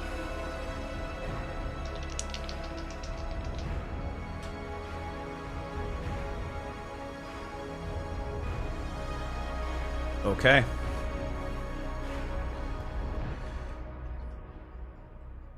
That fits really well. Okay. So how far? Go ahead and move your character. How far back you're gonna go? Oh, you're gonna tell us what that means, dude? Of course he's fucking not. Jesus. No. Tell us later. No, I'm not. That's the worst thing ever. That's 5 slashing and 0 necrotic, and that is 7 slashing and 0 necrotic. So 12 damage. Okay. More bites into your body. The slashes just keep appearing. You can feel the blood start to pool underneath your armor.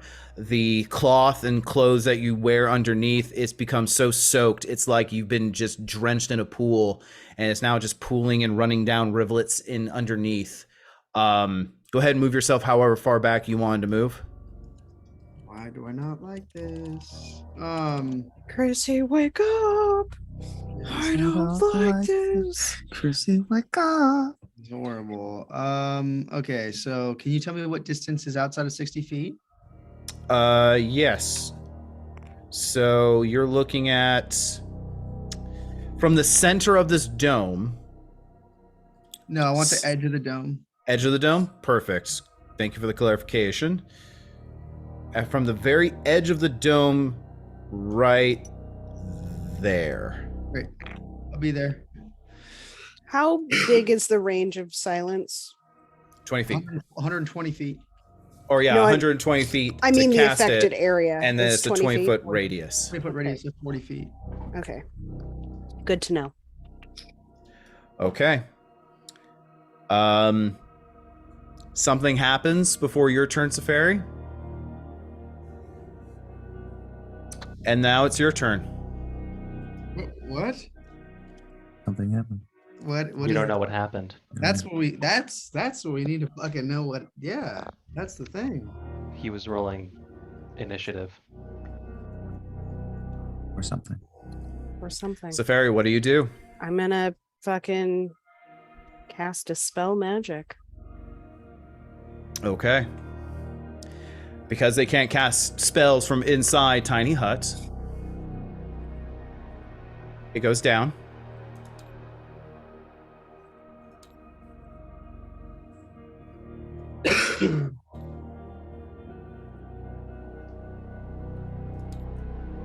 Oops, let me get rid of that.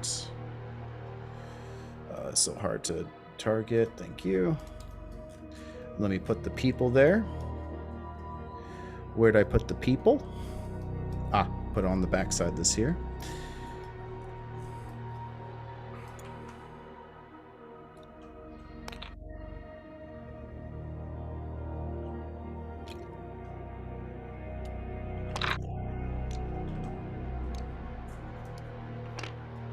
Oops. Oh, I need to...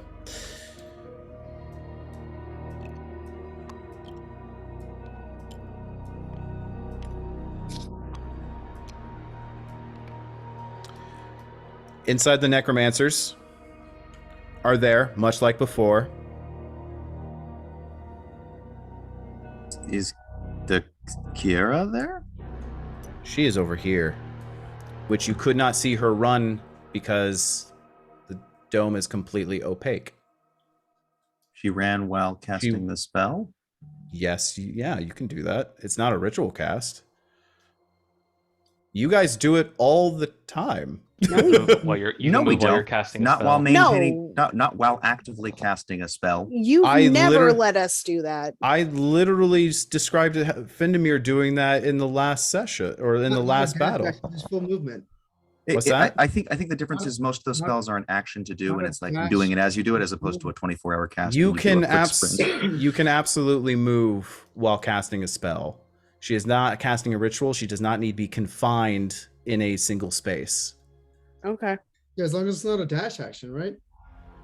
Yeah, as long as it's not a dash. Yes.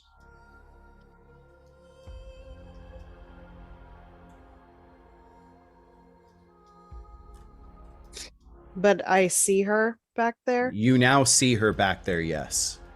Because she moved directly away using the dome as cover because it's completely opaque. You couldn't see anything past it. Okay.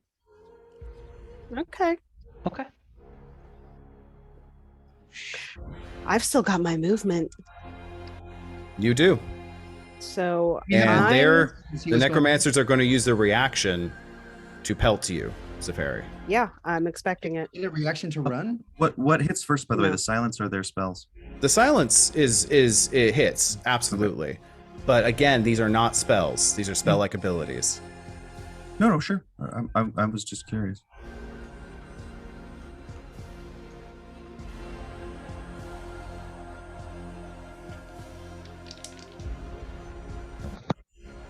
That is 13. That is 23. No, 21. 21 hits. That is a dirty 20, and that is a 19. The 19 does not hit.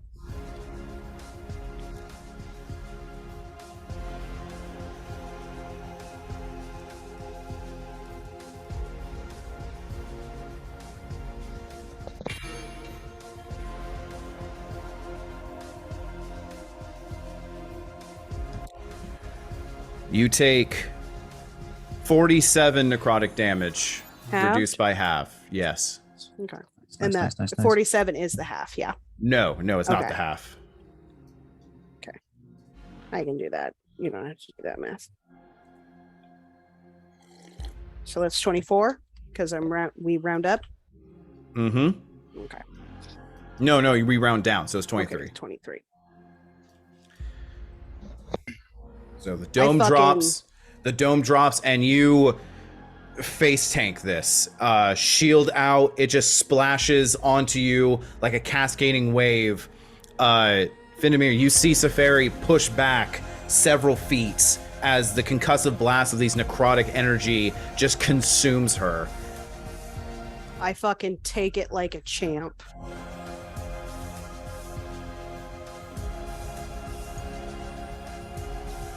Okay.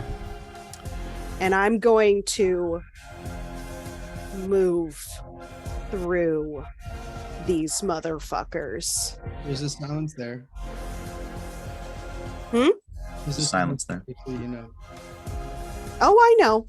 Okay. The things that I can do, I don't need vocal components for. Get it, girl. All right. Moving 30 feet. Yeah, and as I'm walking, before I hit the silence, I am going to say, my strength is my faith. Through my faith, I can overcome any challenge. Violence is the last option, but it is still an option. All right, and you enter in the silence, and the world goes eerily silent as the necromancers ready again their necrotic bolts towards you. All right, that's how far you move. Those three will reach out to hit you. That is 11 slashing, and that is 3 necrotic. I'm already reducing it. Okay. 6 slashing, 14, 1 necrotic. 21. And finally, 8 slashing, 2 necrotic. 31.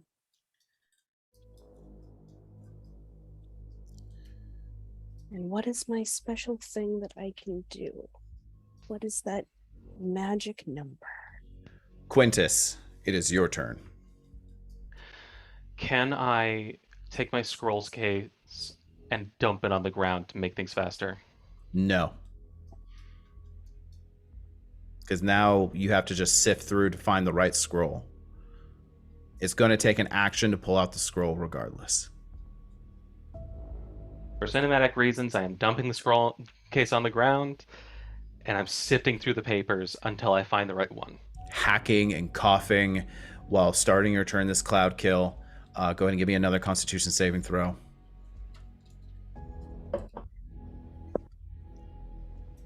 That is... You're beating an 18. 17. Give me that full damage. You take 16 poison damage. Rolled pretty low that time. Thank fucking God. Hacking, coughing. You can feel the blood start to pool out the nose. Your throat is become dry. You can feel it start to tear as the poison is constricting airflow in the lungs. But you find the scroll. I still have my bonus action. You do. And your movement.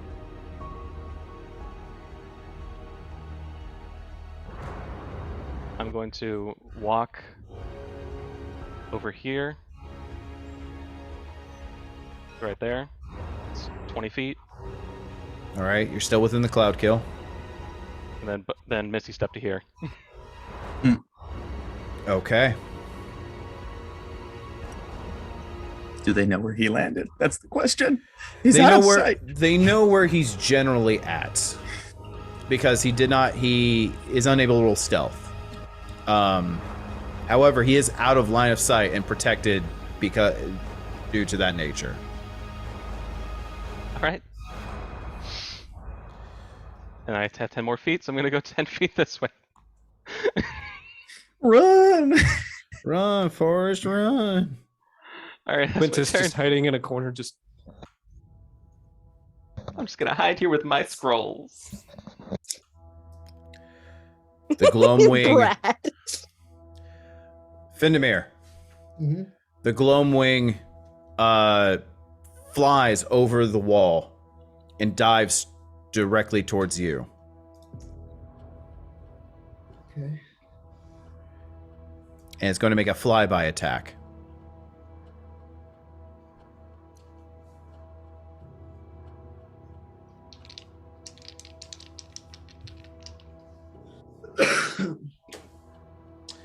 Wow. So that is a natural 1 on the bite.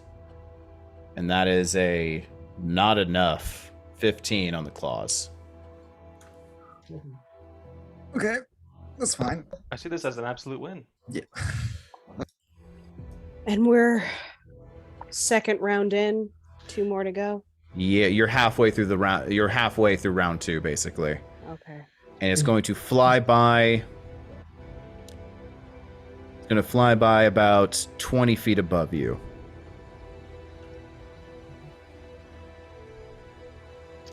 The other one.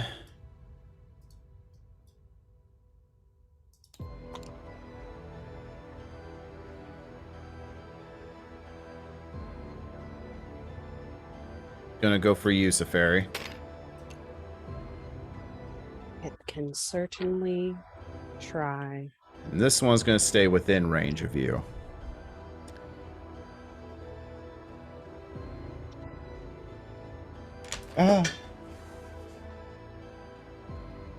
Its fetid breath goes for you as it opens its maw.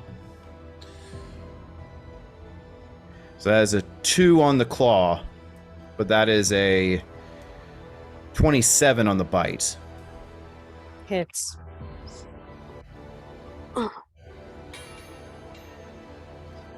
That is 22 piercing damage as it clamps down.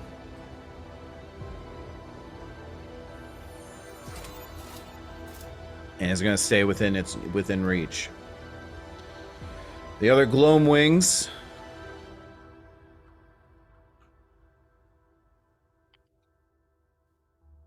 is going to dash toward the gate and see you. But they still have to dash.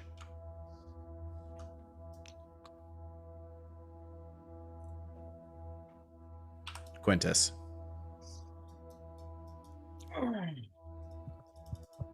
And that's going to be their turn. Calliope and Hazonia, you're in the bag. Is there anything else you'd like to say to each other?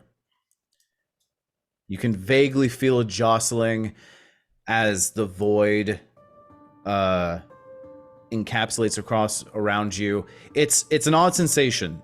There's a feeling of emptiness, but it's still suffocating in a way. As if you're kind of being pressed from all sides by invisible force. Just echoes of what's in here. how long do we have in here? What Quintus has said.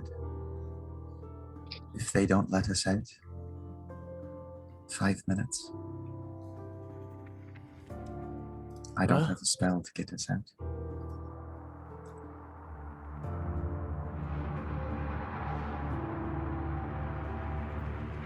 I guess we'd last a little bit longer in here than we would out there, I guess.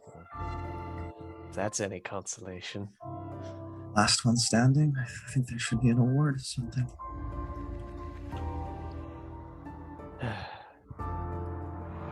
I had my turn. I do. All right. Let's see here. Dashing ghosts, again, that war cry.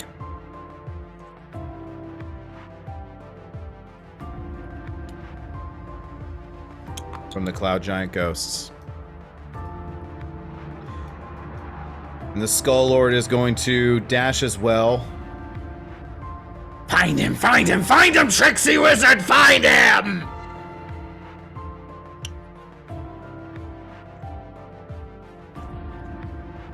The Nightwalkers.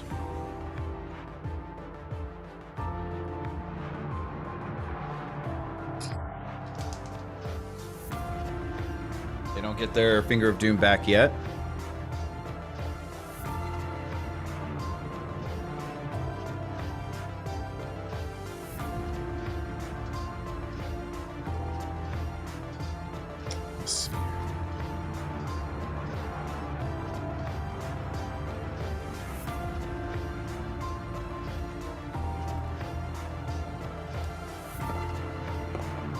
He's dead. He is dead. Absolutely.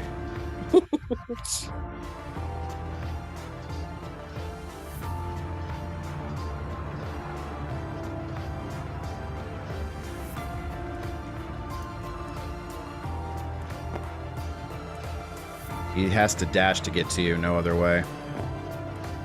Within 15 feet of you, Findamir. That's his turn.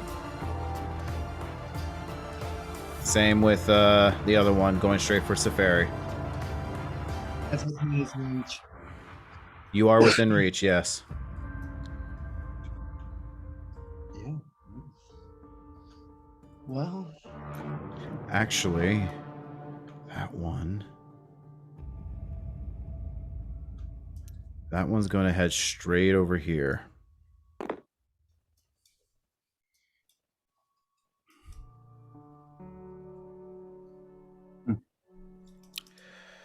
Top of the order, Findamir. We're now at round 3. All right. This is crazy. I'm going to move to the other side of that 15 feet range. So as far as I can here without getting outside of his zone. So I think probably 1, 2, which puts me within So 120. No, that 15 feet, that would put you here. Or, From I'm sorry, here? it'd be here. Here's the farthest you can go. Okay. And what's the range to? That's 110 feet. You're within range. Okay. And I'm going to cast silence at max level. Max level. 7. Two of them, yeah. 2 of them are going to attempt to counterspell you. They're in the silence until it's dropped. The second you cast another spell that requires concentration, that concentration spell is gone. Cool. Good to know. So 2 of the wizards are going to attempt to counterspell you. Counterspell. Safari and Finn, all right, can you counterspell? which one are you counterspelling? The one closest to me. Okay. He's casting at 3rd level, so that's an automatic success. So this one just needs to roll. So you are at max level, so that is a 7th level Dispel Magic. Or a 7th level Silence, I mean? 7th level silence. Keenan, you can counterspell it, by the way. I can't cast 2 level spells at the same time. Reaction doesn't count on that. Reaction is outside of the turn order. I don't know, counterspell. Is there another way for them to counterspell? Are they within range? 60 feet would be how many inches again? Remind me? 12. 12. Yeah. So, counterspell, the weave being broken left and right. You can see now magical, you can see like electrical cables being broken in midair. Sparks are flying as arcane jolts are falling to the air as counterspell after counterspell after counterspell is being cast, and one gets through to you as you can see the weave follow through. This is the roll. 7th level, you said, right? 7th level. Can we make him lucky?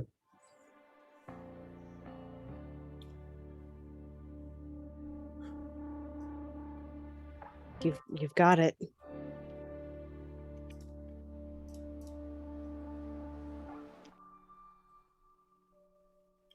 That's a 14. Yes!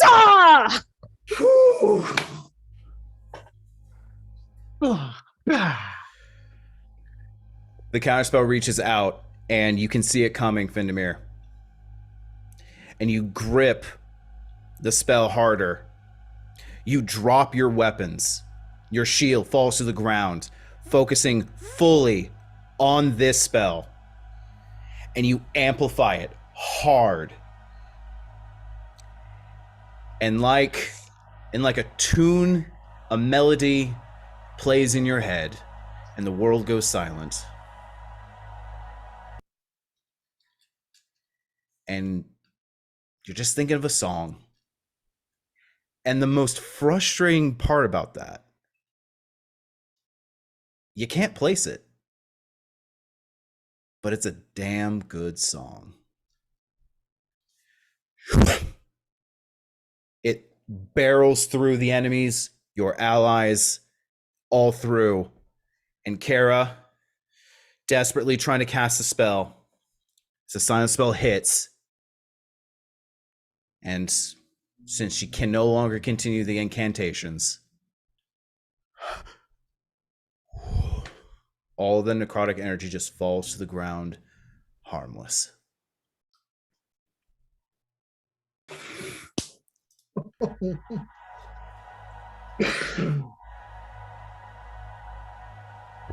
That is your turn. It's her turn now. Oh god. Fuck. QB cast the spell. Fuck you guys. She's She- in silence, though. She just stares at her hands in disbelief. And the rage takes over. And even from this distance, Findamir, those eyes, those same eyes, even though you know they're a copy, still blaze with that same life, that facsimile of it, and is staring at you with rage, knowing that since this is the simulacrum, regardless of whatever happens next, she cannot cast the spell again. Because the simulacrum, as you know, cannot regain spells.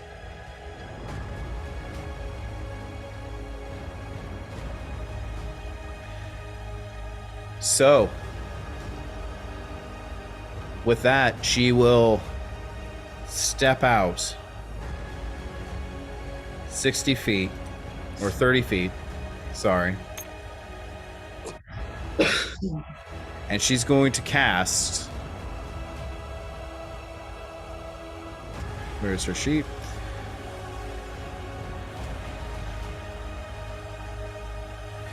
She's going to cast Abi Dalzim's Horeb Wilting.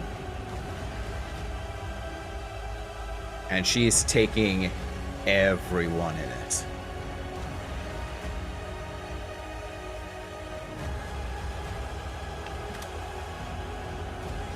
I assume there are no vocal. She's walked out of the silence. I should have cast it with her on the farthest end, so if she moved closer to us or whatever. She did move closer to you. Yeah, that's what I'm saying. I should have cast the silence with Differently her. is what he's saying. He should position I see. it differently. Hindsight, 2020. It's actually 2020. I mean, you saved the Evermeet. Now you just need to get the fuck out of Dodge. Yes, but how? You know what's really sad? Quintus doesn't know. It's true. So he's gonna send us over there. Yeah. Ba-da-ba-ba-da-ba.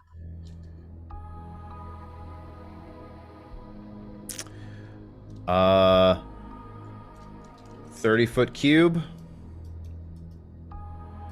I don't think I can get you.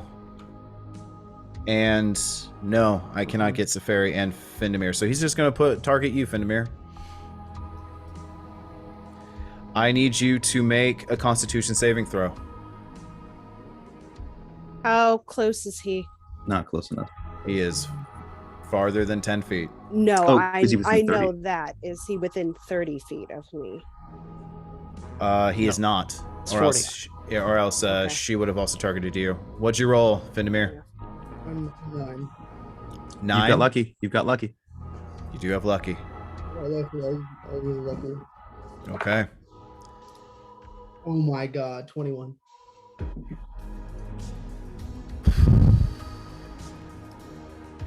Yeah, it still fail? that's above her DC.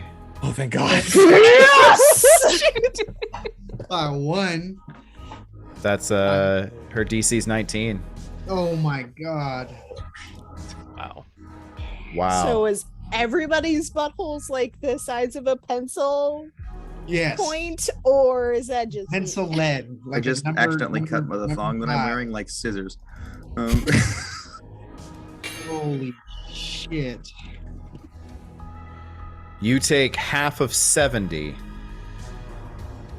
So 35. 35 necrotic damage. Oh, I would have been dead. I would have killed me. Findemir, you Necrotic? would not have known it throughout your life that you may not be a particularly lucky individual. However, when it counts, you take a step back instinctively and you slip. And you fall flat on your ass, which puts you just out of range of the most damaging parts of the spell. And you can feel the moisture pull out of your body as if freeze drying you. And for a moment, you look similar to Kara. But you shake off the spell effects, you scramble to your feet, ready for whatever's coming next. Alrighty, Safari, you're up. So, I want to because- remind you, yeah, you're wearing your sister's talisman. yeah. I was going to ask you what it does. It's glowing, helps you with saves and checks, and more importantly, whoever's wearing the talisman, and you know this because of the conversation you had with Elisande back with the hunting down and clearing her name. Mm-hmm. If you're on the same plane of existence, you can teleport to her or she can teleport to you. Whoever is wearing this talisman. Get out. Get out. Bitch, you think I'm gonna abandon your asses? Absolutely. That ain't me. No, Nah, you- that we're- ain't me, dog. We got ways to go. So, with that being said, again, you do not have to attune to this. This is a packed warlock ability. Whoever is wearing the talisman. All right, let me take a looky-loo at this fucking map.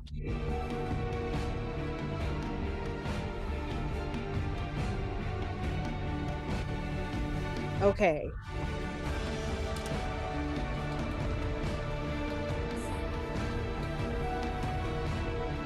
First, what I'm going to do, because I have it, is motherfucking free action drink my potion of fire giant strength. Yes. Okay. She angry. So that has been consumed.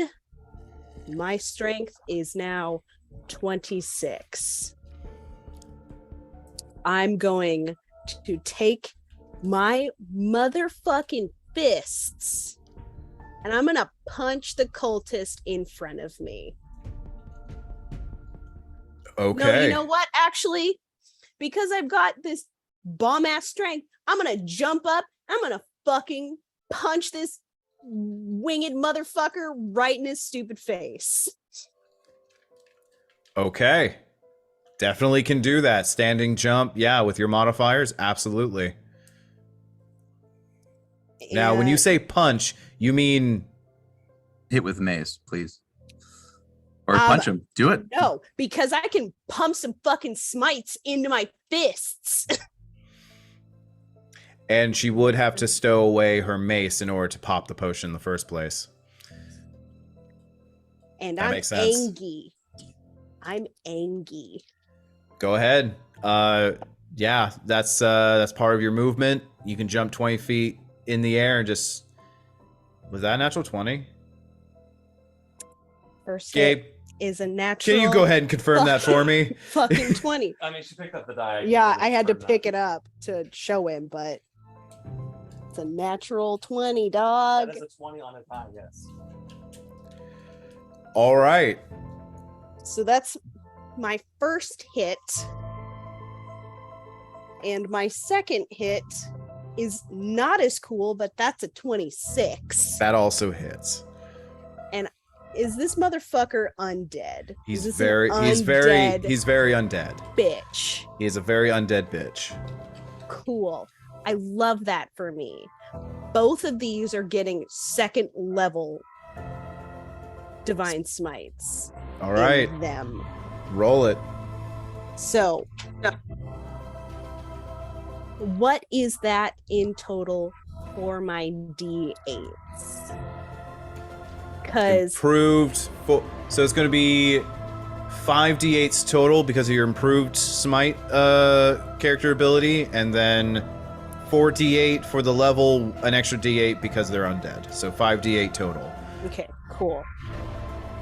For all of that, and then because I'm just using my fists, that's just straight 18 points of damage. Yep. Yeah, that's true. This could kill 3 commoners. Ooh, bitch!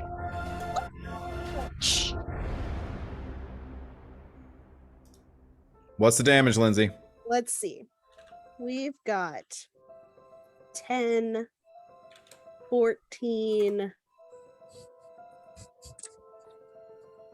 22 plus 18 is 30 points of damage. For your first hit, is that the crit?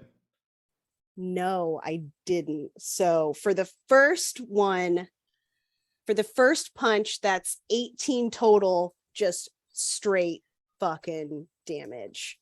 Okay. And then that is, what did I say? 22 radiant damage on that first hit, plus 9 more straight damage, plus motherfucker, yes, plus 10 plus 6 plus another 26 damage. Findamir, in your freeze-dried state, you get back to your feet, back to your sword stance. You are tired, you are weary, your body is to begin to fail you, and now needing an exit plan is needed. And now you just see Safari quaff a potion, toss the bottle, leap up into the air, and just shoot up shuriken style this fucking winged monstrosity, and on the way back down smacks it down hard onto the ground, bringing it to less than half its hit points. And I'm going to turn and fucking snarl at these necromancers behind me. And I use my reaction to say, "Get to me." Absolutely. Yeah, and then I'm gonna use my movement. I'm just gonna over to Finn. Yeah, they're gonna go ahead and take their opportunity attacks, and you're also gonna take damage on the way out from the 3. So yeah. So farthest you can move is here. No, you jumped.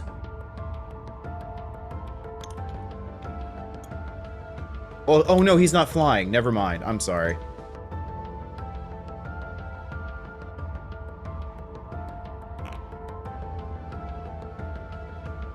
This guy, and this guy, they're all gonna take shots at you. Necromancer's first.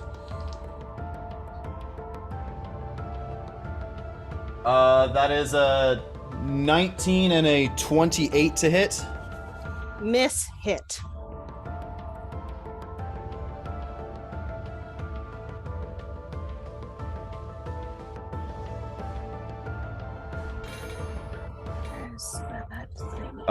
You take 21 necrotic damage, reduced to 10.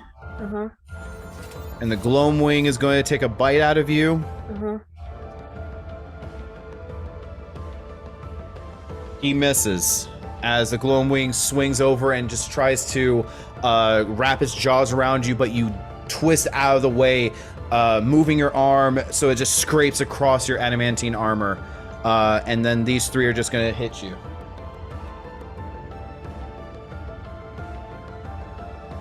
That is 7 slashing, 3 necrotic. Okay. 4 slashing, 3 necrotic. Okay. 17. 9 slashing, 1 necrotic. 27. Got it. Okay. Still up. Quintus, you're Oh, up. and at the end of my turn, I'm gonna just automatically heal 1d6 plus 8, Oh, which yeah. which is 12 hit points. And how far away is she from me? Close enough. She is 15 feet away from you. Perfect. Yeah, you see her charge out, the wounds mounting up, the blast from the back of the necrotic energy, even her celestial resistance is not being able to absorb all the blows now. And as she's doing that, it looks like she's sweating profusely now. But no, it's just this veil of water is just now kind of cascading down her face, down her hair, down, and it's just starting to seep into the wounds, trying to fix whatever damage is happening. You don't know if this is voluntary or involuntary, but it's a welcome boon at this point. All right, Quintus, you're up. I did the math. I ran the simulations in my head. I can't get to there. If they got there, they wouldn't be able to do anything. I'm going to look at the scroll in my hands. And I'm going to cast Guldra Speedy Courier. I'm going to place them in the box. And I'm sending them to Felda.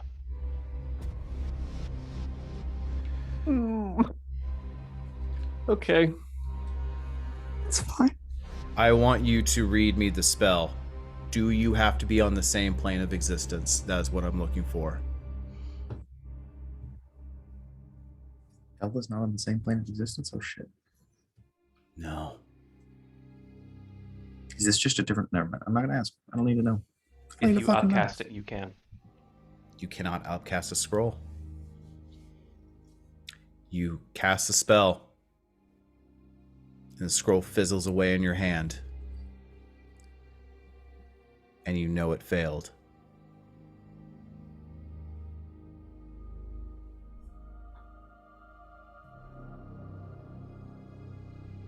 They plane shifted.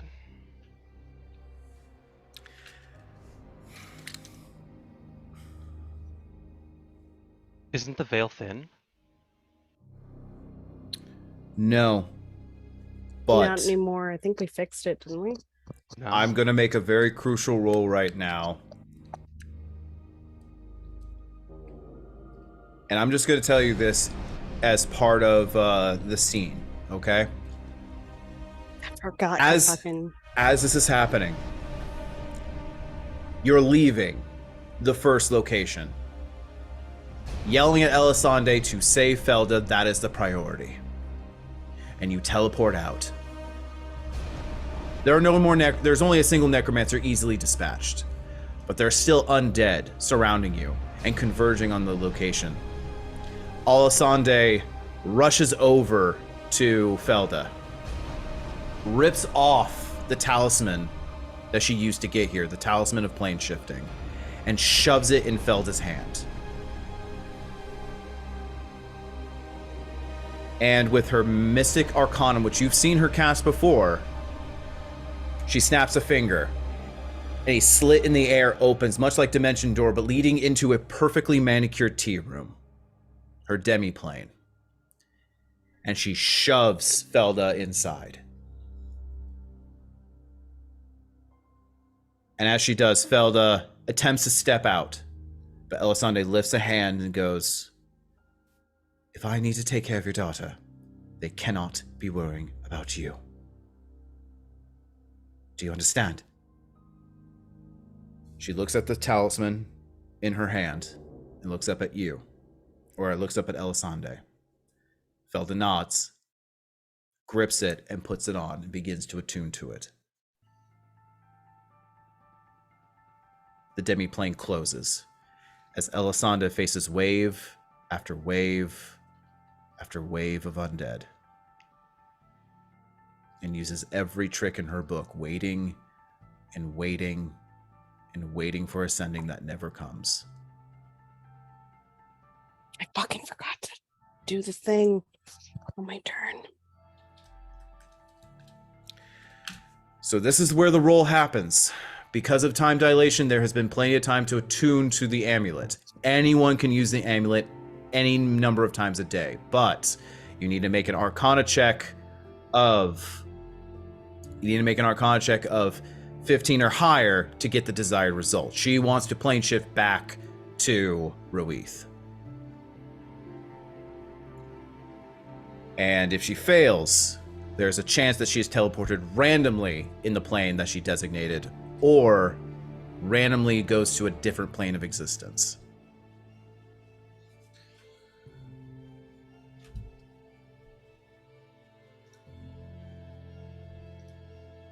So, I'm pulling up Felda right now. DM inspiration.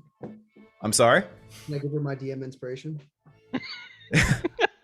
I will not allow it. This is all on the NPCs that you carefully picked out, and this is all on your decisions that you've made up to this point.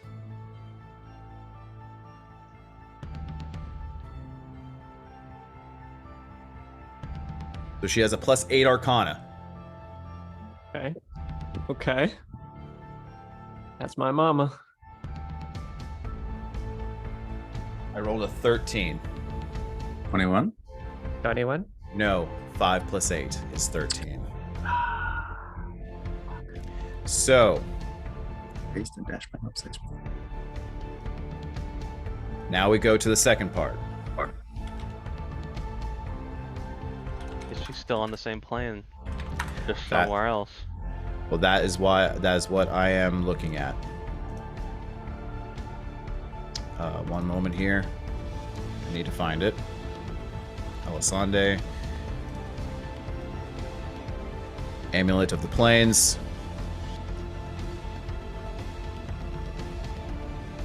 All right. On a 1 through 60, you travel to a random location on the plane that you named. On a 61 through 100, you travel to a randomly determined plane of existence.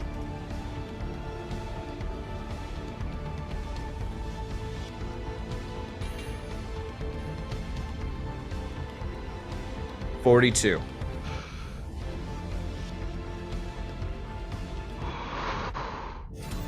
Felda attunes to it, and she can feel that connection with the magic item within this perfect tea room. She's pacing, impatient, constantly thinking about Hazonia, but also about that one scrawny-looking half-elf girl who tries to mimic. Does a pretty good job in the mimicry of the bow stances, but of course lacks the arm strength. She finds it very amusing. Really, just kind of as a train of thought, just goes to think about the songs that Findamir played in that month-long journey out into the Sea of Stars.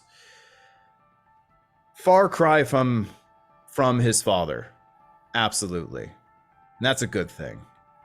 Kind of wondered for a little bit how and what happened, but can kind of see where he got it from after meeting Anarian for a second time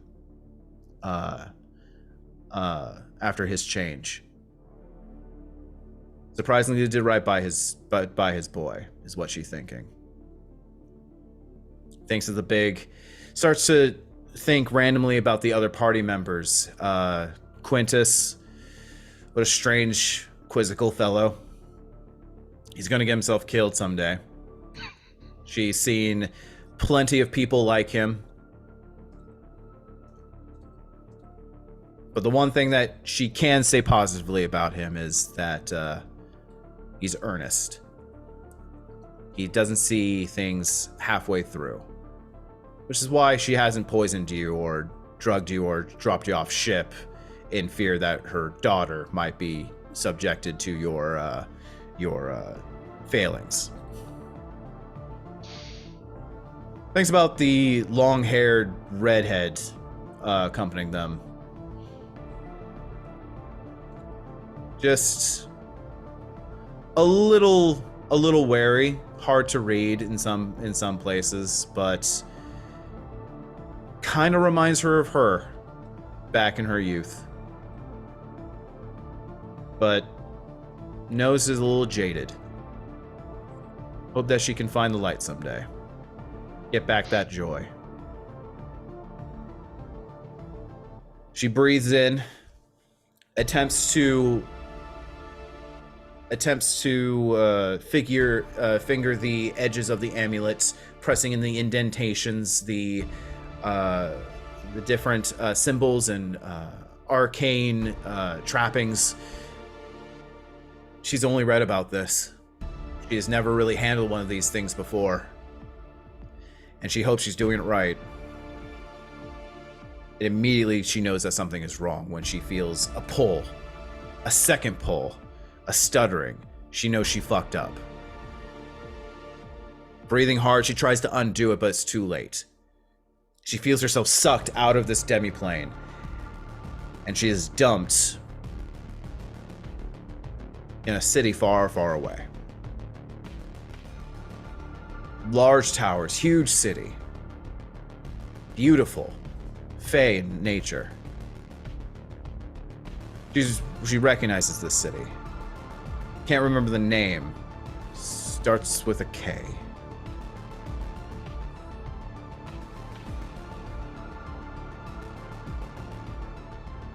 Can't remember though. Quintus, you think the spell failed? There's a moment where you can see the undead swarming around you. But just a moment, there a chest, a wisp of air, and a chest appears with legs and arms. It opens itself up and awaits for something to be put in.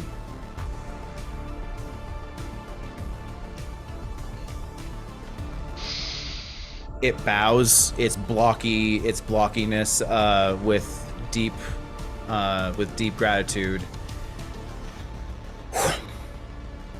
and disappears into at the front of a prone Felda, getting over the plane shifting sickness with a chest being placed in front of her. That is your turn.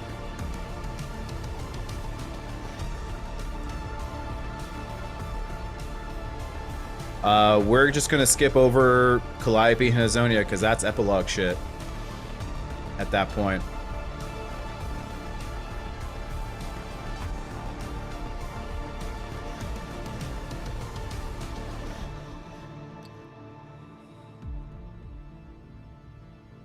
Hey Brad, you remember when we were useful in the fights?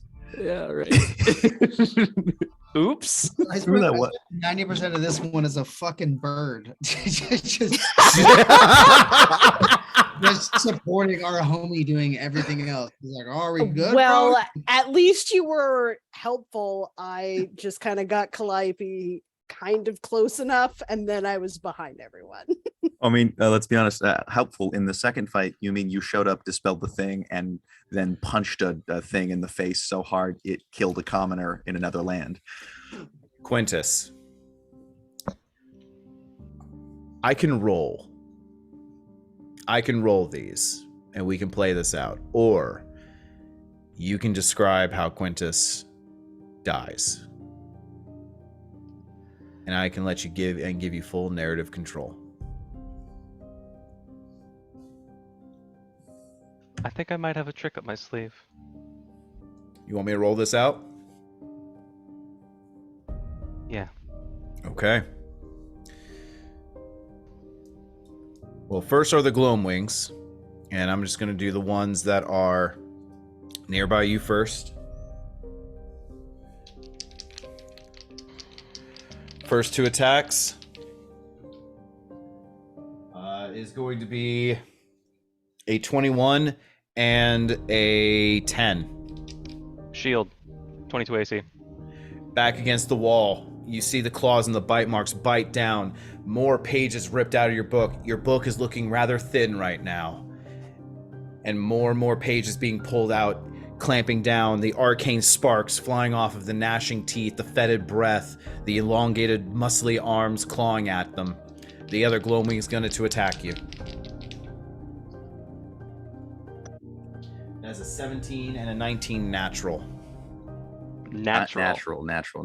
Those are natural. So that is a 27 and a 26 to hit. They both hit.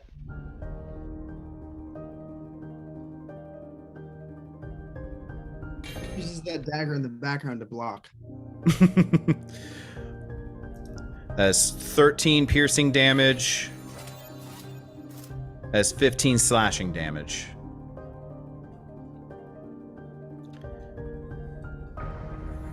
Okay. The other gloamwings are going to go. It's going to attack you, Safari. Claw and bite.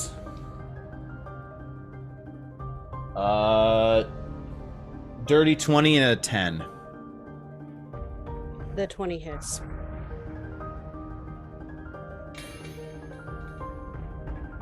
You take 24 piercing damage. Okay.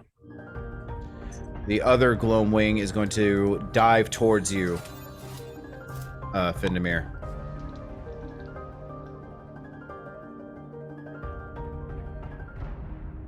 (26) and an 11. 26 hits. That's 20 slashing damage.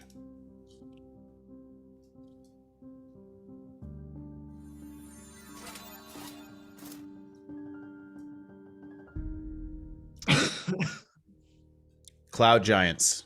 They go.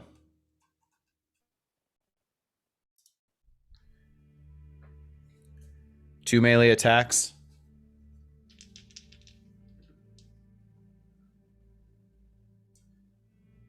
Natural 18, natural 19 plus 12. Both hit. This is verse Quintus. Yeah. These are the Cloud Giant ghosts. 16 on the first hit. 23 on the second. Force damage.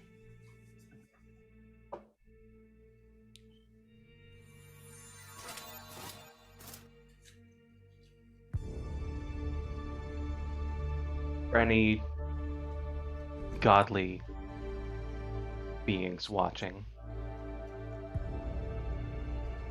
any ethereal force that might bear witness, you see a simple spell attempt to materialize in Quintus's hand. As hit after hit, a shield flies up, blocks 2, but it's not enough. And the magic in his hand dies out. And so In does the the dark. light in his eyes. In the dark. You are met with nothingness. Hold on. I need to change the music.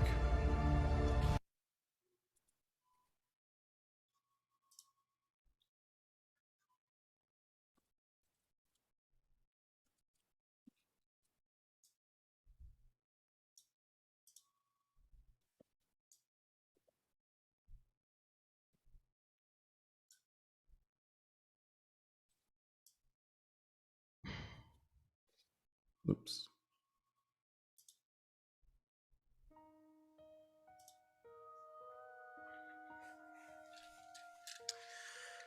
You are met in the dark, alone. Darkness.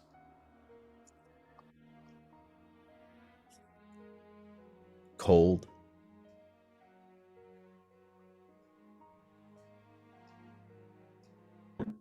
You're no longer in pain.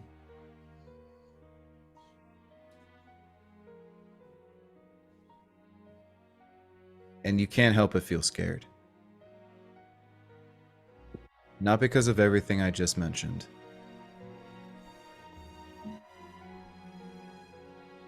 But because you've always had that nagging part in your brain. There's something else coming after me. And immediately you blink and immediately you're transported to a different place. There's that dream you had so long ago. You had forgotten about it. And it's that beautiful meadow and that blue sky. That picnic with your mother. But now your friends are here. They're all laughing, having a great time. Your love of your life is there. Aurelia is chatting with your mother, talking about different ways to pickle herring. Findemir is poking fun at Calliope as always. A jaunty tune still playing. All your companions that you've met, Felda is talking to Anarian in a joyful way. Arathor is still Arathor, a bit of a stick of mud, but Isolde is gently trying to bring him out of his shell. Everyone that you've met on your journey is here in this beautiful meadow. It's peaceful.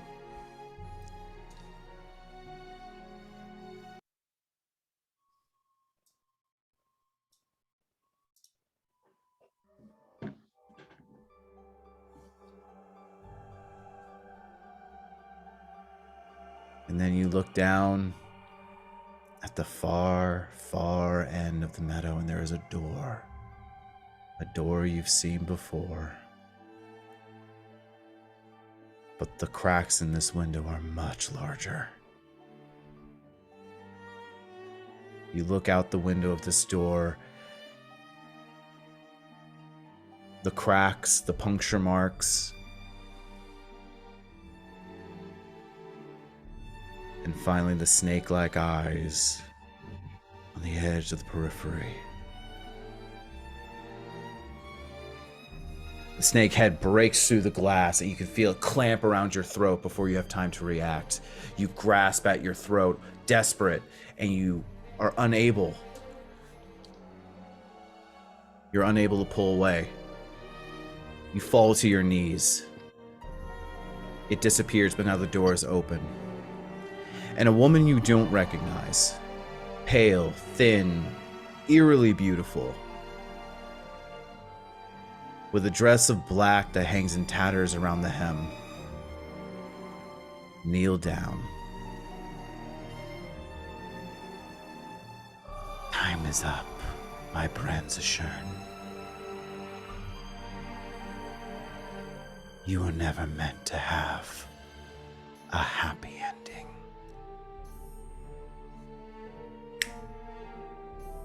She snaps her finger and all goes dark.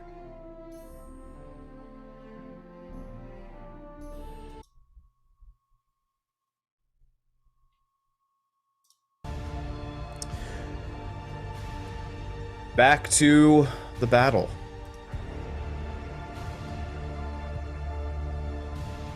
Fuck him up, guys. Vindemir. I trade fix. Vindemir, it's your turn. What do you do? You're muted.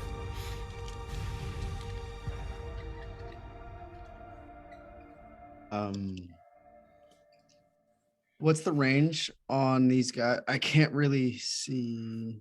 Zephyri is right in front of me. Zephyri is right. Zephyri is 15 feet from you. Am I still within Well, range? I mean, she's within 10 feet of you. Okay. Can I step forward and do not incur an attack of opportunity, or I still do? Let me check. You'll find out sooner. You'll find out either way. You will incur attack of opportunity. Getting to her. Okay. All right. This is it.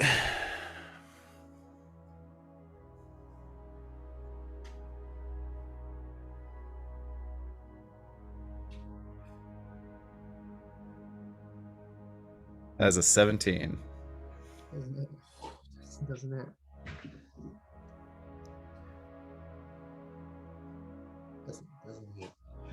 Okay. What do you do? I take a false step and then pause. Kind of like roll, come up, grab her by the arms as like that arm of the gargoyle like swooshes where I was. And Continue. her. What? I said, no, continue, please. And then I hold her. Dirt everywhere. Barely holding on. Bleeding from my ears. One eye. Dimension door. 500 feet. At this point, you can dimension door off the map. I will. All of my other allies are gone? You can dimension door right back. You don't know that they're missing, no. So if you like, you can dimension door all the way back to the gates. So if I look at the map, I can't see my friends down that hallway. No, you cannot see your friends. From your perspective, you can see out. You can see that the mass group that was standing around the fountain is toward the gates and swarming something. Okay.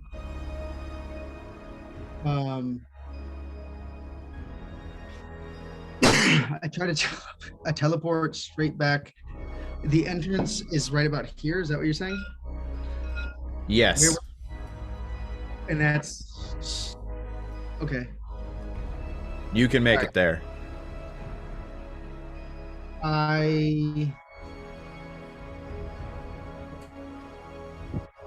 Okay. I dimension door to that spot right there, right next to the gate. Okay. I immediately, this is outside of I'm so sorry. I forgot the Nightwalkers.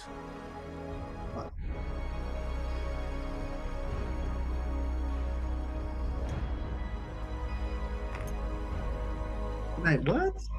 What?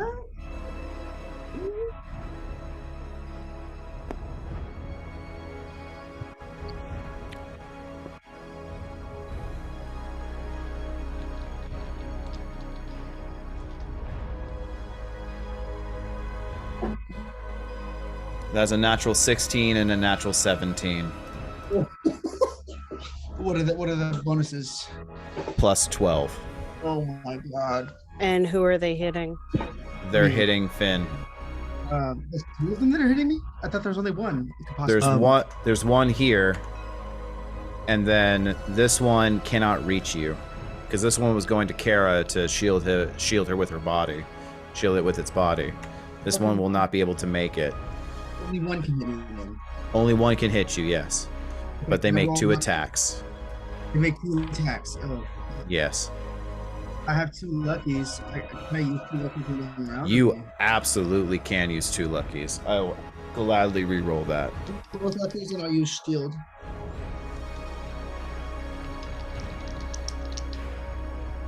What are the first rolls though?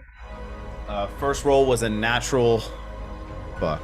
First roll was a natural 16 and a 17. That's 12. Okay, yeah. There's a I rolled a 19 and a 20 the second time.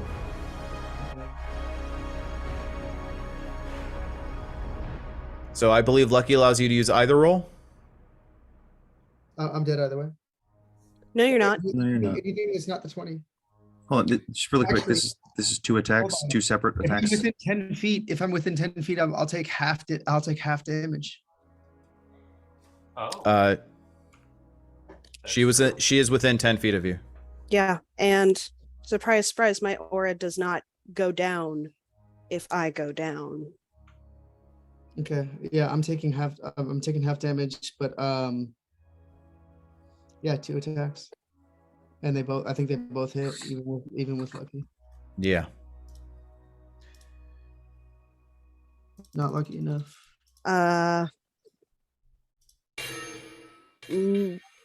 Reaction, I'm taking that crit hit. And it's not a crit. It's not a crit. Well, I'm taking the 20. There is no 20. So that is 43 necrotic damage total. Reduced to half because you're within.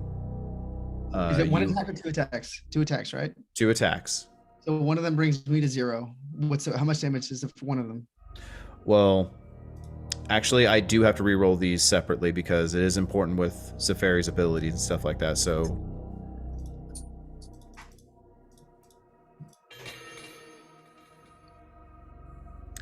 it's 17, halved because of Aura of Life. So that brings it down to 8.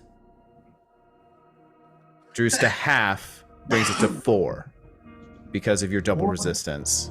4 damage. I'm sorry. So 17 and it's 17 plus 6. So that is 23. So that is 11. 11. And then half of that is 5. So you've taken 5 necrotic damage so far. Okay. Here's the second attack. Really quickly, you just said you're dead. Did you go down? I'm not dead. Okay.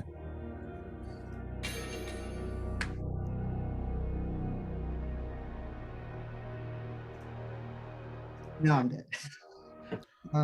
27 plus 6. That's 31. Halved is 15.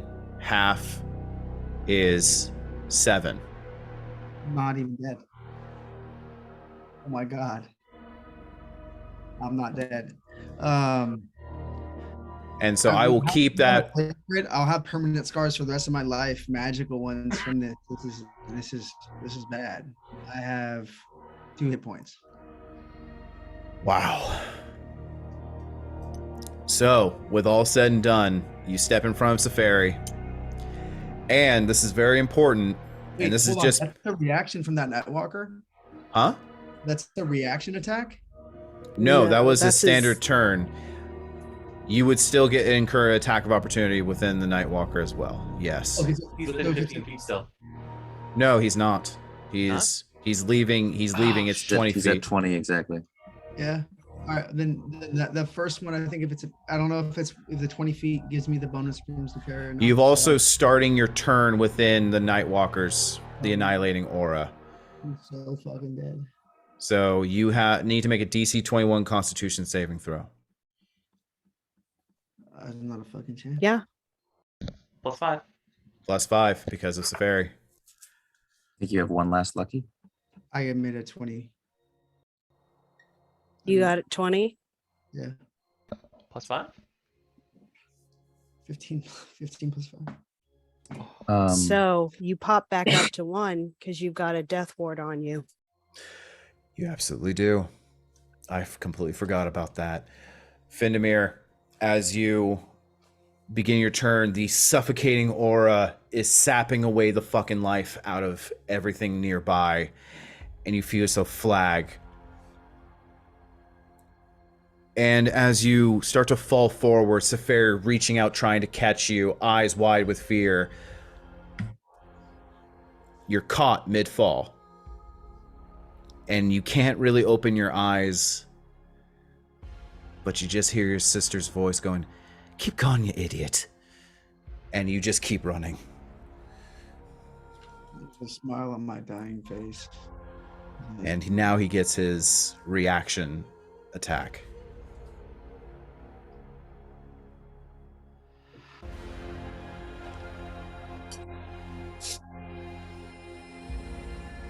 Natural 2. Ooh, baby. And so here I want to point something out because I made a mistake tactically. Because the size of this Gloamwing and because of how you're positioned, none of the necromancers have line of sight to counterspell you. You can dimension door out. I'm fucking out. I'm out. I'm grabbing. I'm dying. I stumble, hit the floor, and with my last like weird breath, like literally see my soul part from my body for a moment before it back in through the grace of Calliope, and I place one hand on the chest plate of the fairy. And I say, "He's bloodshot eyes." And we back out. The door opens up beneath both of you as you fall through immediately. And you teleport all the way to the edge of the map. Inside of the murky brush and dead tree foliage, where you see your companion Quintus. Beaten. Dead. A familiar looking Bone Lord. Skull Lord. Taking the head of Quintus and just ripping it off the body. Cackling, laughing, but looking at the sky and wondering. You hear him say, "It should have gone off by now. What happened?"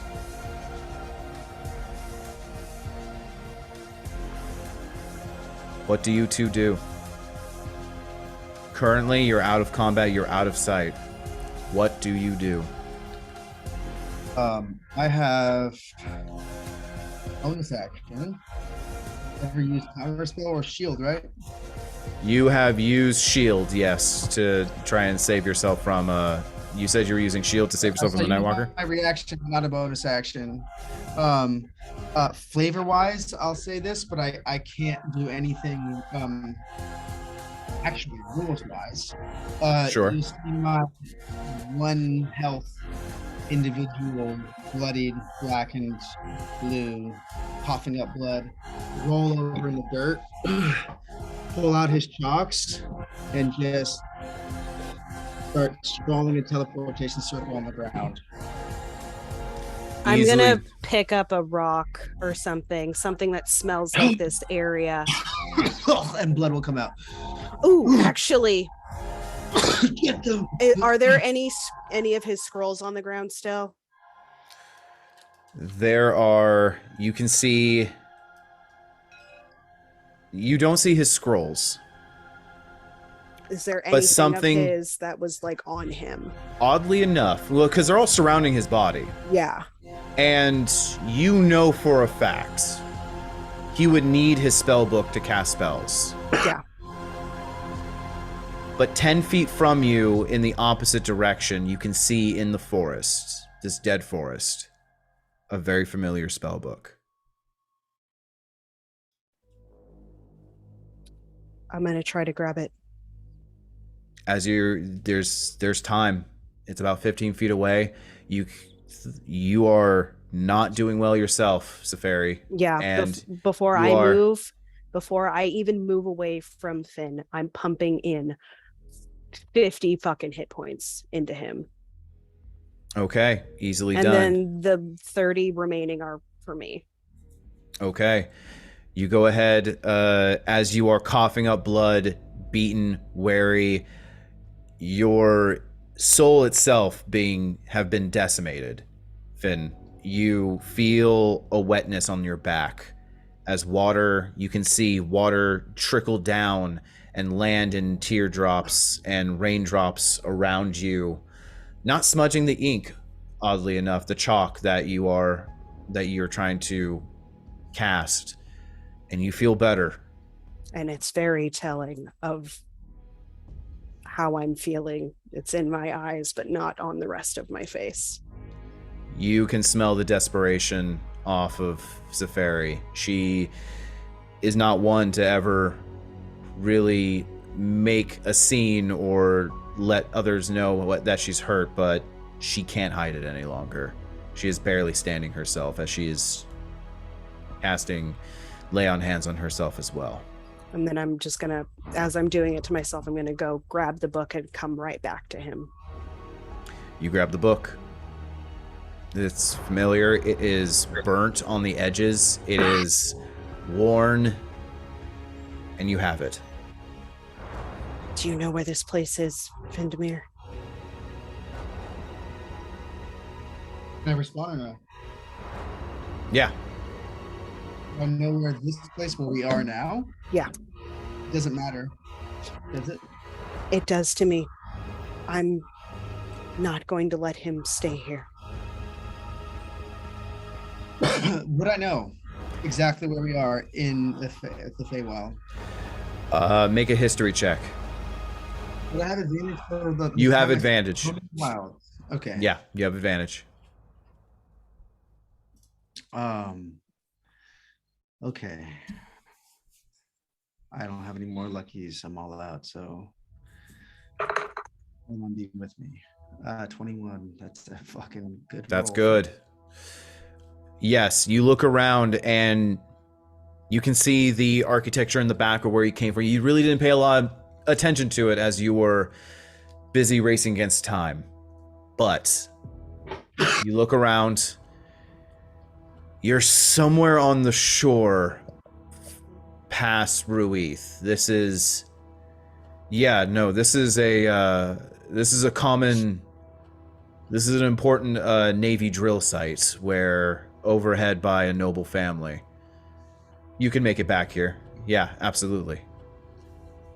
I pause in my scrawling. I look up. Whatever, looking, wandering. I do. The dockyards and the dockyards outside of Ruith. This is a training yard, and it's called this bay, and I'll name it whatever it is. Sure. And with that, he names it. You nod solemnly. The spell finishes. The Skull Lord looks over at you all and sees you at the last second. No! Holding the head of your once friend. I'm going to look at him and do this to him before we disappear. You fall back similarly, the teleportation circle, and you both wind up on the floor of the teleportation circle of Ruith. Guards meet you, but this time spears are no longer pointed. They simply rush to help. And that is where we will end for tonight. Congratulations. I'm going to send somebody back for your body. And not somebody, my most trusted steed. Exactly. Are we leaving before that? I mean, how are you getting out? No, we're doing an episode episode. Yeah, there's definitely going to be a time lapse. Like, we're going to go like 20 years into the future on how everyone is doing. We're doing the immediacy of what happens after Evermeet, because there is a lot of people there. I mean, the undead is still around. A copy of Kara's Aston is still around.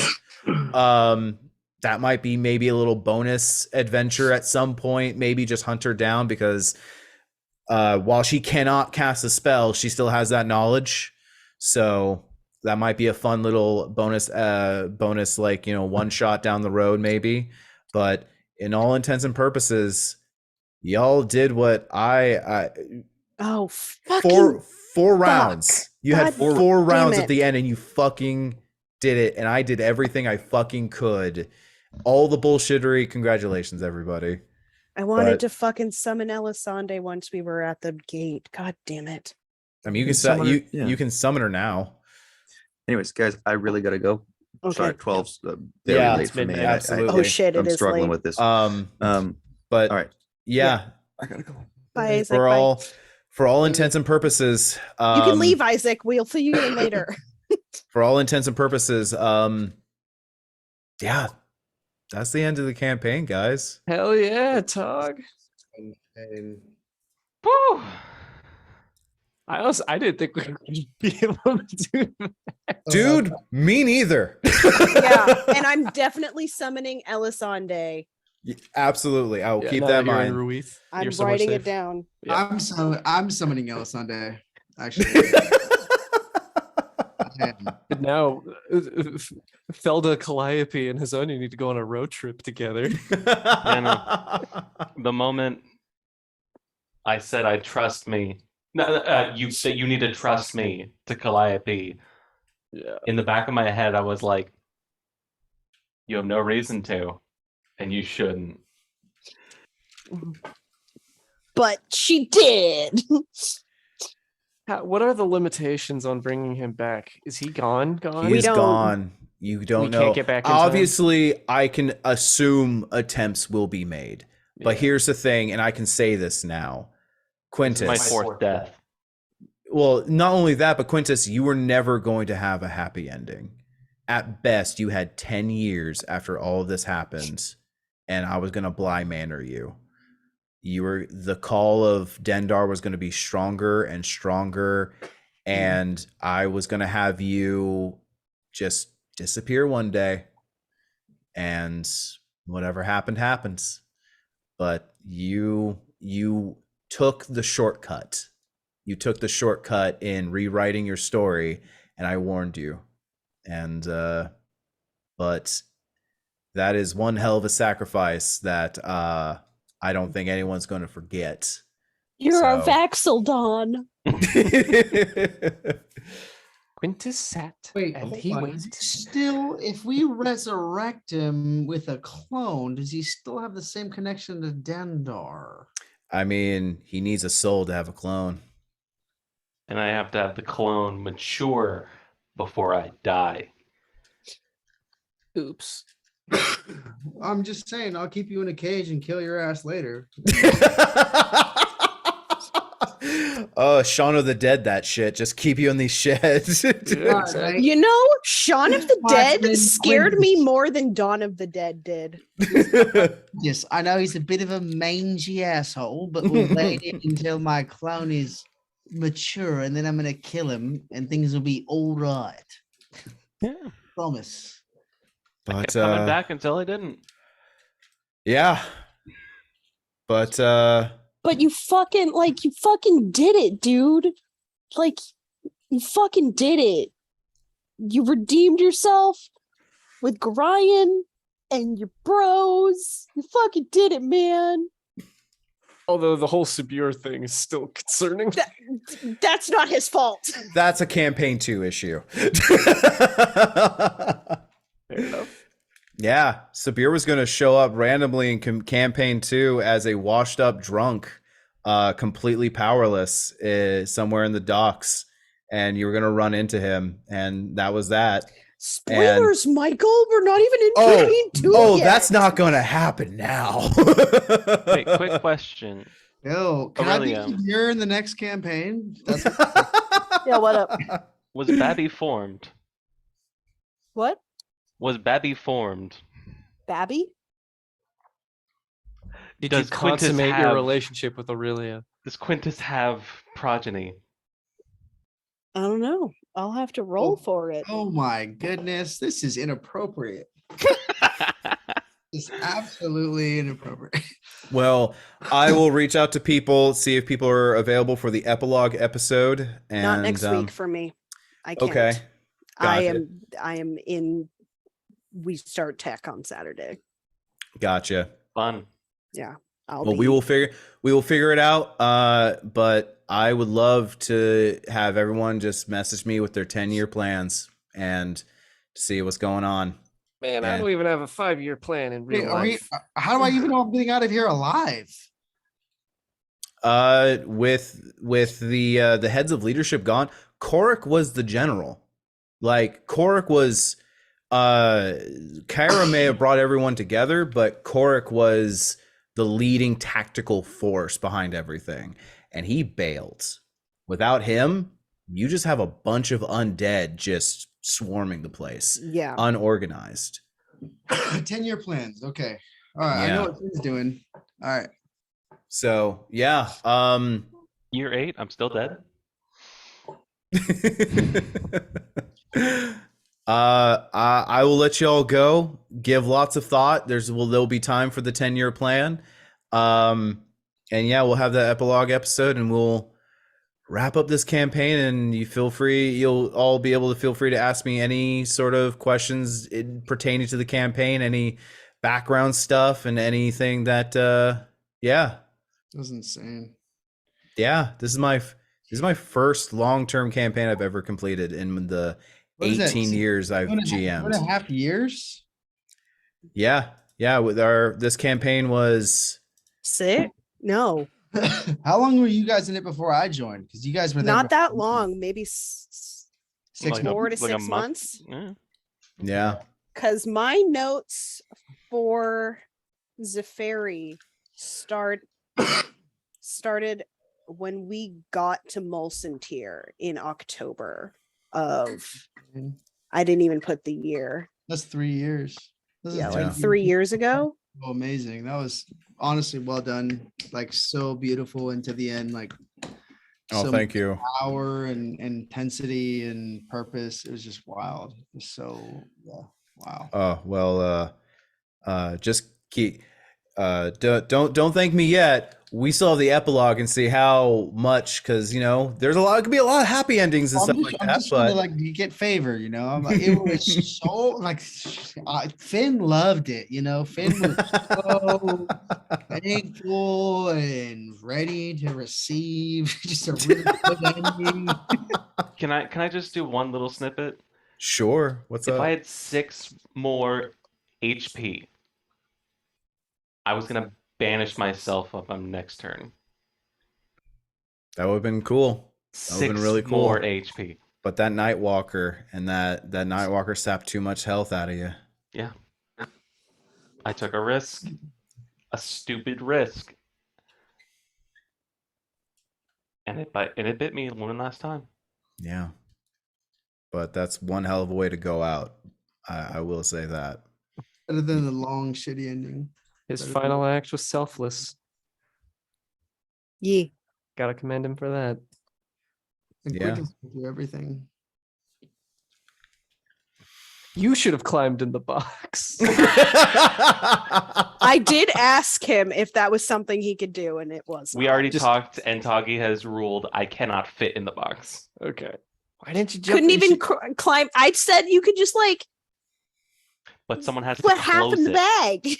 Okay. Someone has to close the chest. That's fair. I was like, you can leave it, open the bag, do a little swan dive, close it. Have the chest I feel like closed. you could have just had a little string on your wrist, just pulled it as you were dipping down in the bag. I'm not mad with the ending. I'm happy I was able to go out with a good act. It was a pretty good act. And yeah, it didn't feel good to follow through on, because I knew exactly how your story was going to end always. It did in some degree when you decided to rewrite your story. But fuck you, that speedy carrier. Holy shit. You saved us. You did. You kept the squishy people from being turned into Squished. paste. My Right. whole mentality Squished. when I told them to get in the bag was they're not going to get there in time. If this happens, they might not survive the blast. Keenan, do we want to tell them how many hit points we had at the end there?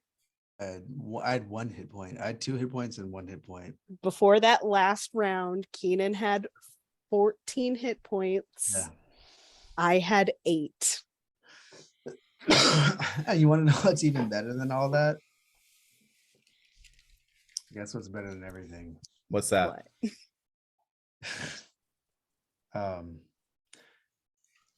I forgot that I had the redo with my life. So The death ward, yeah. I was so dead. Even if you didn't, being in my aura is like having a death ward. As long as you're in that aura, it doesn't matter. It pops off every fucking time you go down. Here's the thing about that. Because how the Nightwalker works, Life Eater, if a creature dies if reduced to 0 hit points. So the wording of Aura of Life, I believe, would not have saved that. It's the Death Ward that saved you. Because Death Ward specifically says instead you're reduced to 1 hit point. Oh my god. Really? Yeah. So if you drop to 0, even if you're gone. Even with Aura of Life, because it automatically pops you to 1. Yeah, because you go to 0 and then you come back to 1. Aura of Life is very awesome. Like, do not get me wrong. It is a lifesaver in situations. But in this specific situation with these creatures, Death Ward is what saved you. Hands down. Those are the most, honestly, first time Finn faced them, paralyzed, almost killed, immediately fucking paralyzed for like 4 fucking turns and just whopped 100% health to nothing. And I changed my character's spells, his magical secrets, and his personality off of that one interaction. Finn was like, I love being up front. I love tanking. I like to be the front liner. And then he dealt with that. And he was like, I'm a soft individual and the world is a scary place. I faced a 20-foot demon of darkness that shit down my face and I couldn't move for 30 seconds as it stole the life from me. No, thank you. I now have to learn different spells because there are things that are beyond swordsmanship. I'm afraid. I absolutely love that character development. That is a beautiful bottom lesson. I literally took 2 spells just for that interaction. Intellect Fortress, right? What? Was that Intellect Fortress? Was one of them? Intellect Fortress, it was one of them, yeah. And then I literally was like, I will not be charging first into anything anymore because you just never know when you're gonna die for no reason. I was like, let me do it. Finn was like, I'm done. I'm so dead. I'm so useless. I hope that there are other. He spent half of it in bird form, being like, I didn't attack. I mean, fucking pitch Yoda over here. I was like a weird courier pigeon with a mace that I used once.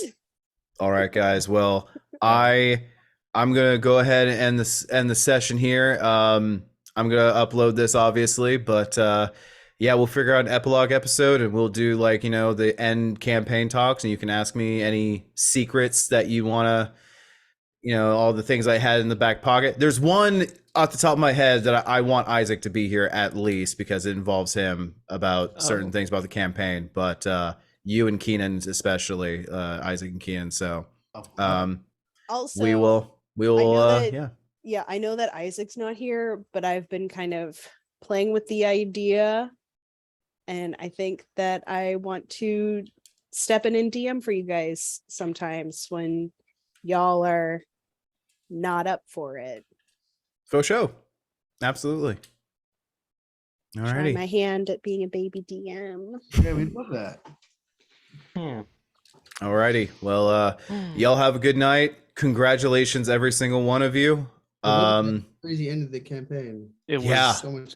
That was nuts. Okay, now Michael, the wire. and maybe even Gabe are going to be up until 5 a.m. Yeah, I'm amped. I'm too amped. Cool.